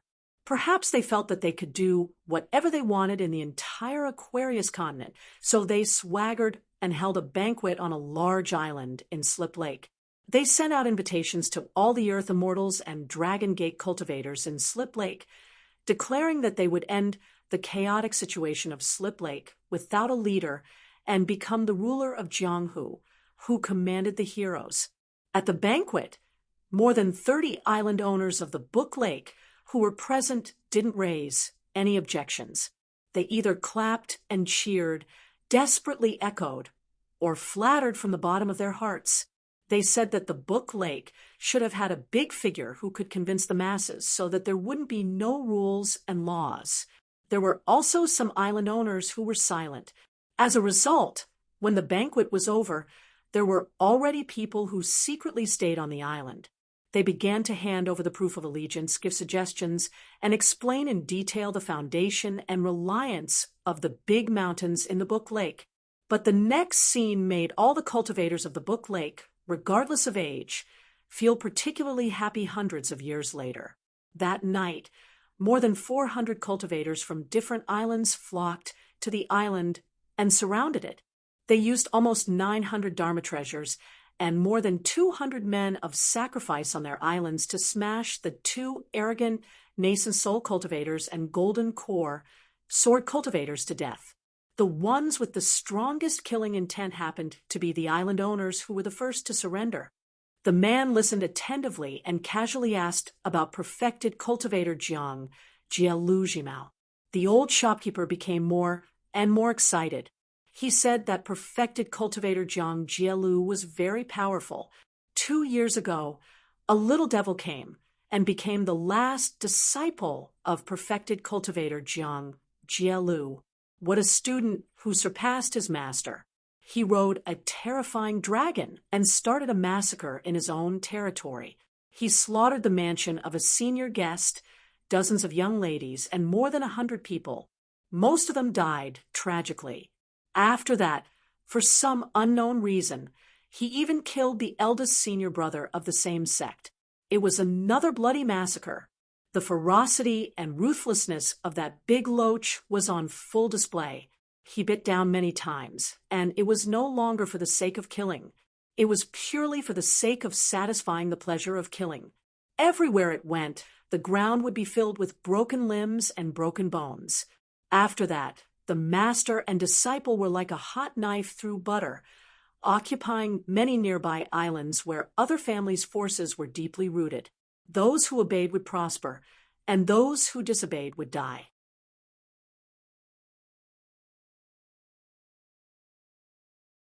Many young and beautiful girls were said to have been forcefully captured by the little devil who hadn't even grown hair yet. It seemed that the little devil's second senior sister thus, she was reduced to a new young lady. After that, the Book Lake did not have peaceful days. Fortunately, that was a fight between immortals, and it did not affect a remote place like Pondwater City. The little devil surnamed Goo was also assassinated by his enemies several times after that, but he did not die. Instead, he became more and more arrogant and domineering. His fierce reputation was well known, and he was surrounded by a large group of fence-sitters who gave the little devil the nickname of Prince of the Lake. This year, the little devil even came to Pondwater City in spring. The lineup and extravagance were not inferior to that of the crown prince of a secular dynasty.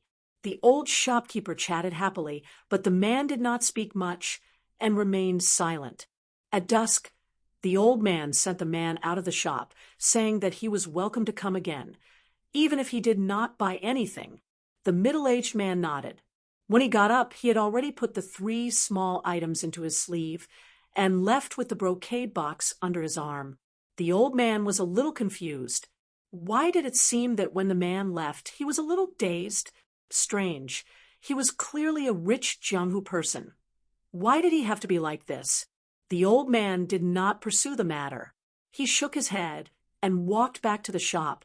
Today's big business was really not opening for 3 years, but opening for 3 years. He would like to see if those black-hearted old bastards in the nearby shops dared to say that they were not made for business. As for whether the man would come back to buy the imitation Chu Huang again after he left, and why he began to force a smile as he listened, the old shopkeeper did not care too much about it. There was only silence. The fight between immortals in the Book Lake, the little devil Goo, and the grudges of life and death. Anyway, they were all other people's stories. If we heard them, we would just tell them and be done with it. After the customer left the shop, he walked slowly. Life was not a story in a book. Happiness, anger, sorrow, joy, separation, and reunion were all in the pages of a book. However, it was easy to turn the pages of a book, but it was difficult to mend a person's heart. Who said it again? Cui Dongshan? Lu Tai? Julien? He could not remember. After the middle-aged man walked a few dozen steps, he stopped and sat down on a flight of stairs between 2 shops. He was like a roadside dog. 10.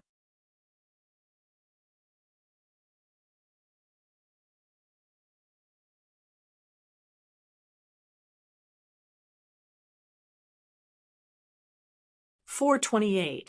It was the best time to eat golden-clothed crabs in Pondwater City. Once it was time to eat, the entire city would be filled with the unique fragrance. There would even be some old gluttons who came all the way from the Zhuang dynasty. They would drink at the waterfront mansions and restaurants that they had good relationships with. However, very few people came to the Stonehair country, which was the closest to the Book Lake. After all, their lives were about to be lost. The Island Master Alliance meeting would be held in 10 days. At that time, more than 100 island masters would go to the Palace Willow Island, where the owner had not been for many years, to elect a ruler.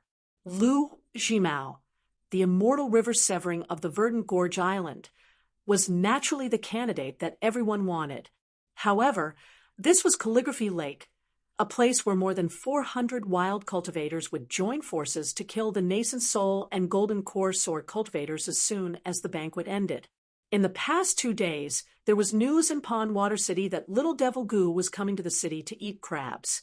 Fan Yen, the young governor of the Pondwater City, had started to buy the fattest golden-clothed crabs in the Book Lake at a high price.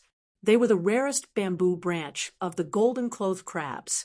They were extremely large and contained abundant water essence. Ordinary fishermen could not even dream of catching one in their lifetime. It was a treasure that only cave-dwelling realm cultivators could catch. Lu Jimao had stopped expanding the Verdant Gorge Island in the past year. He was like a person who ate crazily. He had to slow down and digest his food first. Otherwise, although it seemed to be a good situation, It was actually still a mess. Lu Jimao had always been clear-headed about this. He was very strict about the selection of wild cultivators who came to join the Verdant Gorge Island. The specific matters were handled by a female cultivator among his disciples named Tian Hu. She was Gu Kan's second senior sister at the beginning. Now, she had naturally become the eldest senior sister. Since the eldest senior brother had been killed by Gu Kan, she could not leave the position empty. It would be inappropriate and would not be good if word got out. Now, there were a lot of young cultivators and disciples of rich families around Gu Kan. For example, Fan Yen, the young governor of the Pond Water City who was going to hold a banquet to entertain Brother Gu. He was the only son of the governor of the Pond Water City and was spoiled by his wife. He was not afraid of gods on earth and only heroes. In short, he was brainless. He was almost 30 years old, but he still liked to address Gu Kan as Big Brother Gu. Everyone in Pool Water City liked to treat this young city lord as a joke. Other than that, there was also the fourth senior brother of the Green Gorge Island, Chin Haodong. Bo? This sujo plant? Olivaceous oyster? Black Lulu mantis man Sijun? Shit confusion? Harder than shun? Chungji? Servant? Thumb Phi Tan,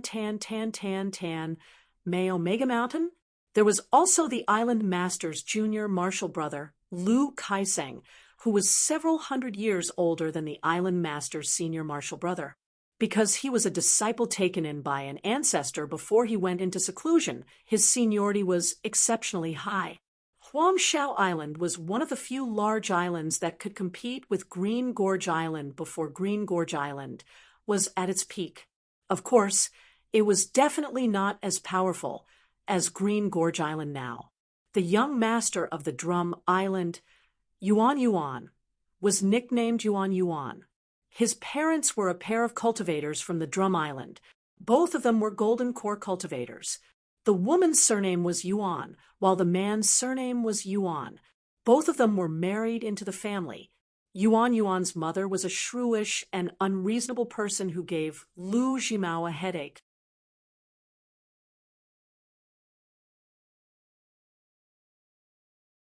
Most importantly, this female cultivator was said to have a great background. She was the favorite concubine of a nascent soul sword cultivator from the Zhuang dynasty in her early years. Han Jingling, the prince of the Stonehair country, and Huang He, the son of the great general. Gu Kan, Fan Yen, and Qin Fan? Pop, Su Su, La Xing hashtag? Kaka, Pingzhu, if Xia apologizes to you, Liu, aside from Lord Tianhu, who was forcefully pulled into the group by Gu Kan, the other 8 people were like-minded. It was said that under Gu Kan's suggestion, they caught a huge rooster from somewhere and drank its blood to form an alliance. They became brothers and were known as the 10 heroes of Book Lake, not to mention Book Lake. Even the other 8 people were muttering to themselves. There were obviously 9 of them, so why did they announce to the public that there were 10 heroes? At that time, the little devil, Gu Kan, was only barefooted as she stood on the second chair. She jumped up and down and pointed at the empty first chair. She grinned and said that she would keep that seat for now. Gu Kan was not old, but after she came to Book Lake, she grew a lot taller like bamboo shoots after the rain. She was only a teenager, but she was already as tall as a teenager of 14 or 15 years old. There was a rumor that the flood dragon, which liked to eat chi cultivators as food, could nourish the body of Gu Kan on Verdant Canyon Island. The only assassination that was close to success was when the assassin heavily slashed the back of Gu Kan. If it was an ordinary person, he would have died on the spot. Even if it was a chi cultivator in the lower 5 states, he would not be able to get out of bed without 2 or 3 years of recuperation. However, in less than half a month, the little devil came out of the mountain again. She sat on the head of the flood dragon, which she called Little Loach, and wandered happily in Book Lake. On this day, overlooking Book Lake from a tall building in Pond Water City, one could see huge ship sailing slowly towards it. The ship was as big as the city wall of Pondwater City. Around the ship, except for the waves caused by the ship, there were subtle ripples on the surface of the lake more than 1,000 feet away from the ship. There was a guy who looked like a teenager, who was wearing a fitting dark green robe, sitting barefooted on the railing at the bow of the ship, swinging his legs. Every once in a while, he would habitually sniff. It seemed that he had grown taller over the years. However, there were still 2 lines of snot on his face. He had to put the 2 little azure dragons back into the cave residence. There were 3 people standing behind him. The eldest senior sister, Tion, who was now in charge of the life and death of nearly 10,000 people on Verdant Canyon Island and the Vassal Islands. She already had a majestic aura similar to that of immortal Jiang Jie.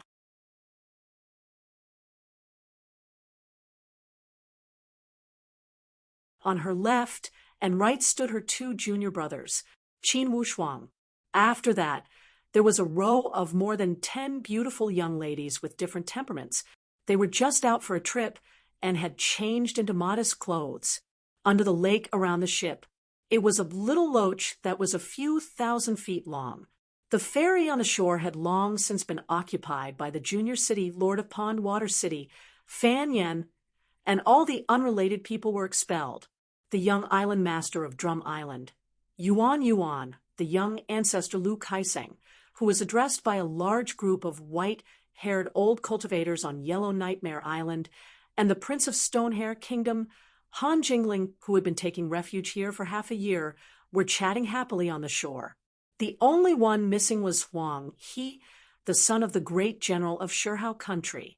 It was said that Huang He's father, who was in charge of 60,000 elite border troops in the southeast of Shihao country, had just stabbed the emperor of Shihao country in the back. He had joined the Song clan and planned to support Han Jingling as the new emperor. He was very busy and couldn't leave.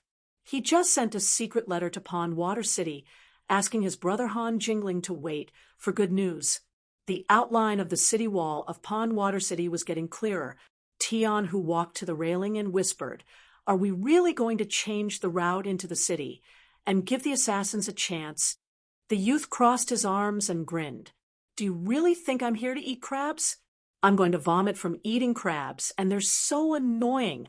They're not even as good as the fried crabs in the stream in my hometown. They're crispy in one bite, and I don't even need chopsticks. That kind of taste is good. You country bumpkins from Book Island Lake know nothing. You think you're blind just because you have some stinky money in your pocket? Do you think I need to bring money with me? Do I need to bring a bunch of retainers?" Tianhu smiled.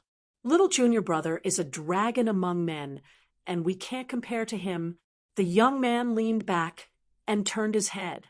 He chuckled and said, "Senior sister, even if you say such nice things, you still don't have the right to be a lass. You're too ugly, and your breasts are too small. You're so pitiful. Any ordinary mirror would be a demon-revealing mirror for women with average looks like you." Tianhu smiled awkwardly. She did not think it was a bad thing. On a secluded path by the lake far away from the ferry, there was a yellowed willow tree.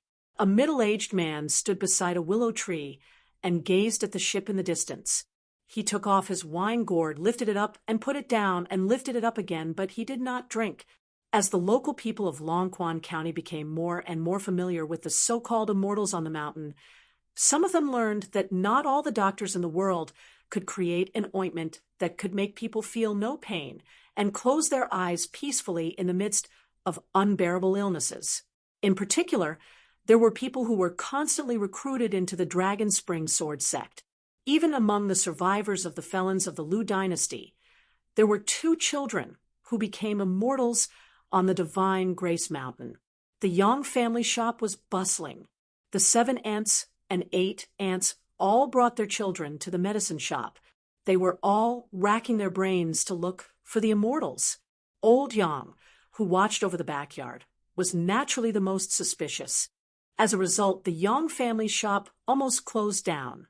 The current patriarch of the Yang family, who had a saying passed down from generation to generation, almost knelt down and kowtowed to old Yang to apologize. They were all neighbors in the neighborhood or familiar faces in the town. After a lot of twists and turns, they could always make connections.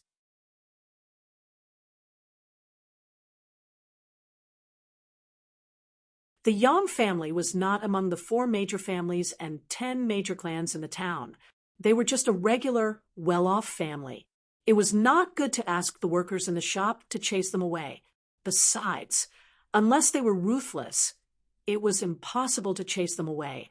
If it really did not work, the medicine shop could only find someone to guard the door and persuade them patiently. Old Yang was not an immortal at all. He was just an old man who had a few secret prescriptions passed down from his ancestors. Who would believe such bullshit *T? The more it was like that, the more suspicious people became. They felt more and more that old Yang, who liked to smoke, was a hermit expert. Fortunately, old Yang did not seem to care too much about this. He did not ask the patriarch of the Yang family to close down the shop. Instead, he asked the medicine shop to spread the word that he knew some face reading and bone weighing. However, every time he examined a child to see if they had the aptitude to become immortals, he had to collect money. Moreover, it was not cheap. A piece of snow cost money. In the end, the people of the town were used to being poor.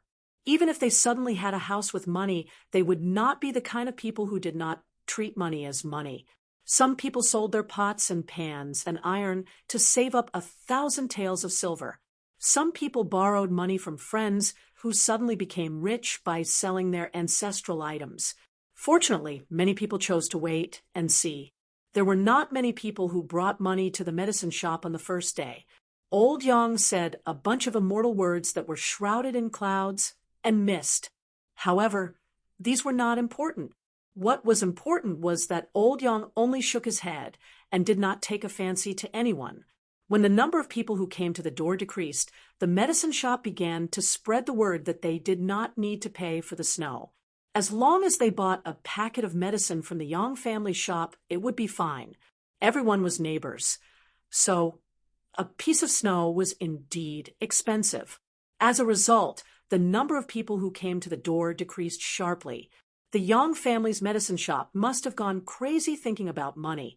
Then there were constantly people who went back on their word.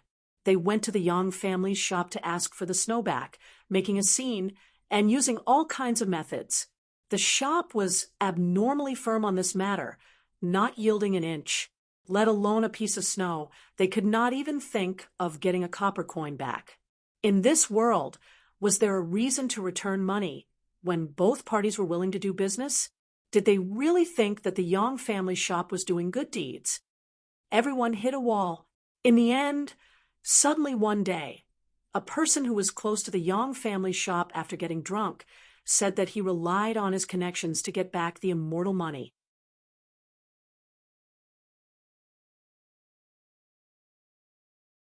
Moreover, the people of the Yang family shop said that old Yang was actually a swindler who copied a tattered physiognomy book. Even the initial rumors were deliberately spread by the Yang family shop in order to make money for the medicine shop. The shop exploded. In one night, the reputation of the Yang family shop was ruined. The descendants of the Yang family were all like rats on the street, complaining endlessly.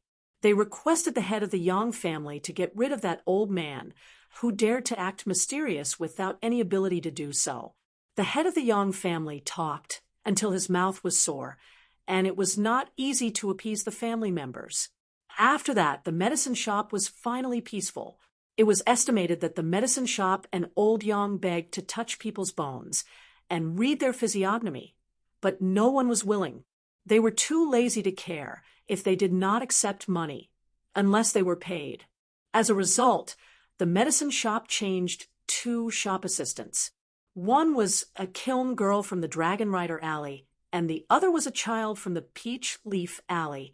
No one cared anymore. These bullshit things the layman watched for the excitement, the expert watched for the skill, and the fated person watched for the Tao. A man from a small town who had disappeared for a few years appeared again.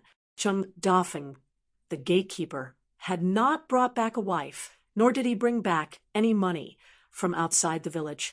Although Zheng Dafen was not a shop assistant, he often sat at the entrance of the medicine shop with a wooden stool. He did not stop anyone, but just watched the excitement.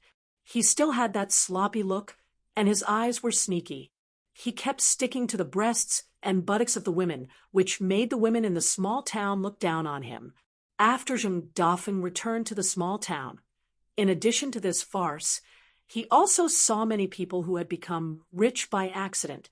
They stayed up all night, gathered in groups to gamble, and hung around the newly built brothels every day. They walked in with their heads held high and walked out with their legs a little weak. There were also people who had so much money in their pockets that it was almost impossible to count. Their waists were even harder than the old locust tree back in the day. The men and old bachelors who did not dare to breathe loudly when walking on Faloo Street and Peach Leaf Alley now had the guts to start drinking with the managers. They discussed the possibility of buying 1 or 2 maidservants with decent looks. It would be best if they were women who could read and read. Even better, if they were young girls, that would be even better. In the past, he did not even dare to dream. If he could press down on a woman with the fragrance of a scholar on his bed, then this life would be worth it. In the past, a bag of copper coins was the boss. Now, even the silver was his grandson. Money and whatnot were just farts. Money flowed like water, flowing in the hands of different people. People's hearts were the same. After autumn, Zheng Dafen was a little worried. Basking in the warm autumn sun, Zheng Dafen lowered his head and glanced at his crotch. He was even more worried. He always felt that he had let down this little brother of his. Was he really going to turn from a handsome young bachelor to an old bachelor? For no reason, he thought of the woman who had said her surname was Jiang on the street outside the dusty medicine shop. She was probably twice Zheng Dafeng's weight. Zheng Dafeng shivered. The girl was a good girl, but some things could not be dealt with just by turning off the lights. Such a big girl. No matter how good her temperament was, no matter how willing she was to be friends, Zheng Dafeng would rather mistreat his little brother than mistreat himself. Just as Zheng Dafeng was filled with guilt towards that Miss Jiang because of his thoughts, Wan Ting suddenly appeared in the medicine shop's backyard.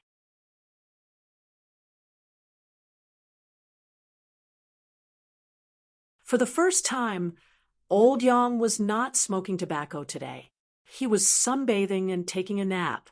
He opened his eyes and glanced at Wan Ting. A rare guest, Wan Ting picked up 2 jugs of wine and raised his arm. Old Yang shook his head and smiled. "I don't drink this." Wan Ting moved a long stool and sat opposite the main room.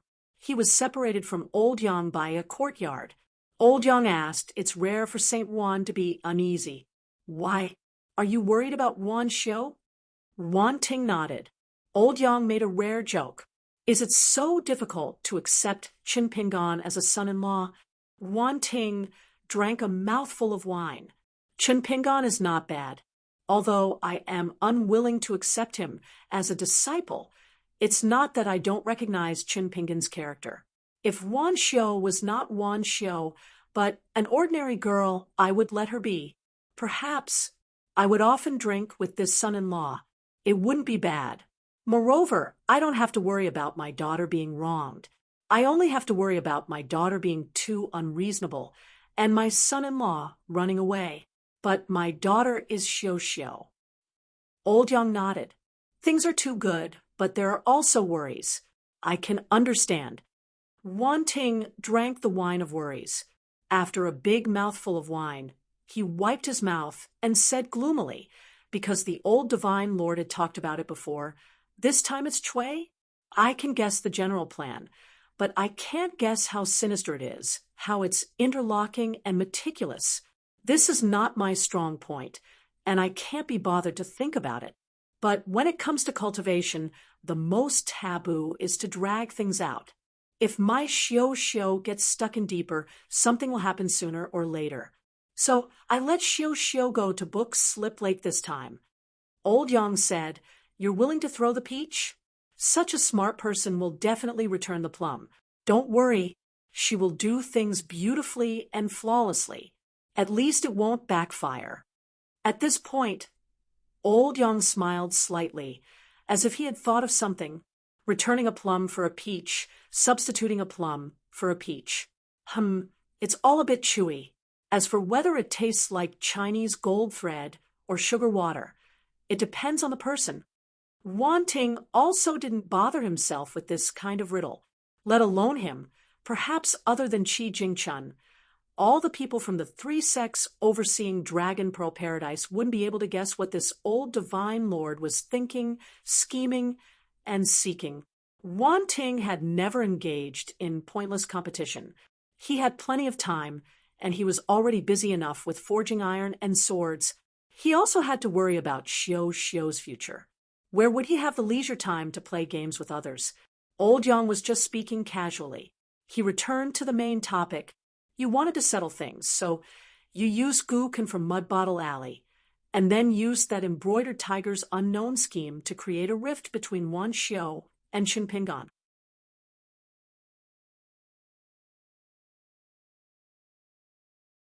The more transparent their state of mind, the more they like to go down a dead end. When they become stubborn, a sesame-sized flaw would be bigger than the sky. That's why I didn't stop Wan Xiu from leaving Longquan County. This is also your Wan Ting's human nature as a father. Wan Ting sighed with emotion for no reason. This Cui, she's really amazing. Wan Ting, hoped that his daughter, Wan Xiu, would no longer be entangled in matters of love and could cultivate in peace. The sooner she ascended to the upper 5 realms, the sooner she would have the power to protect herself. When she wanted to sleep, someone would pass her a pillow. Wan Ting and Cui, they didn't have any contact. They didn't even hint at anything. Everything was because Wan Ting had voluntarily thrown himself into the chessboard and acted as Cui with his daughter. One of the chess pieces on the chessboard. This was Cui. Accurate calculations and accurate predictions on people's hearts. This was the chess ability of a national player outside the chessboard. Old Yang laughed. Don't look down on the Wen Sheng's first disciple. That battle that decided the entire world's literature vein. Half of the rules were the same as Cui. How can they not be amazing? But at that time, Cui was already a bird startled by the twang of a bow and was somewhat guilty, hiding here and there. It was very difficult, and he didn't dare to show himself, so he lost the last chance to mend the relationship between master and disciple. Of course, this was also the Wensheng's protection against Cui. Look at my first disciple. He deceived his master and destroyed his ancestors. He was even more like a stray dog than the most holy master back then. Your second sage's lineage still has the nerve to pester him endlessly? Didn't you all clamor to have compassion? Then put Cui? Treat it as a fart and let it go. So Cui ran to our Aquarius continent safe and sound. Wan Ting, don't look at me like that. This kind of shameless thing. The Wensheng is capable of doing. So, out of so many saints, I only find this Mr. Pleasing to the eye. Wan Ting's mouth twitched, the twisted intestines of a scholar. I reckon it is more twisted than all the mountains in the world. Old Yang laughed, adding the Taoist green underworld, the Buddhist lotus underworld, and the demon race's savage underworld. They still can't compare. It was the first time Wan Ting felt that drinking and chatting with this old divine lord was much better than he imagined. He could come often in the future. Anyway, a grown girl couldn't be kept at home. Even if he kept her by his side, she wouldn't put him in her heart. Every time he thought of this, Wan Ting wished he could open a wine shop in the town so that he wouldn't have to go to the shop to buy wine and be teased by a common woman. After Wan Ting left, Zheng Dafeng walked into the backyard. As a disciple, the first thing Zheng Dafeng did when he returned to the town was to visit his master. That meeting was the first time Zheng Dafeng dared to look straight at old Yang and calmly said some rebellious words. For example, even if he had no future in this life, he could either continue to work at the relay station to earn a living or go to Chinpingan's Luopa mountain and continue to be a gatekeeper. And he, Zheng Dafeng, did not feel that it was shameful and had a stable life, which was good. Old Yang just stood there smoking. He did not say anything good, nor did he scold him.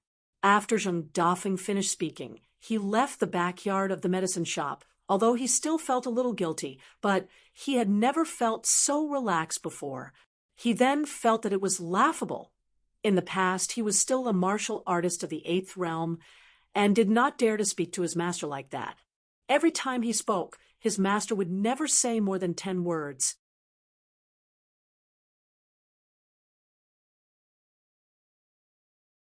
Zheng Dafeng was afraid that his master would misunderstand him and look down on him even more.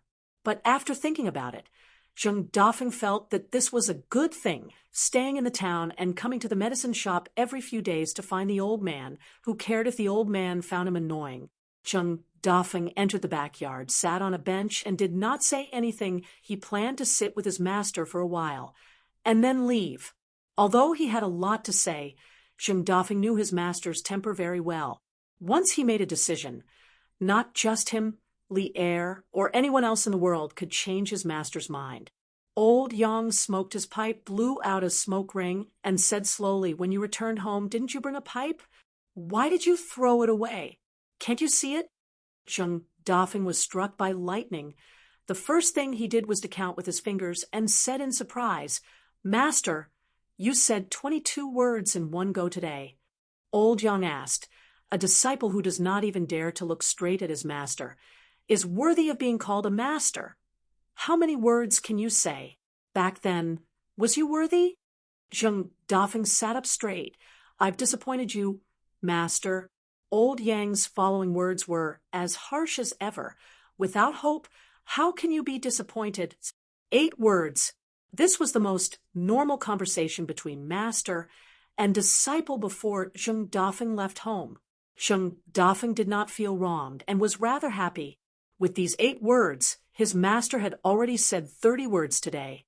In the future, when he met Li Er, he had to brag about it. Old Yang threw out the pipe that Zheng Dafeng had secretly thrown outside the town. Zheng Dafeng caught it and realized that it even contained tobacco.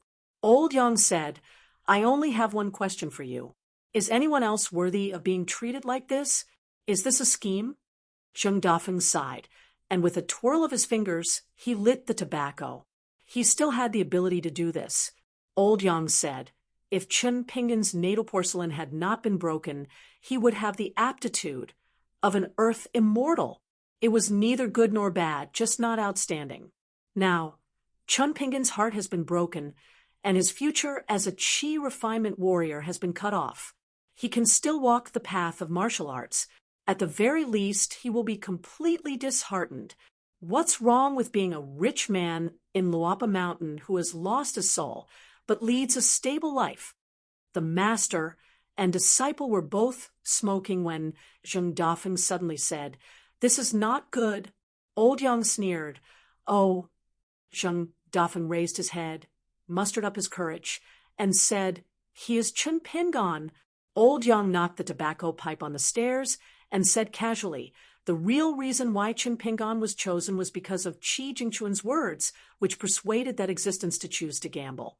Do you really think that it was because of Chinpingan's aptitude, temperament, talent, and circumstances?" Zheng Dafeng retorted, "Would Qi Jingchun choose Ma Kushuan or Mei of the Xie family to persuade that existence?"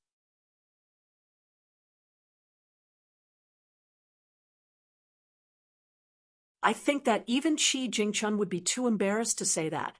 Therefore, according to Chinpingan's theory, if you want to know what the result is, you have to go back step by step. Qi Jingchuan's words are of great importance, but can Chinpingan's aptitude, temperament, talent, and circumstances be ignored? After I went out, I realized that the people of the outside world are more convinced of the sufferings of the world than the people of the small town. As long as someone is rewarded, it is no longer sufferings. The sufferings of the sufferings and the ups and downs of people's hearts are nothing compared to a level, a magical equipment, a flying sword, or an opportunity in their eyes. Old Yang smiled, but his eyes were cold. Do those idiots deserve to be mentioned by you and me? How are you going to talk to a bunch of ants when they are fighting for the crumbs of food? Lying on the ground and talking to them? It seems that the longer you go on this long journey, the more you live, the more backward you are. Zheng Dafeng quickly changed the topic with a smile. Master, you have bet a lot on Qin Pingan. Are you not worried that you will lose everything? Old Yang shook his head and said, You have bad taste.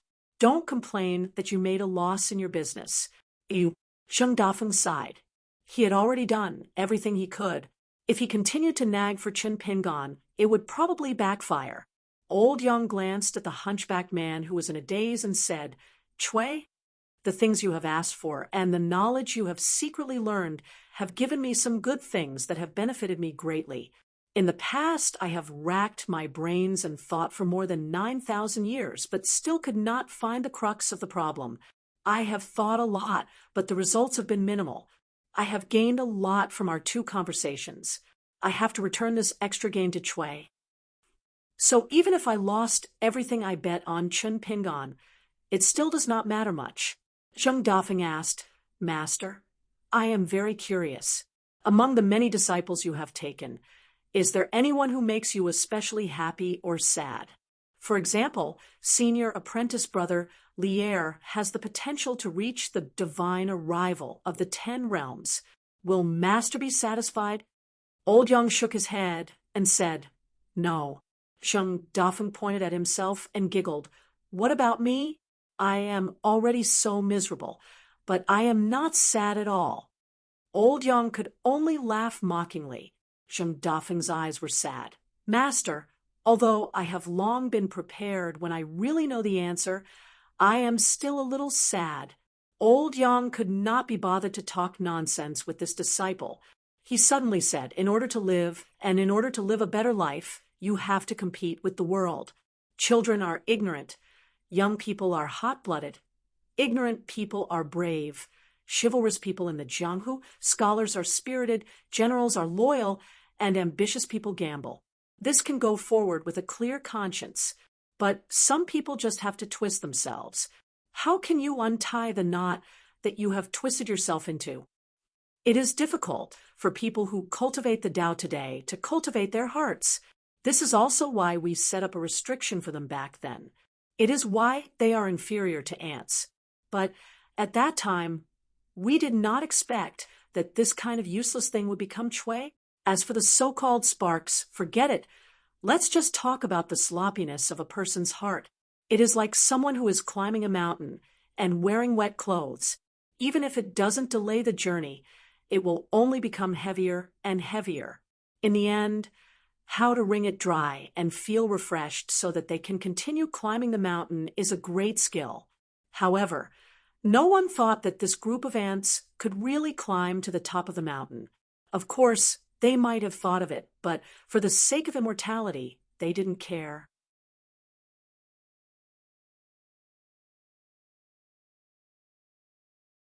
They mistakenly thought that the ants had climbed to the top of the mountain and saw the jade palaces in the sky. Even if they grew wings, they would still have a long way to go from the top of the mountain to the sky. At that time, it wouldn't be too late to trample them to death. They originally planned to fatten themselves up and then hunt and eat their fill. In fact, countless years have passed, and they are still very stable. Countless gods, the decay of their golden bodies has slowed down, and the world is constantly expanding in all directions. But in the end, you have already seen it for yourself. When old Yang said this, he didn't have much grief or anger. He was calm, as if he was an outsider who was talking about the biggest secret in the world. Zheng Dafeng asked carefully, why didn't the saints of the 3 sects eliminate masters? Old Yang smiled and said, is there any meaning in asking such a big question now? Shouldn't you think about why you don't want to be a bachelor? Zheng Dafeng smiled and said, Master, you know how to say funny things. For the first time, Old Man Yang revealed a helpless expression. His wrinkled face became even more wrinkled. Isn't it all because of that hateful woman Lier's nagging? Zheng Dafeng asked softly. Sister-in-law too? Old Yang sneered and said, if she were, wouldn't I teach her a lesson and make her worse than pigs and dogs? I don't care because she is just a shrew in the marketplace who makes you worry. Zheng Dafeng felt relieved. Old Yang said, Gu Qin is to Qin Pingan, and Qin Pingan is to Qi Jingchun. She is the crux of the deadlock. Zheng Dafeng frowned and said, isn't Gu Kan and Qin Pingan's nature too different? The man shook his head. It's different, it's different. Old Yang smiled and said, if you don't talk about good and evil and look back, is it really different? Zheng Dafeng fell into deep thought. Zheng Dafeng's eyes became determined. Old Yang shook his head and said, don't get involved. Even if you are a martial artist of the 10th realm, it's useless. In this situation that had nothing to do with killing or life and death, the saint of literature couldn't help Qin Pingan, even if he wanted to. This had nothing to do with one's knowledge or cultivation, because the sacrificial deity position of the Confucian temple was smashed. The saint of literature's own knowledge, it's still there. Of course, the saint of literature could use a great knowledge to temporarily overshadow Qin Pingan's current knowledge and subdue the evil dragon in his heart. However, in the long run, the gains wouldn't make up for the losses. It would be easy for him to take a wrong path and cause Qin Pingan's death. Old Yang glanced at the sky. Sect Master Lu, who came as a guest, can help Qin Pingan walk on another path. However, Qin Pingan won't agree to it. Moreover, Qin Pingan guessed correctly. Sect Master Lu wants the Qin Pingan that Qi Jingchun chose. Naturally, it's not Qin Pingan himself.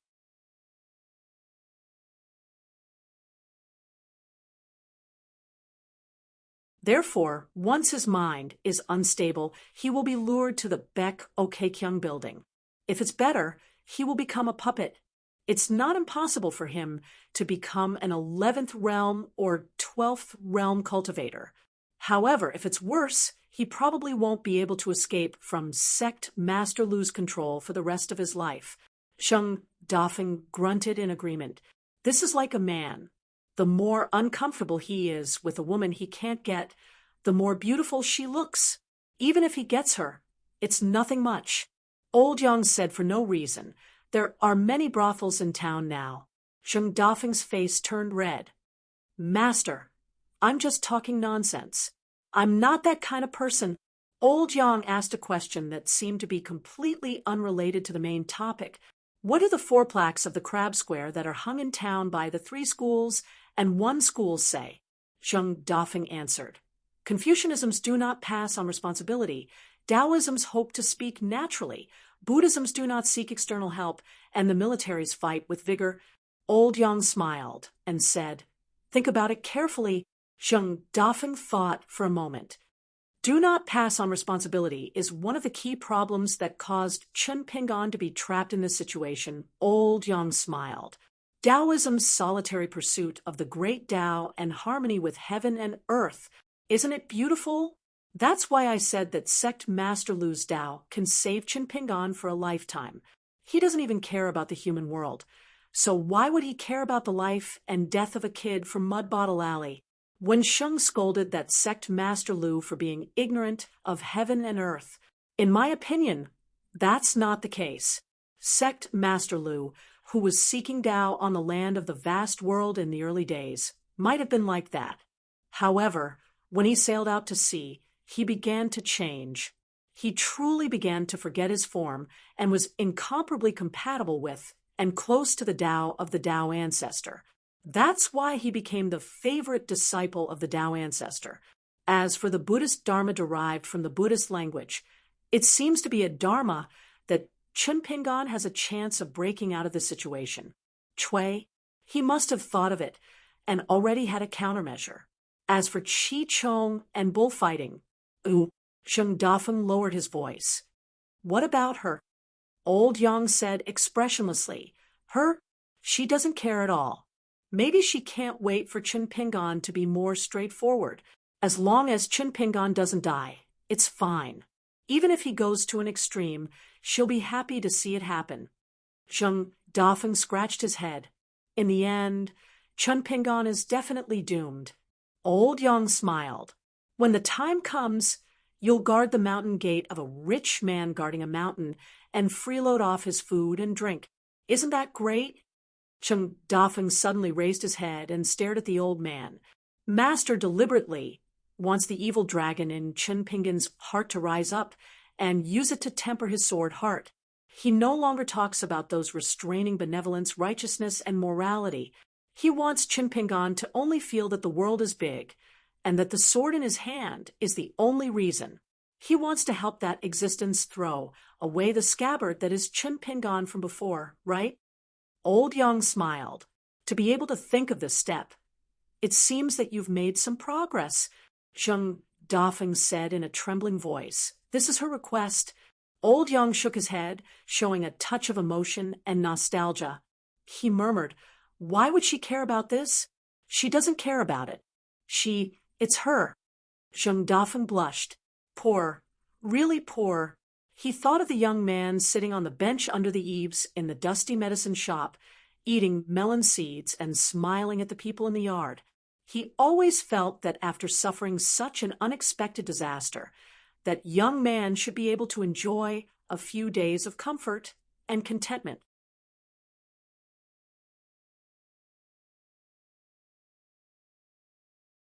Who would have thought that from the moment he left Old Dragon City, there was a more terrible situation than the Ascendant Realm Du Mao, and the natal item sword-swallowing boat waiting for him. Chun Pingon. It was autumn. It was autumn hunting. Old Yang said indifferently, with the arrival of the chaotic world, there will be a day when those who don't like to talk about the truth, those fools who think that it's useless to know the truth, and those evil people who use the truth to satisfy their own selfish desires will all come to light together with those fundamental truths. People will die if they don't eat, and people will die if they don't drink. At that time, they will know how precious it is to have someone who is willing to talk about the truth.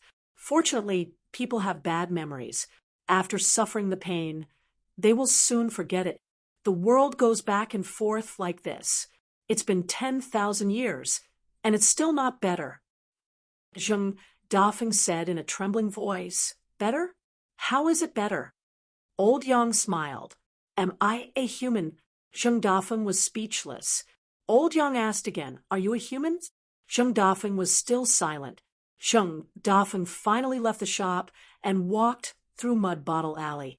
He passed by Chun Pingon's ancestral house and Gu Ken's ancestral house.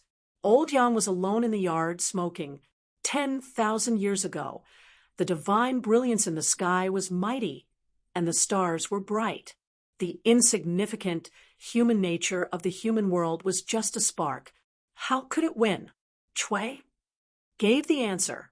Old Yang was unwilling to admit it, but he had to admit it, and the person who could give that answer was probably somewhere in the Book Slip Lake now.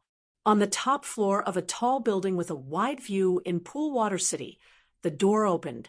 A white-clothed youth with a mole between his eyebrows sat there, with an old man in a scholarly robe. They looked at the magnificent scenery of Book Slip Lake together. Chui Dongshan, Chui? There were two people now. There was one person in the past, Dali Imperial Tutor Xiu, who, the first disciple of the literary saint. Chui Dongshan's expression was solemn. He controlled the flying sword Jin Sui to draw a small lightning pool around him. He used it to remind himself that no matter what happened, he could not walk out of this circle. Chui looked at Chui Dongshan and smiled, as expected of a teacher and a student. Both of you like to draw a circle. Chui Dongshan gritted his teeth and said, If I lose, I will definitely admit it. If you lose, don't bully me and turn your back on me. If it wasn't for this old bastard, who forcibly set up this game and didn't give him any room to refuse, how could he Chui Dongshan be willing to go to the gambling table again? Right now, he hated the term eldest senior brother the most. He was even more unwilling to bet on big wins and losses. But if the old bastard didn't agree, what could Chui Dongshan do? On the other hand, if Chui Dongshan was sitting in Chui,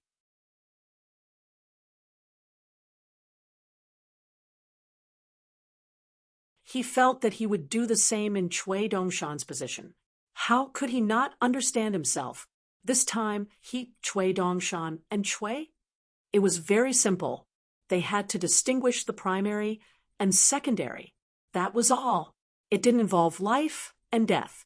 This was also the reason why Chui Dongshan didn't want to break the pot. This was also why Chui Dongshan hated himself the most.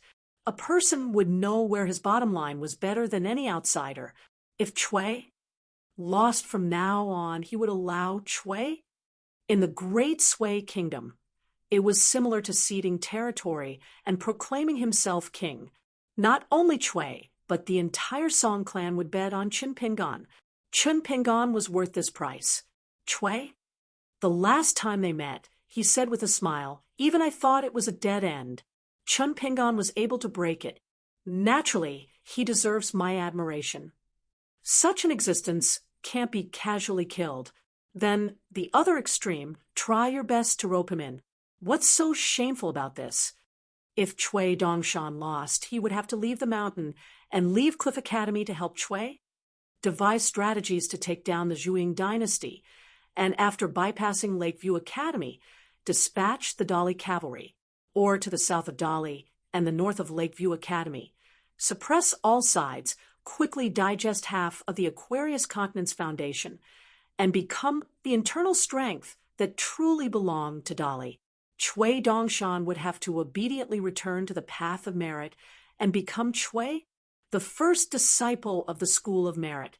Why was that immortal ferry boat of Qingwan country so slow? Why was there no ferry directly to Book Lake in Old Dragon City, Qingwan Kingdom, and Huangting Kingdom? Why would Chun Pingan refine the second natal item in the Great Sui Kingdom Academy? Why did Longquan County suddenly start a new round of mountain trading? It was all for the sake of Book Lake. Even the east wind was lacking. However, in this process, everything had to be in line with the general trend of the continent. It was reasonable and not Chui. It was a forced layout under the premise that Chui Dongshan was personally watching. Chui? Step by step, he places pieces. Every move he made could not be that unreasonable hand. Dali had already secretly infiltrated Book Lake. Now it was quietly closing the net. As an important place adjacent to the Zhuang dynasty, Book Lake had long been in the hands of Dali imperial tutor. Lu Shimao, the true lord of the River Severing, wanted to unify Book Lake. After unifying the Jianghu, who would he give it to? Naturally, it would be sold to the imperial family for a sky-high price. It was just that this imperial family was a little far from Book Lake. Would the imperial family sell it again? Who would they sell it to? It was Yugue's sect of Tongya Continent. Yugue's sect planned to choose a place with good feng shui in Aquarius Continent as the location of the sect. There were already 3 locations. One was Longquan County, which was split into 2. Wanken and Yugue's sect were equally divided. One was somewhere near Yunlin Jiang Clan and Qingwan Kingdom. The last one was Book Lake. Lu Jimao had always been ambitious and ambitious. Over the years, he had acted fiercely and roped in others. He had shown the disposition of an overlord who could monopolize the Scroll Lake. Now that he had made his last move and had the help of the greatly cultivators, he was expected to settle the matter with one blow. He should have added Wan Xiao, who stood on the opposite side of Guken. He should have waited until the new king of Jianghu was elected and experienced a series of battles with the Oriole behind. It was fine. Wan Xiao was not in the chessboard in the first place. Whether she was there or not, it did not matter. At most, it was just icing on the cake. Originally, Chun Pingan should have arrived at Longquan County and happily bought 1 or 2 mountains.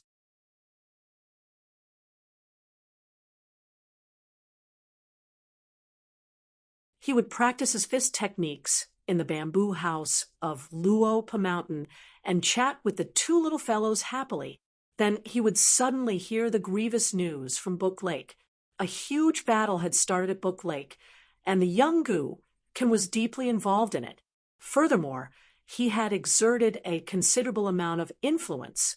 After that, Chun Pingon would anxiously board an immortal ferry that happened to pass by Ox Horn Mountain. Through Wei Pai's personal connections, he would spend a large amount of immortal money and take the risk to pass through Aquarius Continent's territory and arrive at Book Lake. At that time, the situation would be even more complicated and difficult to solve, because there would be more dead people. And maybe one Shio would be added. Chui? He laughed. It's fine. The situation has already been decided. Just take it that I do not have the heart to kill you, Chui Dongshan. It will save you the time of changing your path.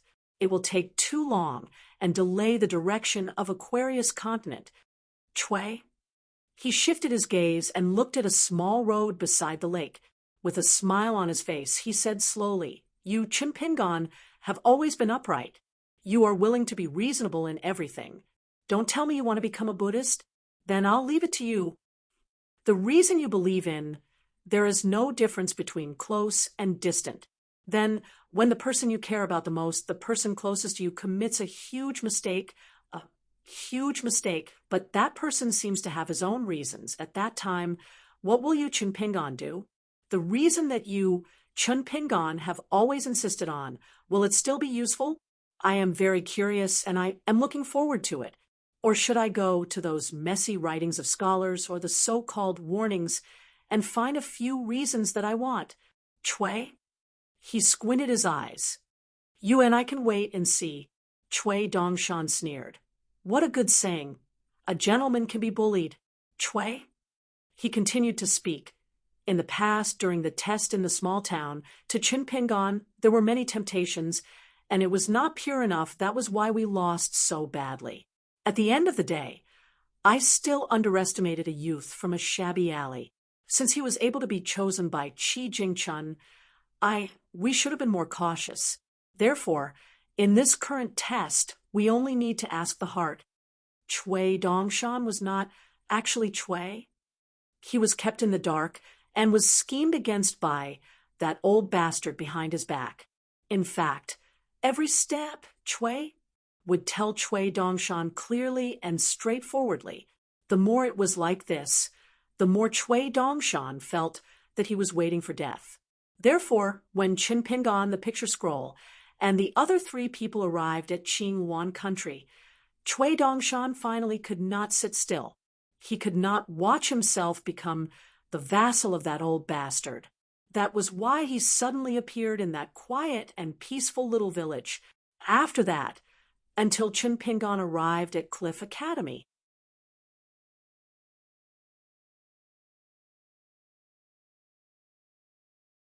Chui Dongshan cheated a little twice. The first time, he also naturally borrowed from the debate between Buddhism and Taoism in Qing Wan country to talk about legalism. That time, when they parted, he, Chui Dongshan, secretly gave Pei Qian a brocade pouch with a note inside. The second time was when they met again at Cliff Academy. He persuaded Chun Pingon to read more of the serious books of the 3 religions and 100 schools. His real intention was to secretly recommend those Buddhist books to Chun Pingon. It was already an extravagant hope to break out of this situation. Then, taking 10,000 steps back, let Mr. Chun Pingon at least protect his Taoist heart. Chui Dongshan knew that he was struggling with all his might, so he gave 2 possibilities. One was legalism, right and wrong, right and wrong. One was determined by the law. There was no difference between close and distant. The other was Buddhism, the theory of karma. All living beings suffered. Yesterday's various causes, today's various effects, the various causes of the previous life, the various effects of the present life. Those innocent people's misfortune today was because of the sins of the previous life, so it was reasonable. Actually, Chui Dongshan's cheating was even more covert. It was in the courtyard of Cliff Academy, and it was the most ingenious. At this moment, Chui Looking at the Qingxia Islands junk ship on the lake that was slowly approaching the ferry on the shore, he smiled. You cheated twice? I can pretend that I didn't see it. If I suppress you with the general trend, you will inevitably be unconvinced. So what if I give you a handicap of 2 pieces? Cui Dongshan smiled. You old bastard. You really talk like a generous person. I like it. I like it. Otherwise, give me a handicap of 1 piece again. You can't do it more than 3 times. How about it?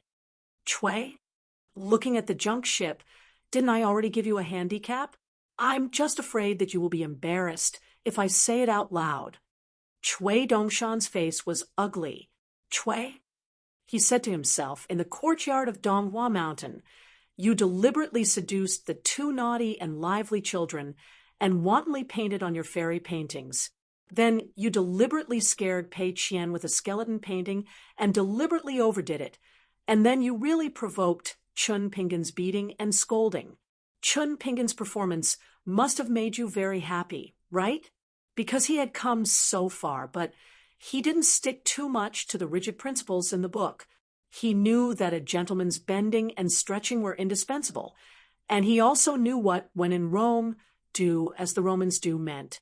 He laughed that Qin Pingan didn't care about those paintings at all, because they were worthless in his eyes. Plus, Chun Pingan was willing to treat him as one of his own. So why would he talk to Cui Dongshan about the basic principles of the order when it was clear that it was Pei Qian and Li Huai who were wrong first? Because this is called, when in Rome, do as the Romans do. All the principles in the world must conform to those without mistakes.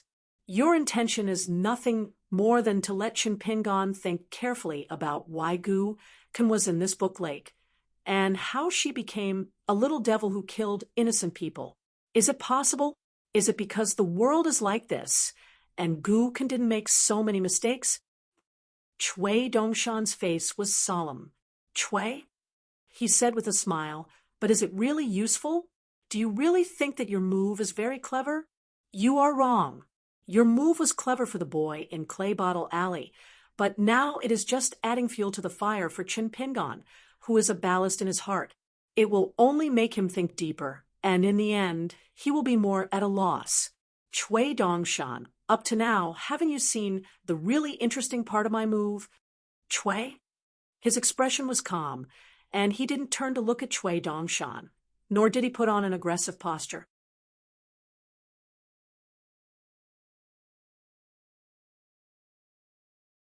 What's interesting about it?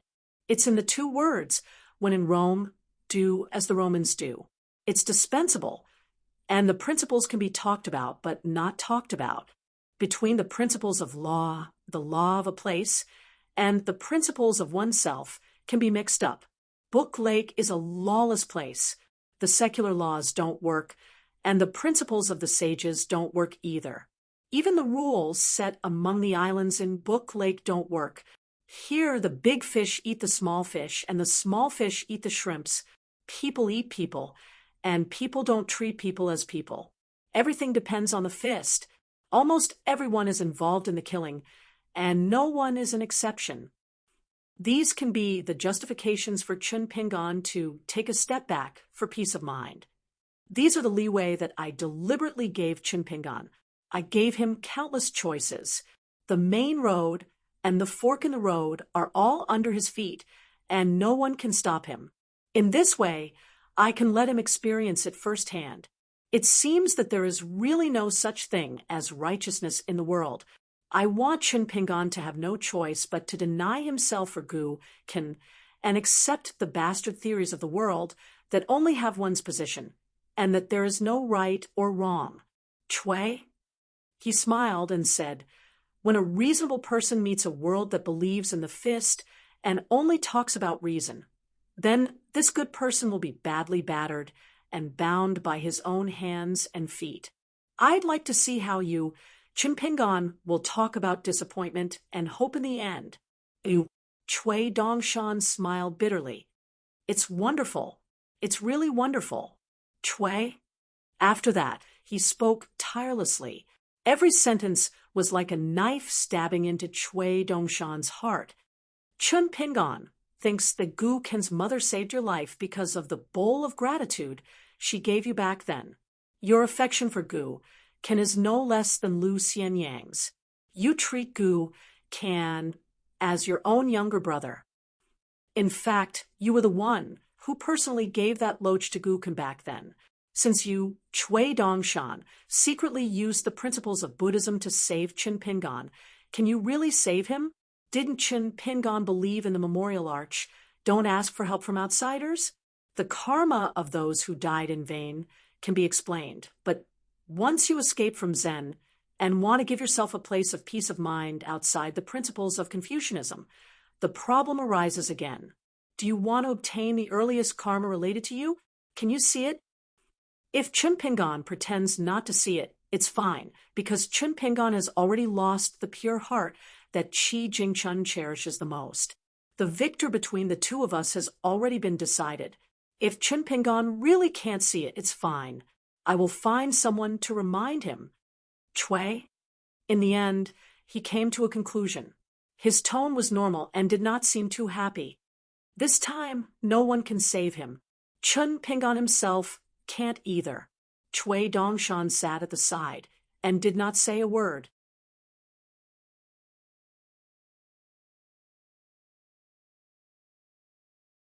Chui? Finally, he turned his head and smiled.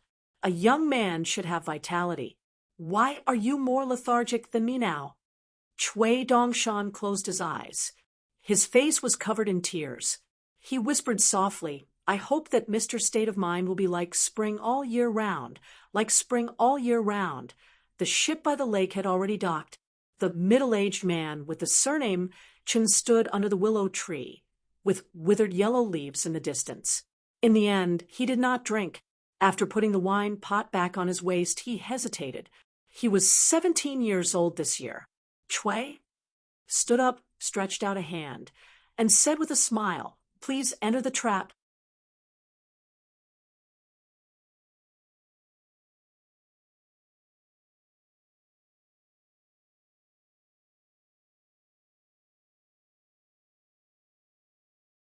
For 29, just like the ending of The Little Lotus Figure, the main plot and ending of this volume of Little Teacher have been planned since the first volume. The ship slowly approached the shore. It was so huge that Fan Yen, Yuan, and LV Kaiseng could only look up at it. At the bow of the ship, Gu Kan, who was wearing a dark green robe, jumped off the railing. Senior Sister Tianhu patted the robe for him, naturally. Gu Kan glanced at her. You don't have to go ashore today. Tianhu looked worried. The assassins lurking in Pondwater City are said to be sword cultivators from the Zhuiying dynasty. They can't be underestimated. With me around. Gu Kan smiled and said, What's the use of having you here? Don't tell me that eldest senior sister will die for me if my life is in danger. Since you can't do it, don't try to please me. Do you think I'm a fool? Look, you're helping me smooth out the wrinkles on my robe.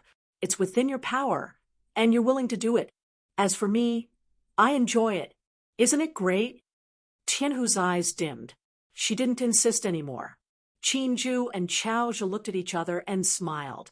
Junior brother Gu couldn't be treated as a child.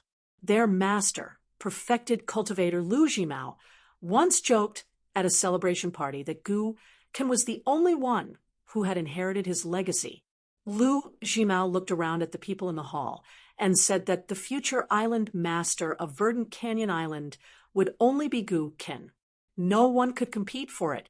Otherwise, he would clean up the place himself without Gu Kan doing anything. He would not let the corpses go to waste. At that time, Gu Kan was leaning against an extremely wide chair. His feet were stepping on the loach that had revealed its true form, but had a much slimmer body. When Gu Kan heard those words, he laughed out loud and raised the wine cup filled with sweet fruit wine.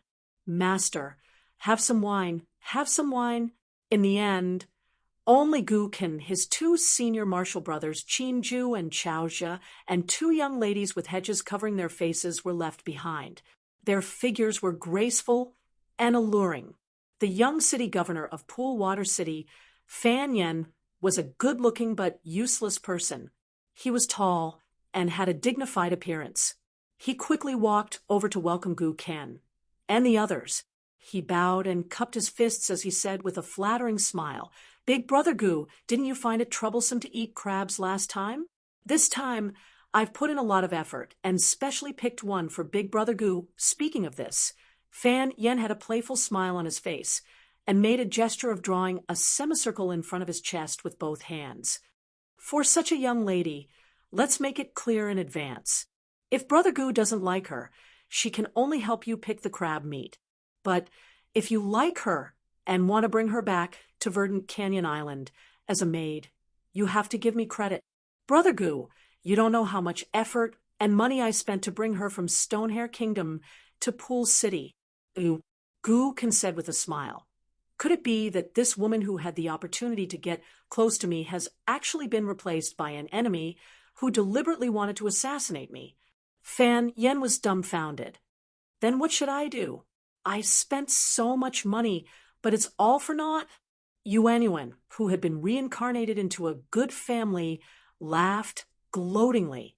Before Gu Ken came to Verdant Canyon Island, LV Kaiseng, who used to be the little devil of Book Lake, had looked down on the idiot Fan Yen from the bottom of his heart. However, he was happy to have a spendthrift who said, "Whoever stops me from spending money will have an irreconcilable enmity with me." All the island owners of Book Lake needed a few money bags that were happier to spend money than to earn money. Moreover, Pool Water City, as one of the 3 big cities around Book Lake, was really rich. LV Kaisang was a handsome young man with a slender figure. He was dressed in snow-white clothes.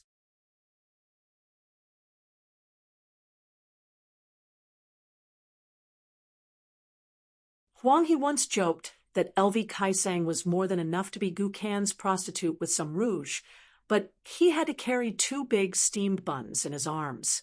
As a result, LV Kaisang flew into a rage and fought fiercely. He killed a Wu Dao master who tried his best to protect Huang He on the spot. However, Gu Ken persuaded him to stop in the end. However, it was obvious that the relationship between LV Kaisang and Huang He, the only son of the general of Shihao country, was broken. Huang He regretted it afterward and thought of many ways to repair the relationship, but LV Kaisang did not give him face. LV Kaisang said to Gu Ken in a soft voice, Ken, don't worry. I've checked. She's just a cultivator in the lower 5 realms. She's really good-looking and is very famous in Shihao country. Compared with her, those women you gathered in Verdant Canyon Island are just vulgar women with dirty eyes." Gu Ken swept her leg and gently kicked LV Caisong's leg.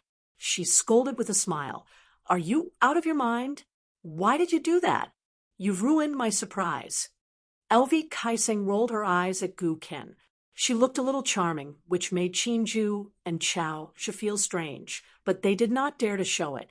Although everyone was one of the 10 heroes of Book and Slip Lake, everyone knew that there were 9 people here. They all knew how much weight and who was worth. For example, Huang He did not count in his heart once, and mistakenly thought that LV Kaiseng was really a brother who could confide in him. He was immediately rebuffed. It was said that when he returned to the general's residence, he complained and complained at first. In the end, he was scolded badly by his father. Yuan, the young master of Huangya Island, who was nicknamed Yuan by his parents, looked around and wondered, "Gu Ken, where's that big loach of yours? Why didn't it come ashore with us? We walked through the roads of Pool Water City once last year. It's enough for the big loach to pass through." Gu Ken put her hands in the big sleeves of her embroidered robe and said with a smile, "The little loach stayed in the lake this time and did not follow us to Pool Water City to join in the fun.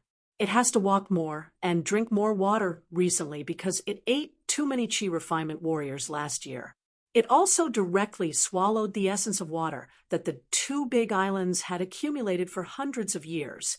Therefore, it often went into seclusion at the bottom of the lake this year. Let me tell you a piece of good news. I'm only telling you this secret because we're brothers. Remember not to spread it. The little loach will soon be a real nascent soul realm cultivator. By then, even my master, perfected Lord Jiejiang, will not be a match for the little loach in our book and Slip Lake.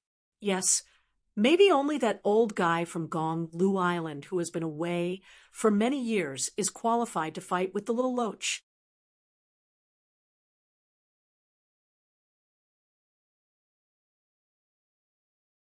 Fan Yen said in a daze, Big Brother Gu, you promised me that when you're happy one day, you'll let me touch the big loach's head so that I can brag to others. Does that still count? Gukin raised her head slightly and looked at this silly fool. There were really fools in this world. They were either the kind who kept a low profile and bided their time, or were really stupid. This had nothing to do with how much money he had, or whether his parents were smart or not. Gukin smiled and said, It counts. How can it not count? When have I, Gukin, ever not counted? Fan Yen beamed with joy and danced with joy.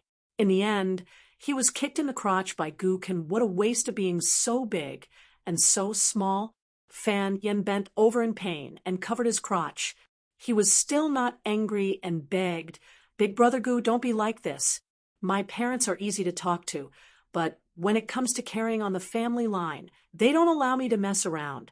The words you taught me last time, saying that heroes in the world would be embarrassed to go out and greet people if they didn't pursue being alone for the rest of their lives. Mother was so angry that she chased after me and beat me. Mother didn't hit me hard, so I didn't feel pain. However, Mother's eyes were red, and I began to feel sorry for her. Gukin stood on tiptoe and patted Fan Yan's head. Fools have fools' luck. In the future, you'll definitely be able to give birth to a nest of little fools with your wife who hasn't reincarnated yet. Fan Yan grinned and laughed to himself. Gukin rolled her eyes. He could never understand good and bad words, and he could never tell whether a person was good or bad. However, everyone could see that Fan Yan was a brainless guy. If he really left his parents' wings and vision, he would be cheated wherever he went. However, Gukin was the most tolerant of Fan Yen. She cheated him of his money, but she didn't go overboard. She also didn't allow others to bully Fan Yen too much. Lu Saisong's eyes were shining, as if she was happier than Gu. This is a great thing. Later at the banquet, I'll drink a few more cups of woody wine with you. Yuan, who had a round face, was the most heartless among the brothers. He smiled at everyone, and no matter what kind of joke they made, he would not get angry. However, after hearing such a shocking news, Yuan, who was caught off guard, was stunned for a moment. He quickly returned to normal and clicked his tongue. In the future, we'll be basking in Gu Ken's light. Won't we be able to walk sideways in Book Slip Lake to be worthy of our status? Gukin smiled. Fan Yen, Yu, Kaisang, and Yuan, take my 2 senior brothers to the crab-eating place and occupy the place. I'll take a detour and buy a few things. Fan Yen was so annoyed that he dared to glare at Gu Kan. He said angrily, Buy things? Buy. Brother Gu, are you looking down on me from the bottom of your heart? In Pool Water City, do I need Brother Gu to buy things that I like? Gukin jumped up and slapped Fan Yan's face. Who the hell said that I have to spend money to buy things? How unpleasant is it to snatch things? Fan Yan was slapped, but he smiled brightly. He covered his face with one hand and gave a thumbs up with the other. Brother Gu, you're so particular. Gukin waved his hand. Get lost. Don't disturb me from enjoying the scenery. How can I have fun if I stay with you guys? Lu Kaisang said with a straight face, No, Book Slip Lake is very chaotic now. I have to stay by your side. Gukin said helplessly, Fine. You, and I will eat dust the day after tomorrow. You're like a woman. Lu Kaisang snorted coldly. The 2 sides parted ways at the ferry. Of course, Fan Yen had prepared a luxurious carriage for his brother Gu. Gu Kan and Lu Kaiseng walked to one carriage and the other two girls sat in the other.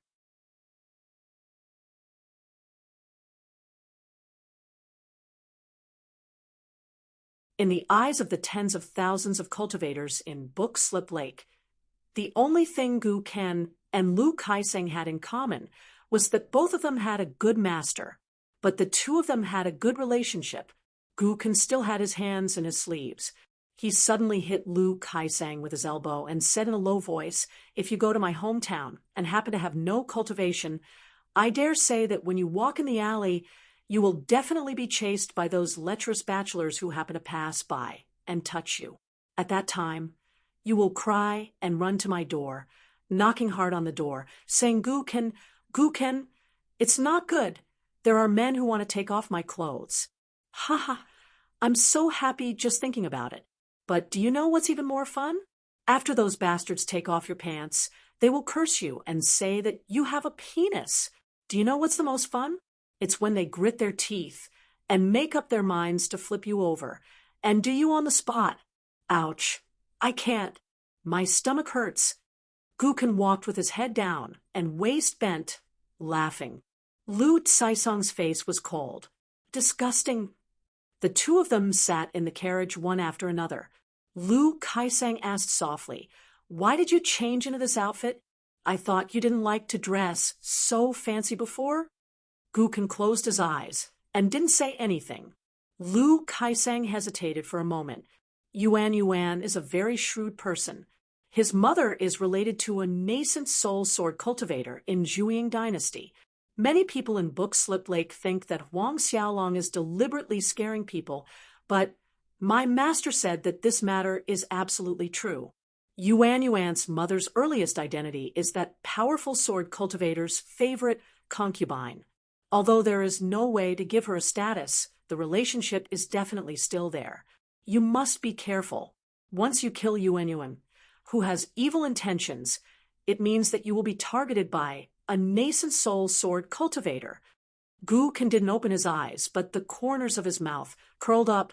"Don't think of Yuan as such a bad person." Lu Kaiseng said angrily, "I'm doing this for your own good. If you don't care, you will suffer losses." Yuan's family is the kind of bad people who like to secretly harm people. Gu Ken finally open his eyes and asked, "No matter how bad Yuan is, can he be compared to me, Gu Ken?" Lu Kaiseng suddenly covered his mouth and laughed. Gu Ken imitated his tone and said sweetly, "Disgusting." Lu Kaiseng suddenly felt a little sad. He looked at Gu Ken, this child who changed every year. Who would dare to treat him as a child?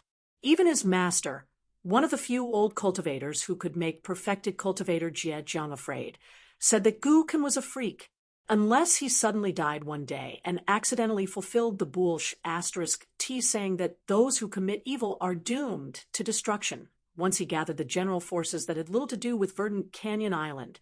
Even the immortals of the upper five realms might not dare to provoke him.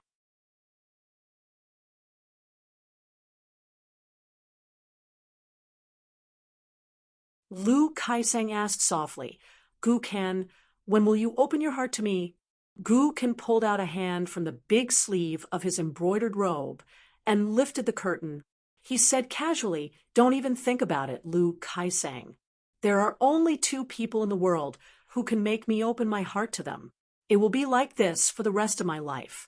I know it's not fair to you because you are one of the few cultivators of Book Lake who really treat me as a friend. But there's no other way. We met late. When you met me, I had already made a name for myself, so you can't." They had already entered the city.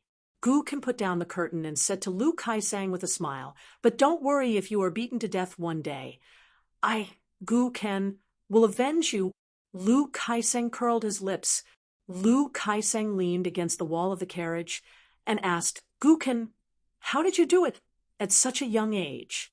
Gu Ken said, "In my hometown when I was only 3 or 4 years old, I began to watch my mother curse and fight with people in the street.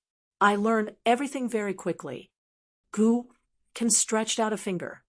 "When I was a little older, I could lie on the ridge under the sun without moving for at least 2 hours just to catch a loach. He can't compare to me. Lu Kaiseng asked curiously. Who is he? Guken narrowed his eyes and asked, do you want to die? Lu Kaiseng, who was not afraid of anything in Book Lake, was actually a little scared at this moment. Gu Kan's expression suddenly changed, and he said with a smile, Yuan, that little rascal, sooner or later, I will say this to him. Just change the words. Do you want to die? What's so great about having a nascent soul sword cultivator as a father? If he provokes me, I will kill Yuan's mother in front of that nascent soul sword cultivator. I will take off her clothes and hang them on the bow of the ship to visit all the islands of Book Lake. Lu Kaisang looked puzzled. Gu Kan lifted the curtain again and said absent-mindedly, you don't understand the dialect of my hometown. On the top floor of the tall building in Poolwater City, Chui Dongshan was still surrounded by a circle of golden lightning. Chui Dongshan sighed. Chui Dong bent down slightly and looked at the 2 scrolls on the ground. He smiled and said, are you disappointed that the last bit of luck in your heart is gone? You shouldn't put your hope on someone else with such a mentality. Chui Dong probably knew that Chui Dongshan wouldn't talk to him, so he continued, these are 2 dead knots that Chin Pingon came up with slowly, and Gu Kan was born naturally. Do you think that the one might be because of Gu Kan? Do you think that Chin Pingon will be enlightened if he talks to the little guy emotionally and logically? Not to mention that it is hard to reason with him. Even if the affection is very heavy, Gu Kan will not change her nature. That is, Gu Kan Clay Bottle Alley is only so big.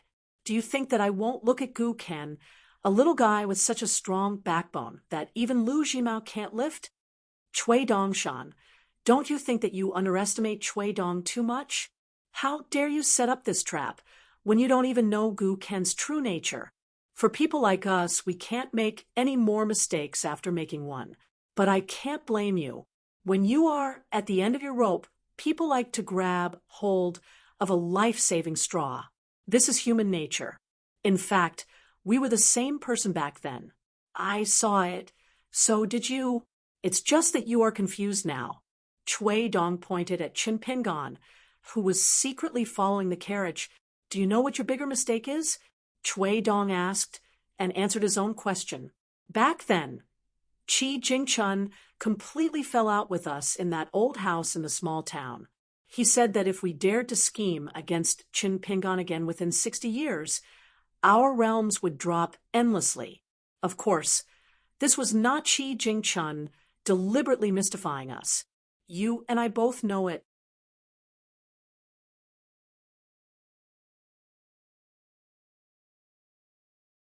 But after we separated, you still had the heart of a young man. You didn't believe in heresy, right? Then, at the bottom of the well in that inn, you were almost killed by Chin Pingon with a wisp of sword energy. After that, you went to the other extreme and began to believe in this sentence without a doubt.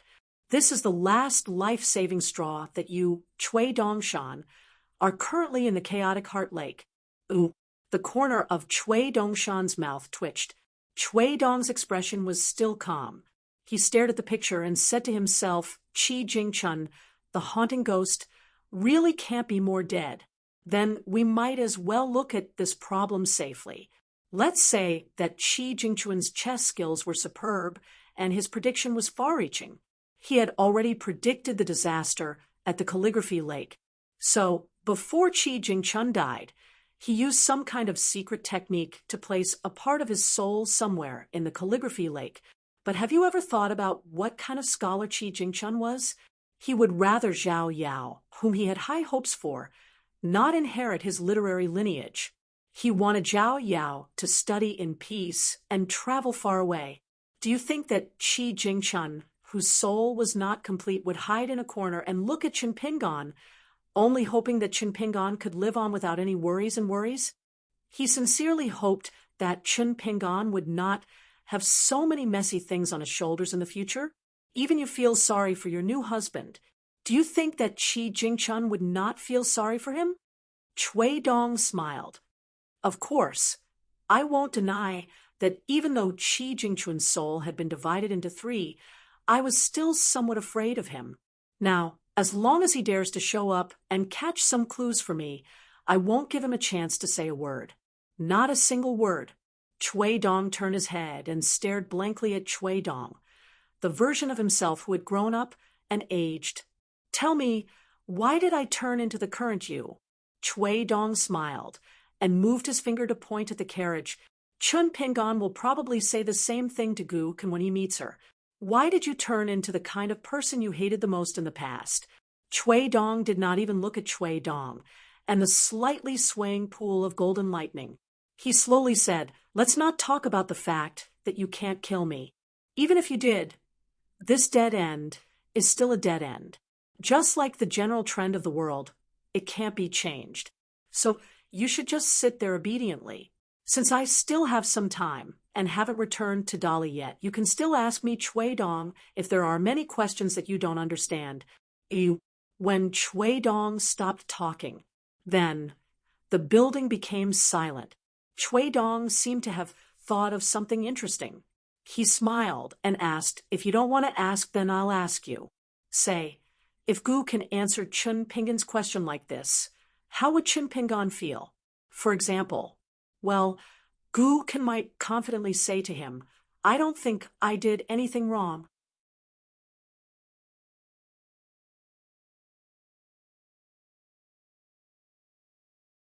If you, Chun Pingon, have the ability to beat me to death, or when I, Gu Kan, and my mother were bullied by those bad people at Book Slip Lake, where were you, Chun Pingon?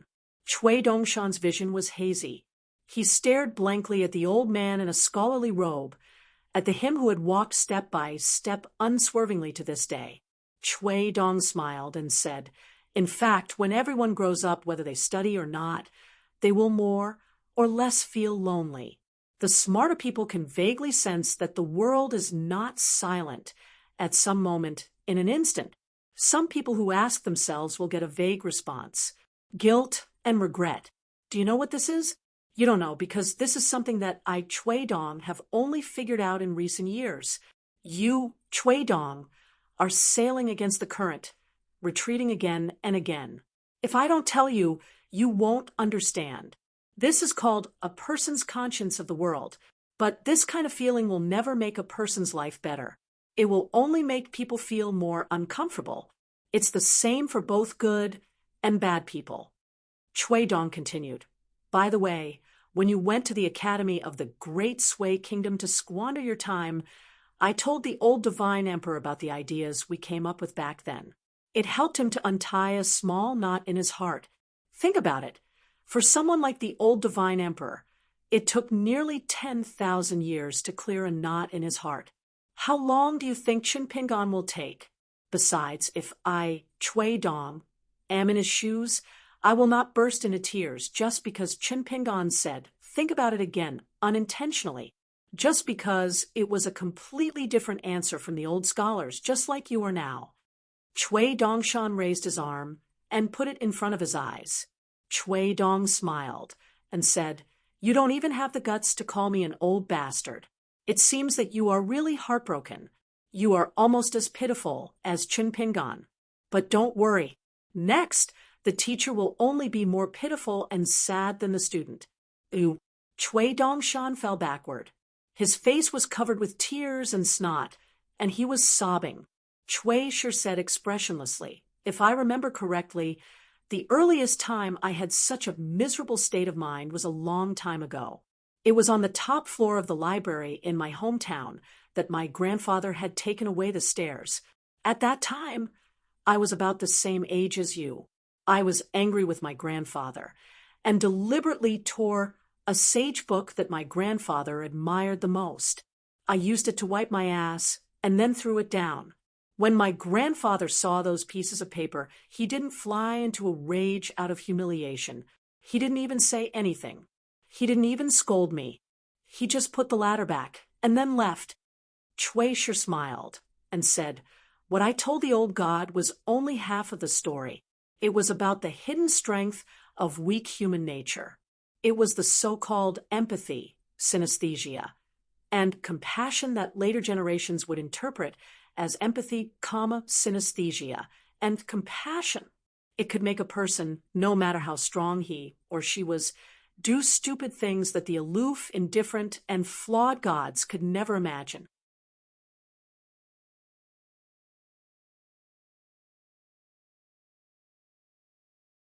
They would sacrifice themselves for others. They would be happy for others. They would be willing to die for others. They would be willing to die for others. They would be willing to sacrifice themselves for others. They would be willing to sacrifice themselves for others. They would be willing to sacrifice themselves for others. They would be willing to help others climb to the top of the mountain. They would go to the top of the mountain. They would go to the top of the mountain.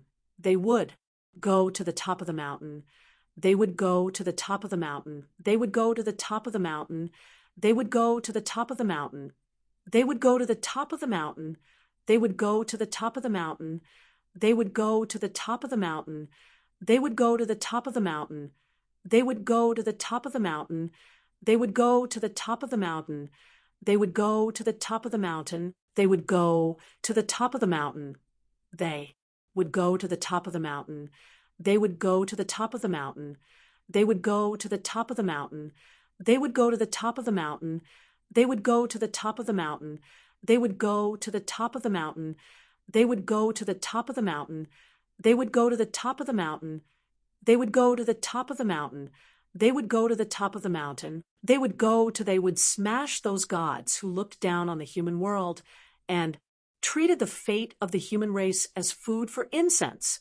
Chui Dong smiled again and said, "But this is only half of the human nature. The other half of human nature is that a person is born to know that in order to survive, they can do anything. No matter how humble I is, I am unique in this world. So countless, I want to live longer, and live better. We don't know that we actually already know that one. We rely on our instinct of being raised by the gods to fight for it. Since there is only 1 foot, we can only fight for what is in the hands of others. We can make our one bigger and more numerous. There is no end to this pursuit." Chui Dong stretched out his finger and pointed at Qin Pingan and the carriage. Gu Kan may not have known about Qin Pingan's difficulties, just like Qin Pingan may not have known about Qi Jingchun's thoughts in the past. Chui Dong withdrew his hand and asked with a smile, "Then take a guess. Last time, when Qi Jingchun held an umbrella for Qin Pingan and walked on the street outside the Yang family's drugstore, Qi Jingchun had already told Qin Pingan not to feel guilty in the future. However, I think the most important thing to consider is whether this young man in Mud Bottle Alley had already guessed that he was the key chess piece that killed Qi Jingchun." Chui Dong turned his head and shook his head with a smile. Chui Dong had already isolated all his observation and divine awareness. Chui Dong continued to look at the 2 scrolls. "Old scholar, if you saw these, what would you say?" "Yes, you would tug at your beard and say, 'This isn't good.'" Chui Dong suddenly mocked, "In such a big Tong Yi continent. Only Sun Yuan is not blind. How incredible!" Chui Dongshan lay there stiffly like a dead man. Chui Dong turned his head. "What was written in that brocade pouch of yours? This is the only thing I'm curious about. Don't play dead. I know that even if you sealed off the longevity bridge, you can still guess my thoughts. Chui Dongshan, you still have this bit of intelligence." Chui Dongshan did not move and played dead until the end. On the most crowded, busy street in Pool Water City, a soul-stirring siege took place in a place where no assassination should have taken place.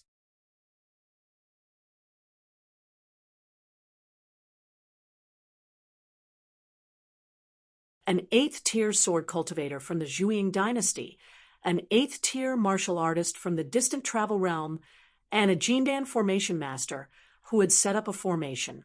It was a foolproof setup. However, the result disappointed the spectators. Firstly, the assassination was too sudden. Secondly, the ending happened too quickly. The cabin of the second carriage exploded, and a woman wearing a veil hat appeared. She allowed the 8th-tier sword cultivator's life-bound flying sword to stab her heart. She killed the distant travel realm martial artist with a punch. She still held a heart that had been cut out of her chest. She rushed over, opened her mouth wide, and swallowed it. Then she caught up to the sword cultivator and punched him in the back. She forcibly broke the military school's golden crow armor. Then, with a claw, she dug out another heart. She hovered in the air, not looking at the corpse that fell to the ground. She allowed the cultivator's life-bound, nascent soul to escape with the Jean Dan. This was what her master had agreed with her beforehand. If she killed all of them in one go, she would not be able to play with them in the future. And this little miss of hers was precisely that little loach. It had quietly entered the nascent soul realm. A flood dragon nascent soul realm was equivalent to a 9th-tier martial artist and a nascent soul cultivator. Moreover, it was not a regular flood dragon. It was one of the last 5 descendants of the true dragon in the world. It returned to the side of the first carriage, still carefully chewing on the taste of the 8th-tier sword cultivator's heart. It could be said to be wonderful. It was very difficult to eat such a delicious meal at Bookslip Lake. Gu Ken, dressed in an ink-green python robe, jumped off the carriage. Elvi Kaiseng followed, closely behind. Gu Ken walked to its side and extended a finger to help it wipe the corner of its mouth. She complained, "Little Loach, how many times have I told you? You're not allowed to eat in such an unsightly manner. Do you still want to eat at the same table as me and Mother in the future?" It smiled bashfully and turned its head away, somewhat embarrassed. This scene caused Elvi Kaiseng to tremble with fear. Gu Ken swaggered over to the Golden Core Formation Master, who stood by the side of the street and did not dare to move at all. The Earth Immortal was surrounded by Jean Dan Formation Master had already dispersed like the tide. It was not that the Formation Master's mind was not tough enough, and she was so frightened that she could not move her legs. Instead, she was already being watched by that evil creature. As long as she dared to move, she would die. Gu Ken covered her sleeves with both hands and walked around the Jean Dan Formation Master, who looked like an ordinary woman. In the end, she stood in front of her and sighed. "It's a pity that you're too ugly. Otherwise, you wouldn't have to die." The woman knelt on the ground with a thump. "Gu Ken, please spare my life. From now on, I can serve you." Gu Ken smiled and did not say anything, as if she was weighing the pros and cons. It, who had lost its curtain hat but was still wearing the clothes of a girl, burped and hurriedly covered its mouth. Gu Ken turned her head and glared at it.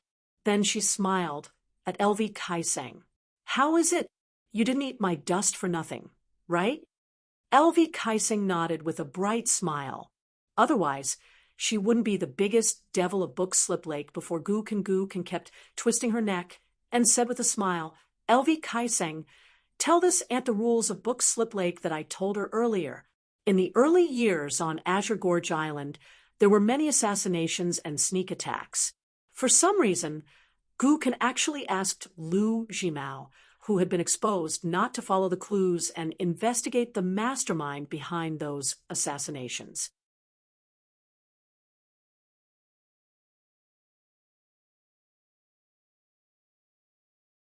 However, whether it was the enemies of Bookslip Lake or the rogue cultivators who hired assassins because they didn't like Gu Ken's style, none of them were fools. They didn't want to spend money or risk their lives to send people to Azure Gorge Island to die for nothing. Elvi Kaiseng glanced at the woman and said with a smile, "After all the assassinations and provocations on Azure Gorge Island, the first time a guest attacks, only one person will be killed. The second time, in addition to the attacker's life, a pair will be sacrificed. The third time, if the attacker has a family, the whole family will be killed. If the attacker has no family, the whole family of the mastermind will be killed. If the mastermind is also alone and pitiful, his closest friends will be killed. In short, the path to the palace of the King of Hell can't be too lonely." Gu Ken nodded and turned his head to look at the woman whose face was full of fear and despair again. He stretched out one hand and stretched out 3 fingers, Why do you want to die for nothing? 100 years is never too late for a cultivator to take revenge. But you are actually right. 100 years later, you won't dare to come back. The three of you are too useless. I remember that there was an assassin on the Verdant Gorge Island 2 years ago. That assassin was really powerful. Although his skills were not high, his thoughts were very good. He actually squatted in the toilet and stabbed me with his sword. What a F** king genius. If it wasn't for the fact that little Loach attacked so quickly, I wouldn't have killed him. Ken kept one hand in his sleeve and the other stretched out 3 fingers. Before you, outside Azure Gorge Island, there have been 3 times. Last time, I told that guy that a family should be united no matter where they are. The first time, I killed whoever tried to kill me. The second time, I killed a close relative. The third time, I killed his whole family. Now, it's the 4th time. What do you say? The woman swallowed her saliva. 9, familial extermination. Ken suddenly understood. Yes, that's what I said. Ken retracted his fingers and bent slightly with his hands in his sleeves. It was good to talk to women. They were often not tall, so he didn't need to raise his head to talk. Ken chuckled softly. 9 familial extermination? 9 familial extermination? Actually, there's no need to be afraid. It's a reunion. You can't even get together during festivals. At this time, a middle-aged man with a sword and a wine pot on his back walked out from under the eaves of a nearby street. He walked straight to Ken Elvie Kaiseng turned around and narrowed her eyes with murderous intent. Ken also turned around and said with a smile, "Don't worry about it. Let him come." Elvie Kaiseng hesitated for a moment, but still made way. The middle-aged man with the surname Chen walked in front of the young man in a python robe. The little Loach, who had already turned into a human, suddenly took a step back.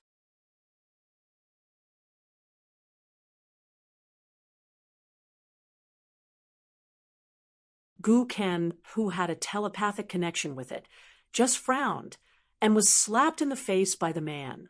That man said, "Say that again." Elvie Kaiseng opened her mouth wide. Almost everyone on the street was the same. That man suddenly raised his hand and slapped Ken's face. His voice trembled, but he said sternly, "Ken, say that again."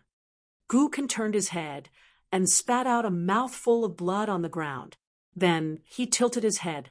His cheeks were red and swollen, but his eyes were full of laughter. "Ha ha, Chun Pingon, you're here."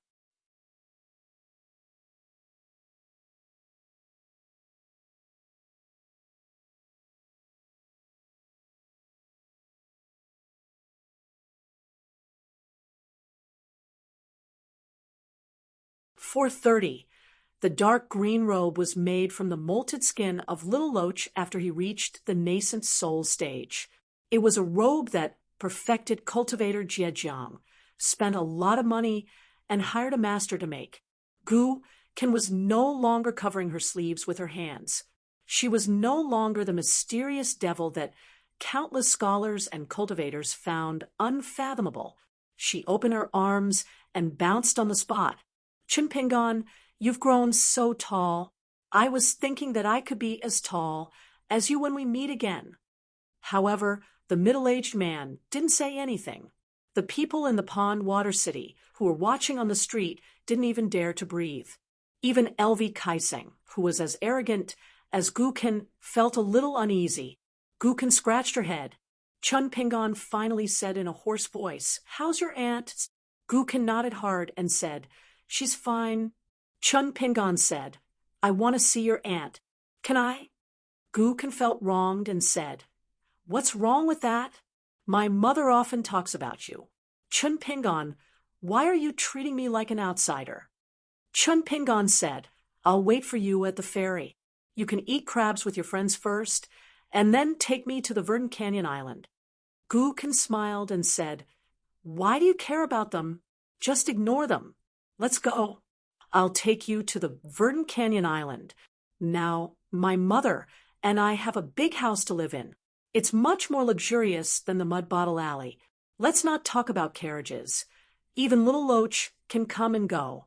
How big is the road, and how grand the house is, right? Chun Pingon asked, don't you want someone to say hello to Fan Yen and Yuan? Gu Kan shook her head and said, no need. These fair-weather friends are nothing. Chun Pingon did not say anything else. He only glanced at the little Loach behind Gu Kan that he had caught in the fields years ago. Now that it had appeared in human form, it looked like an ordinary young woman. But upon closer inspection, its vertical golden pupils allowed a cultivator to see some clues. When Chun Pingon glanced at it, it was one of the descendants of the 5 true dragons of the Dragon Cave Heaven, who did not even take Lu Jimao seriously at the Book Lake. This time, it did not take a step back like before. However, its eyes were still lowered, as if it did not dare to look at Chun Pingon. Chun Pingon didn't say anything. He turned around and walked towards the ferry. Gu Kan quickly caught up with him. She glanced at Chun Pingon's back and pondered for a moment. In the end, she still asked LV Kaisang to inform Fan Yen and the others. Then she asked little Loach to bring along the Gold Core Earth Immortal Assassin Woman. Lu Kaisang wanted to say something but hesitated. Gu Kan's gaze was cold. Lu Kaisang coldly snorted and left. Only then did Gu Kan swagger to catch up with Chun Pingon. She was very happy. The sleeves of her embroidered robe fluttered in the wind. If she had not met Chun Pingon, the woman would have died today. Killing all her relatives was not a joke. They would definitely have a reunion in the netherworld. Gu Kan saw that Chun Pingon did not stop when he passed by the carriage. She shouted, Chun Pingon, aren't you going to take the carriage? Chun Pingon did not stop or turn around. I have my own feet, and I can follow the carriage. Gu Kan asked little Loach to take the assassin to the carriage. She followed Chun Pingon and went to the Qingxia Island ship at the ferry. All along the way, Gu Kan didn't ask Chun Pingon why he slapped her twice, nor did she talk about her awe-inspiring performance at Book Slip Lake. She just chatted idly with Chun Pingon about the interesting events of Longquan County that she'd heard about. However, the closer they got to the Book Lake, the more disappointed Gu Kan became. Because just like how she ignored her bad friends, Chun Pingon did not say a word to her throughout the journey.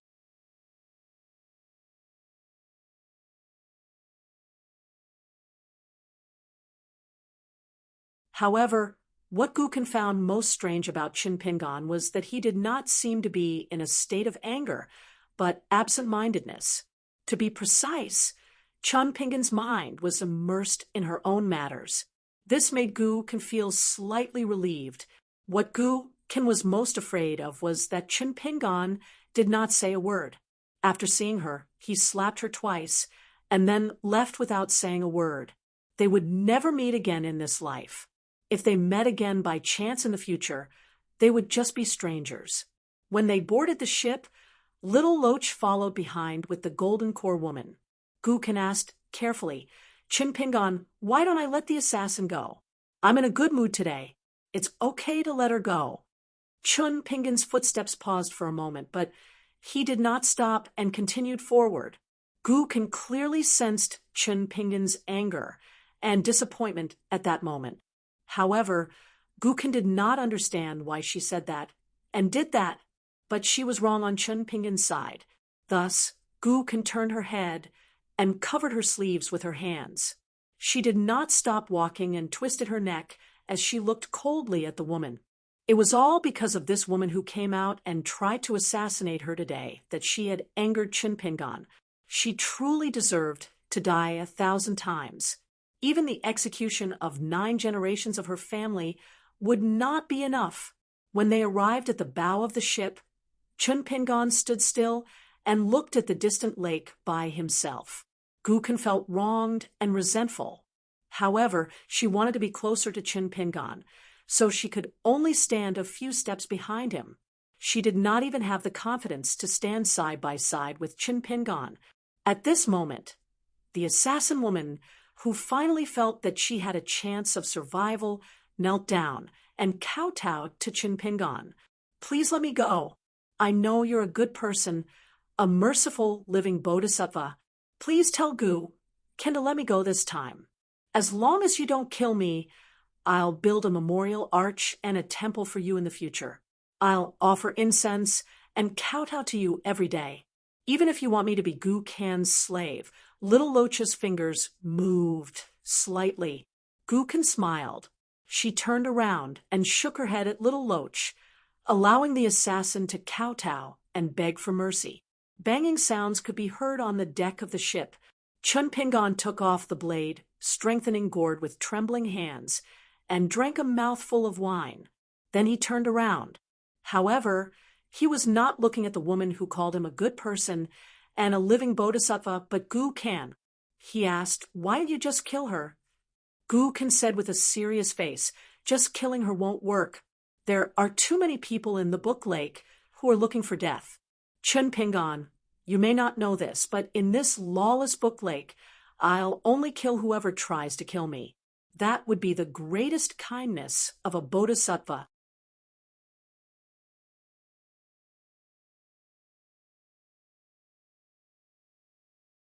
It would make the tens of thousands of cultivators in the mountains and lakes, as well as the lakeside cities that depend on the island owners, look down on me and laugh at me. Gu Kan was probably afraid that Chinpingon did not believe her. She turned around and asked Little Loach, "Is that so? I'm not lying to Chinpingon, am I?" The most lawless Little Loach in the Book Lake nodded timidly. The woman was able to become a gold core earth immortal and dared to assassinate Gu Kan. Of course, she was not stupid. She immediately understood the meaning of the life-saving straw. She could kill Gu Kan. She felt as if she had fallen into an ice cave. When she lowered her head, her eyes were wandering. Chinpingon looked at her and asked, "If I can guarantee that I can kill you and everyone related to you can live, what will you do?" The woman raised her head with tears in her eyes. "I know you're a good person. Why can't you let me go as well? I know I'm wrong. I shouldn't have tried to assassinate Gu Kan. I promise that I'll take a detour if I see Gu Kan in the future. Please save me. Saving a life is better than building a 7-floor pagoda. Please." Chinpingon said slowly, "If you succeed in your assassination today, and Gu Kan kneels on the ground and begs you to let him and his mother go, will you agree? Just tell me the truth." The woman wiped her tears and said, "Even if I'm willing to let Gu Kan go, that sword practitioner from the Zhuang dynasty will definitely kill him. But as long as Gu Kan begs me, I'll definitely let his mother go. I'll protect that innocent woman and won't let her be bullied." Gu Kan smiled brightly. Of course, he knew that the woman was bluffing. In order to survive, she would say anything to deceive a ghost. Gu Kan was not surprised at all. But what did it matter? As long as Chinpingon was willing to agree and not be angry with him, it was not a big deal to let 1 or 2 of these ants go. Not to mention the lowly life of an earthly immortal realm golden core realm cultivator like her. He didn't care even if it was the lives of her entire clan. These intentions, promises, and cultivations were all worthless ants, and Gu Kan, didn't take them seriously at all. Just like this time, wasn't he intentionally taking a detour to head to the banquet for fun? To tease these guys who mistakenly thought that victory was in his hands? Chinpingon said slowly to Gu Kan, "I don't think you're wrong to kill her on the street. You can kill her here or at Verdant Canyon Island. You can do it either way." Gu Kan was stunned. Chinpingon asked, "What did you call her on the street?" Gu Kan thought for a moment. "Auntie." Chinpingon asked, "What did I call your mother?" Gu Kan said sullenly, "Annie too." Chinpingon murmured, "A family should be united. A family should be reunited." Gu Kan's eyes suddenly turned red. He lowered his head. "Then, what do you want me to do? Kill her or let her go? Only if you don't get angry, and don't ignore me like this. Chinpingon, tell me." "I'll do it." Chinpingon turned around. "It's up to you. I'll go to Verdant Canyon Island to see Annie. I'll probably leave after that. Ooh. Chun Pingan did not say anything else. Gu-kan gnashed his teeth. His eyes were wet, and his fists were clenched. Gu-kan and Little Loach were telepathically connected. Without needing Gu-kan to speak, Little Loach grabbed the gold core Earth Immortal and locked him up in a secret room in the cabin. Chun Pingan stood at the bow the whole time. Gu-kan went to the top floor of the ship. She was so upset that she smashed all the cups on the table. The girls were trembling with fear. They did not know why their little master, who was always smiling, was so irritable today. Little Loach stood at the side. He was also somewhat sullen and depressed. Gu-kan looked up and stared at Little Loach. She laughed and said proudly, "Don't be afraid, Little Loach."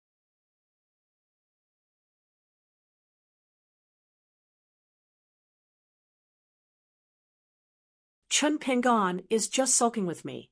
He was always like this when I was little. After I made him unhappy, he would ignore me no matter how much I tried to flatter him. It's exactly the same as today. But every time he saw me, or my mother being bullied by the neighbors or the bad guys in town, he would still help us. After that, I just cried and threw a tantrum. Chun Pingan would definitely not be angry anymore. Alas, it's a pity that I don't have those two streams of snot anymore. That's my greatest Dharma treasure. Do you understand? Every time Chun Pingan helped me and my mother, as long as he saw me sniffling, he couldn't keep a straight face and would laugh. Every time after that, he wouldn't be angry with me anymore. Little Loach nodded. Gu-kan and itself finally knew why it had taken a step back on the street. It was really scared. It was a kind of respect and fear that involved the root of its Tao. Perhaps even Chun Pingan himself, the entire Dragon Pearl Grotto Heaven, and Gu-kan's master, perfected cultivator Lu Jimao, did not know the reason. That was because this Little Loach was very different from the golden carp in Li Er's basket and the five-legged snake in Song Jisun's courtyard. To be able to successfully capture Little Loach, this great opportunity, was Chun Pingan's own opportunity. It was the only opportunity that Chun Pingan had grasped by himself in Dragon Pearl Grotto Heaven, and had the chance to firmly grasp it in his hands. However, Chun Pingan had given it to Gu-kan, who had also acted out of his own heart and had shamelessly asked Chun Pingan for the loach. This was equivalent to him giving away his own opportunity and turning it into Gu-kan's own opportunity of the great Tao. However, this didn't stop Little Loach from considering Chun Pingan as half its master. Although Chun Pingan was definitely unable to control Little Loach, which was already in the nascent soul realm, Little Loach would only dare to attack Chun Pingan if its current master, Gu-kan, ordered it to do so. Gu-kan suddenly leaned on the table. Little Loach, in this world, apart from Mother, only Chun Pingan is truly willing to give me the best things he has. When he was not a kiln worker, and after he became a kiln worker, Chun Pingan was always like this. As long as I was greedy for something that he was unwilling to buy, he would not frown at all. He even lied to me that he was earning a lot of money. I only found out later when Lu Xianyang let it slip. Little Loach, tell me, why is Chun Pingan angry? Little Loach shook its head. Gu-kan turned around and leaned her head against the table. She covered her sleeves with her hands. Then how long do you think Chun Pingan will be angry this time? Alas, I don't even dare to talk to him about these things. What should I do? Gu-kan shed tears. I know that Chun Pingan is different this time. In the past, it was others who bullied Mother and me, so whenever he saw us, he would feel sorry for me.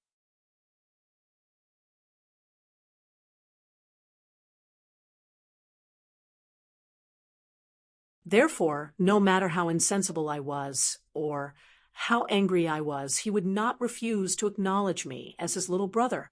But it's different now. Mother, and I have lived very well. He will feel that even without Chun Pingan, we can still live very well. Therefore, he will continue to be angry and ignore me for the rest of his life. But I want to tell him that it's not like this. Without Chun Pingan, I will be very sad. I will be sad for the rest of my life. If Chun Pingon doesn't care about me, I will not stop him. I will only tell him that if he dares to ignore me, I will be an even bigger villain. I will do even more bad things. I will do so that no matter where Chun Pingon goes to in the Aquarius continent, to the Tongya continent, or the Central Divine continent, you will hear Gu Ken's name. Gu Ken stretched out her hands and covered her face. This was the second time that Gu Ken showed such a weak side after coming to the Book Slip Lake. The first time was when she celebrated the Mid-Autumn Festival with her mother on Verdant Gorge Island. She also mentioned Chun Pingon. Little Loach and Gu Ken's hearts were connected.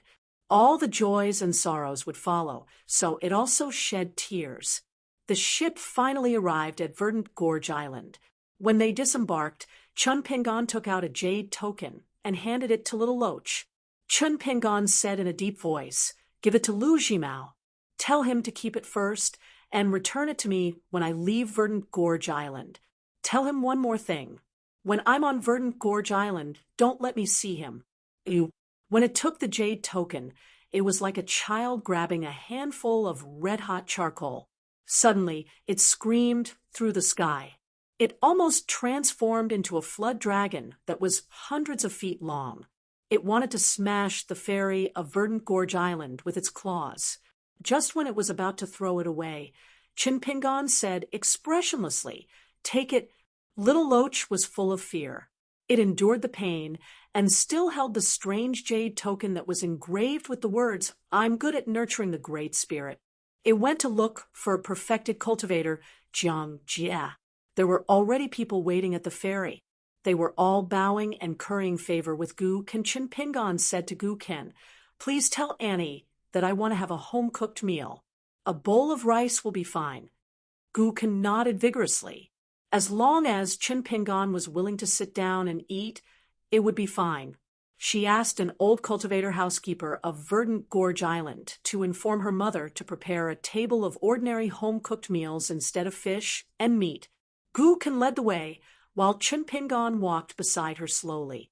Gu Ken thought that Chun Pingon wanted to be able to eat as soon as they arrived at the mansion.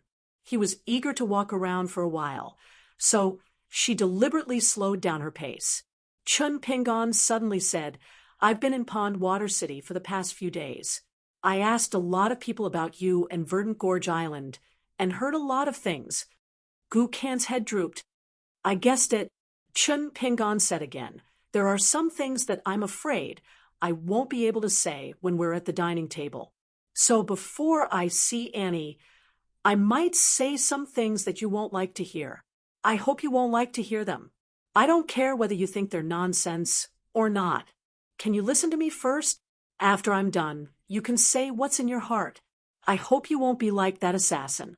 Don't worry about whether I'll like to hear it or not. I just want to hear what's in your heart. Just say what's in your mind." Gu Ken nodded. "Go on. I'm listening." Chun Pingon said slowly, "I'm sorry. I'm late." Gu Ken stopped at once. Chun Pingon also stopped. In the eyes of all the curious cultivators on Verdant Gorge Island, he was a middle-aged man with a dispirited look. His face could not be seen, but his eyes revealed his heart. That kind of tiredness could not be concealed.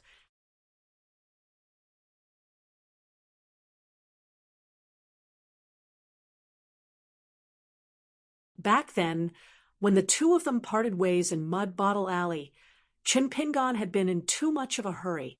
Other than the matter of Gu Ken's bag of locust leaves, the fact that he had to be careful of Lu Jimao, and the fact that he had to take good care of his mother, there were many things that Chun Pingon hadn't had the time to say.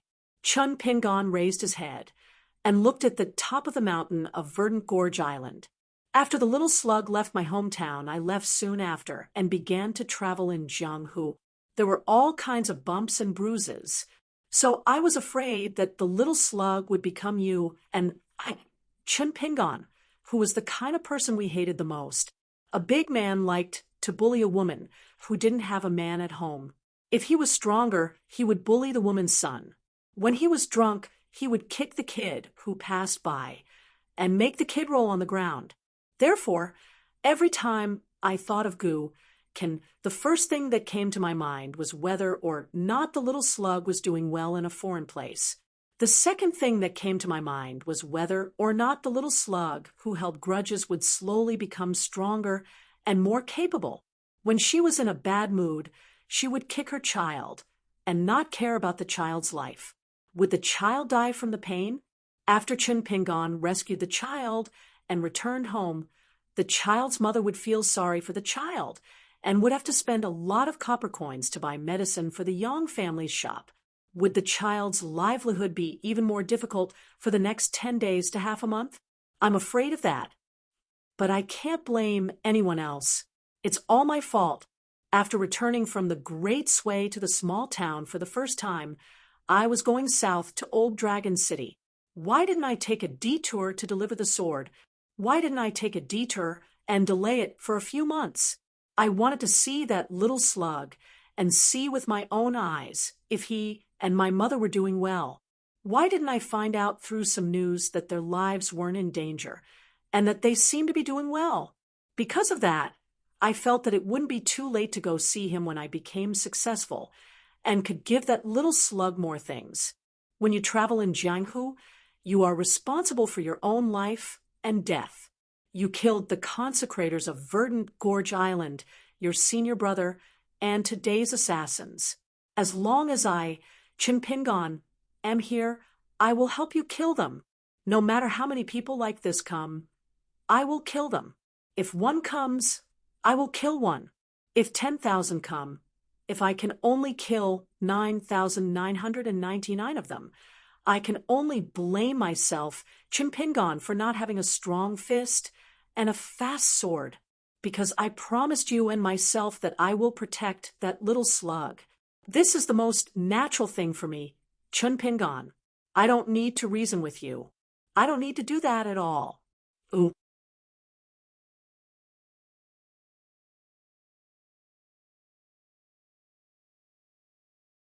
But you, Gu, can have 1,000 or 10,000 reasons to tell yourself and to tell me, Chun Pingon, is this how Storyteller Lake is?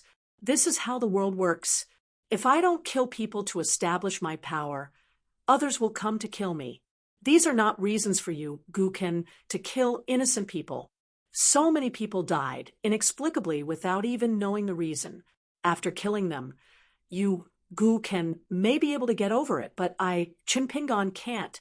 I will think that so many people, dozens, hundreds, dozens, hundreds, dozens, hundreds, the little slug who followed behind a bumpkin, Chun Pingon, in Mud Bottle Alley back, then were dozens, hundreds of those bumpkin kiln workers. Then so many people died. Chun Pingon, who was unwilling to knock on the door, even when he was about to starve to death in Mud Bottle Alley back then, walked through Mud Bottle Alley again, and didn't die. That little slug, who was kicked by a drunk bastard back then, didn't die. Chun Pingon stopped talking and patted Gu Ken's shoulder. Let's go. Auntie is still waiting for us. No matter how difficult the road is, we have to walk. The two walked side by side. Chun Pingon slowly said, Chun Pingon, don't want to be a moral saint. However, just because I don't want to be a moral saint doesn't mean that we can be unreasonable. I don't care if others are reasonable or not. I want to take care of you, Gu Ken. I want to see if taking care of you is of any use. After my parents died, I lost all of my family. Lu Xianyang and you, Gu Ken, are the two of you my family. The world is so big. In the town, I only have you and Lu Xianyang as my family. I don't care if the sky collapses anywhere else. However, even if the sky really collapses, as long as it crushes the two of you, Chun Pingon, will give it a try no matter how capable I am. I will lift the collapsing sky back up, even if I can't lift it back up, even if I, Chun Pingon, die. I will seek justice for you, back in Pearl Grotto Heaven. For Lu Xianyang, Chun Pingon had tried. He had decided that even if he died, he would seek justice for Lu Xianyang. Now, in Book Slip Lake, Chun Pingon felt that just saying these words had consumed all his energy. It was a different experience. Chun Pingon just sat there alone like a dog on the side of the road. If I didn't know you, Gu Ken, I would have just heard about what you did at Bookslip Lake. I wouldn't have cared. I wouldn't have come to Pool Water City or Verdant Gorge Island. Because Chun Pingon, can't take care of it.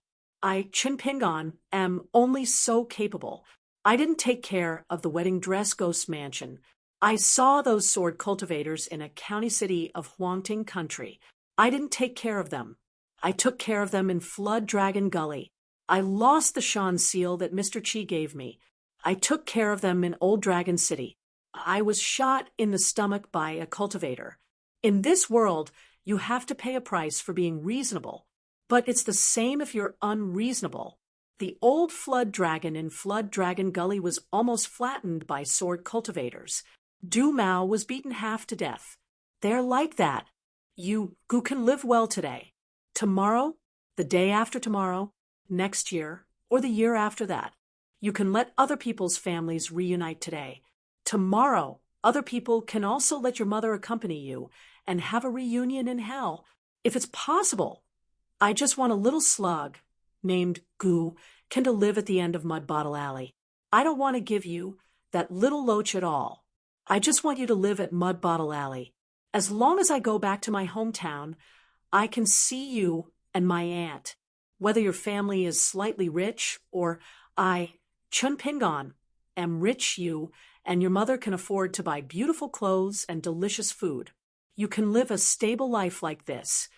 They approached the brightly lit mansion that was not inferior to the mansion of the nobles. Chun Pingon's eyes dimmed.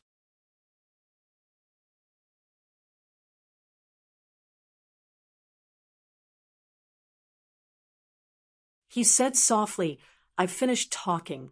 I don't have the strength to say anything else. So, when we're at the dining table, you can say whatever you want. I'll listen. Gu Ken raised her arm and wiped her face. She did not say anything. The mansion was very big. After passing through the gate, it took a long time to walk to the dining area. When Chun Pingon stepped over the threshold, he took off the face that was meticulously made by Zhu Lian, revealing his true appearance. A woman in luxurious clothes stood at the entrance of the hall, looking forward. When she saw Chun Pingon beside Gu Ken, her eyes reddened. She quickly walked down the stairs and came to Chun Pingon's side. She carefully sized up Chun Pingon, who had grown much taller. For a moment, all sorts of feelings welled up in her heart. She covered her mouth. There were thousands of words she wanted to say, but she could not say a single word. Deep in the woman's heart, she was filled with guilt. When Lu Jimao visited and told her about the little loach, she became vicious. As long as she could keep that opportunity for Kan she hoped that the young neighbor from Mud Bottle Alley who had helped her and her son for many years. His death counted. Chun Pingon smiled and said, Annie. The woman choked and said, Good, good, good. You're living well, just like my Kan This is better than anything else. Let's quickly enter the house. The steward on the island spoke in a hurry, so I had to cook 2 dishes. The rest were helped by the servants in the mansion. However, they were all made according to the taste of our hometown. They're definitely authentic home-cooked dishes. Chun Pingon, you'll be used to it. Chun Pingon said, Sorry to trouble you, Auntie. The woman glared at him. What nonsense are you talking about? Chun Pingon did not say anything else. The mother and son, as well as a person that the mother and son would not treat as an outsider, entered the house together and sat down.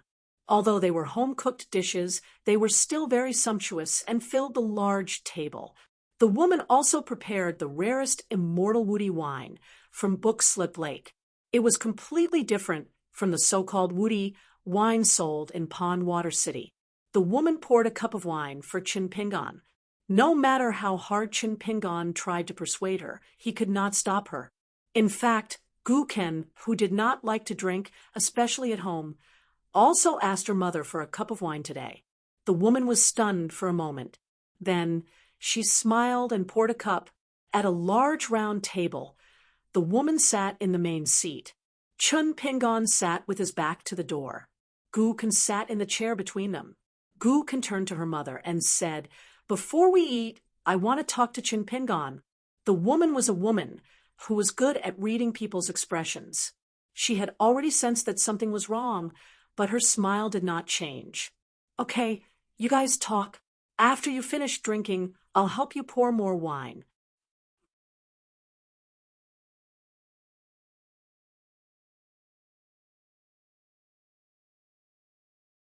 Gookin drank the wine in the cup in one gulp and covered the cup with her hand, indicating that she would not drink any more. Then she turned to Chinpingon and said, "Chinpingon, how do you think Gookin, can protect my mother? Do you know how many times my mother and I almost died on the Verdant Gorge Island?"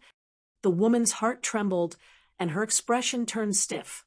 She sat in her seat and her hands under the table tightly twisted the corner of her clothes. Gookin continued, "Only kill those people who try to harm me? What about the people behind the assassins? What about those bad guys who are sneaking around and hiding further away? I'll go to them one by one and greet them first. Tell them that Gookin, am very powerful, and the little loach is even more powerful. So don't provoke me, or I'll kill you." Do you think that those assassinations on Verdant Canyon Island were done by outsiders? That the enemies were looking for death? Don't you think it's possible that Lu Jimao, my good master, arranged it, hiding among those murders? You, Chinpingon, may say that it's not necessarily true. Yes, it's true. I won't lie to you and say that Lu Jimao must be involved. But I only have one mother, and Gookin, only have one life. Why should I bet that it's not necessarily true? Gookin stood up and said angrily, "Chinpingon, even if you kill me today, I won't fight back. But before I'm beaten to death by you, I want to tell you that Gookin, did nothing wrong. Even if I'm wrong, I won't admit it. I won't change. I won't change in this life. I won't change even if I die." Gookin's face was ferocious, but it was not the kind of hatred that she used to have for the people in her sight. Instead, she hated herself, hated the entire book Slip Lake, hated everyone, and felt wronged that the person she cared about the most would not understand. "I'm asking a tiger for its skin in this place. If I don't peel off their skin and wear it, I'll freeze to death. If I don't drink their blood and eat their flesh, my mother, and I will starve to death and thirst. Chinpingon, I'm telling you, this isn't our family's clay bottle alley. It's not just those disgusting adults who come to steal my mother's clothes. The people here will eat my mother until not even her bones are left. They'll make her live a life worse than death. I won't just run into a drunk bastard in an alley and kick me just because he doesn't like me. Do you know how scared I am here? Do you know how much I hope that you can stay by my side and protect me like you did in the past? Protect my mother well." "Chinpingon, you don't know. You only know how to hit and scold me." In the end, Gookin's face was full of tears as she sobbed. "I don't want you, Chinpingon, to come to Book Slip Lake to visit our graves the next time you see me. And my mother, I still want to see you, Chinpingon." Gookin sobbed as she walked out of the house. However, she didn't go far. She sat on the threshold. Chinpingon sat in the same place. He raised his head and said to the woman in a hoarse voice, "Annie, I won't drink any more. Can you get me a bowl of rice?" The woman, who was panicking, quickly wiped her tears and nodded. She got up and brought Chinpingon a bowl of rice. Chinpingon got up and took the bowl of rice. He gently placed it on the table and then sat down. There was another bowl of rice on the table. Back then, in someone else's house in Clay Bottle Alley, Chinpingon was even younger than Gookin. He also had a bowl of rice, which was placed on the table just like that. Chinpingon raised a trembling hand. In the end, he didn't pick up the chopsticks. Instead, he took out a book from his chest and placed it next to the bowl of rice. One of the books was an old, yellowed fist manual. Chinpingon reached out and gently smoothed it out. It had accompanied him through thousands of mountains and rivers.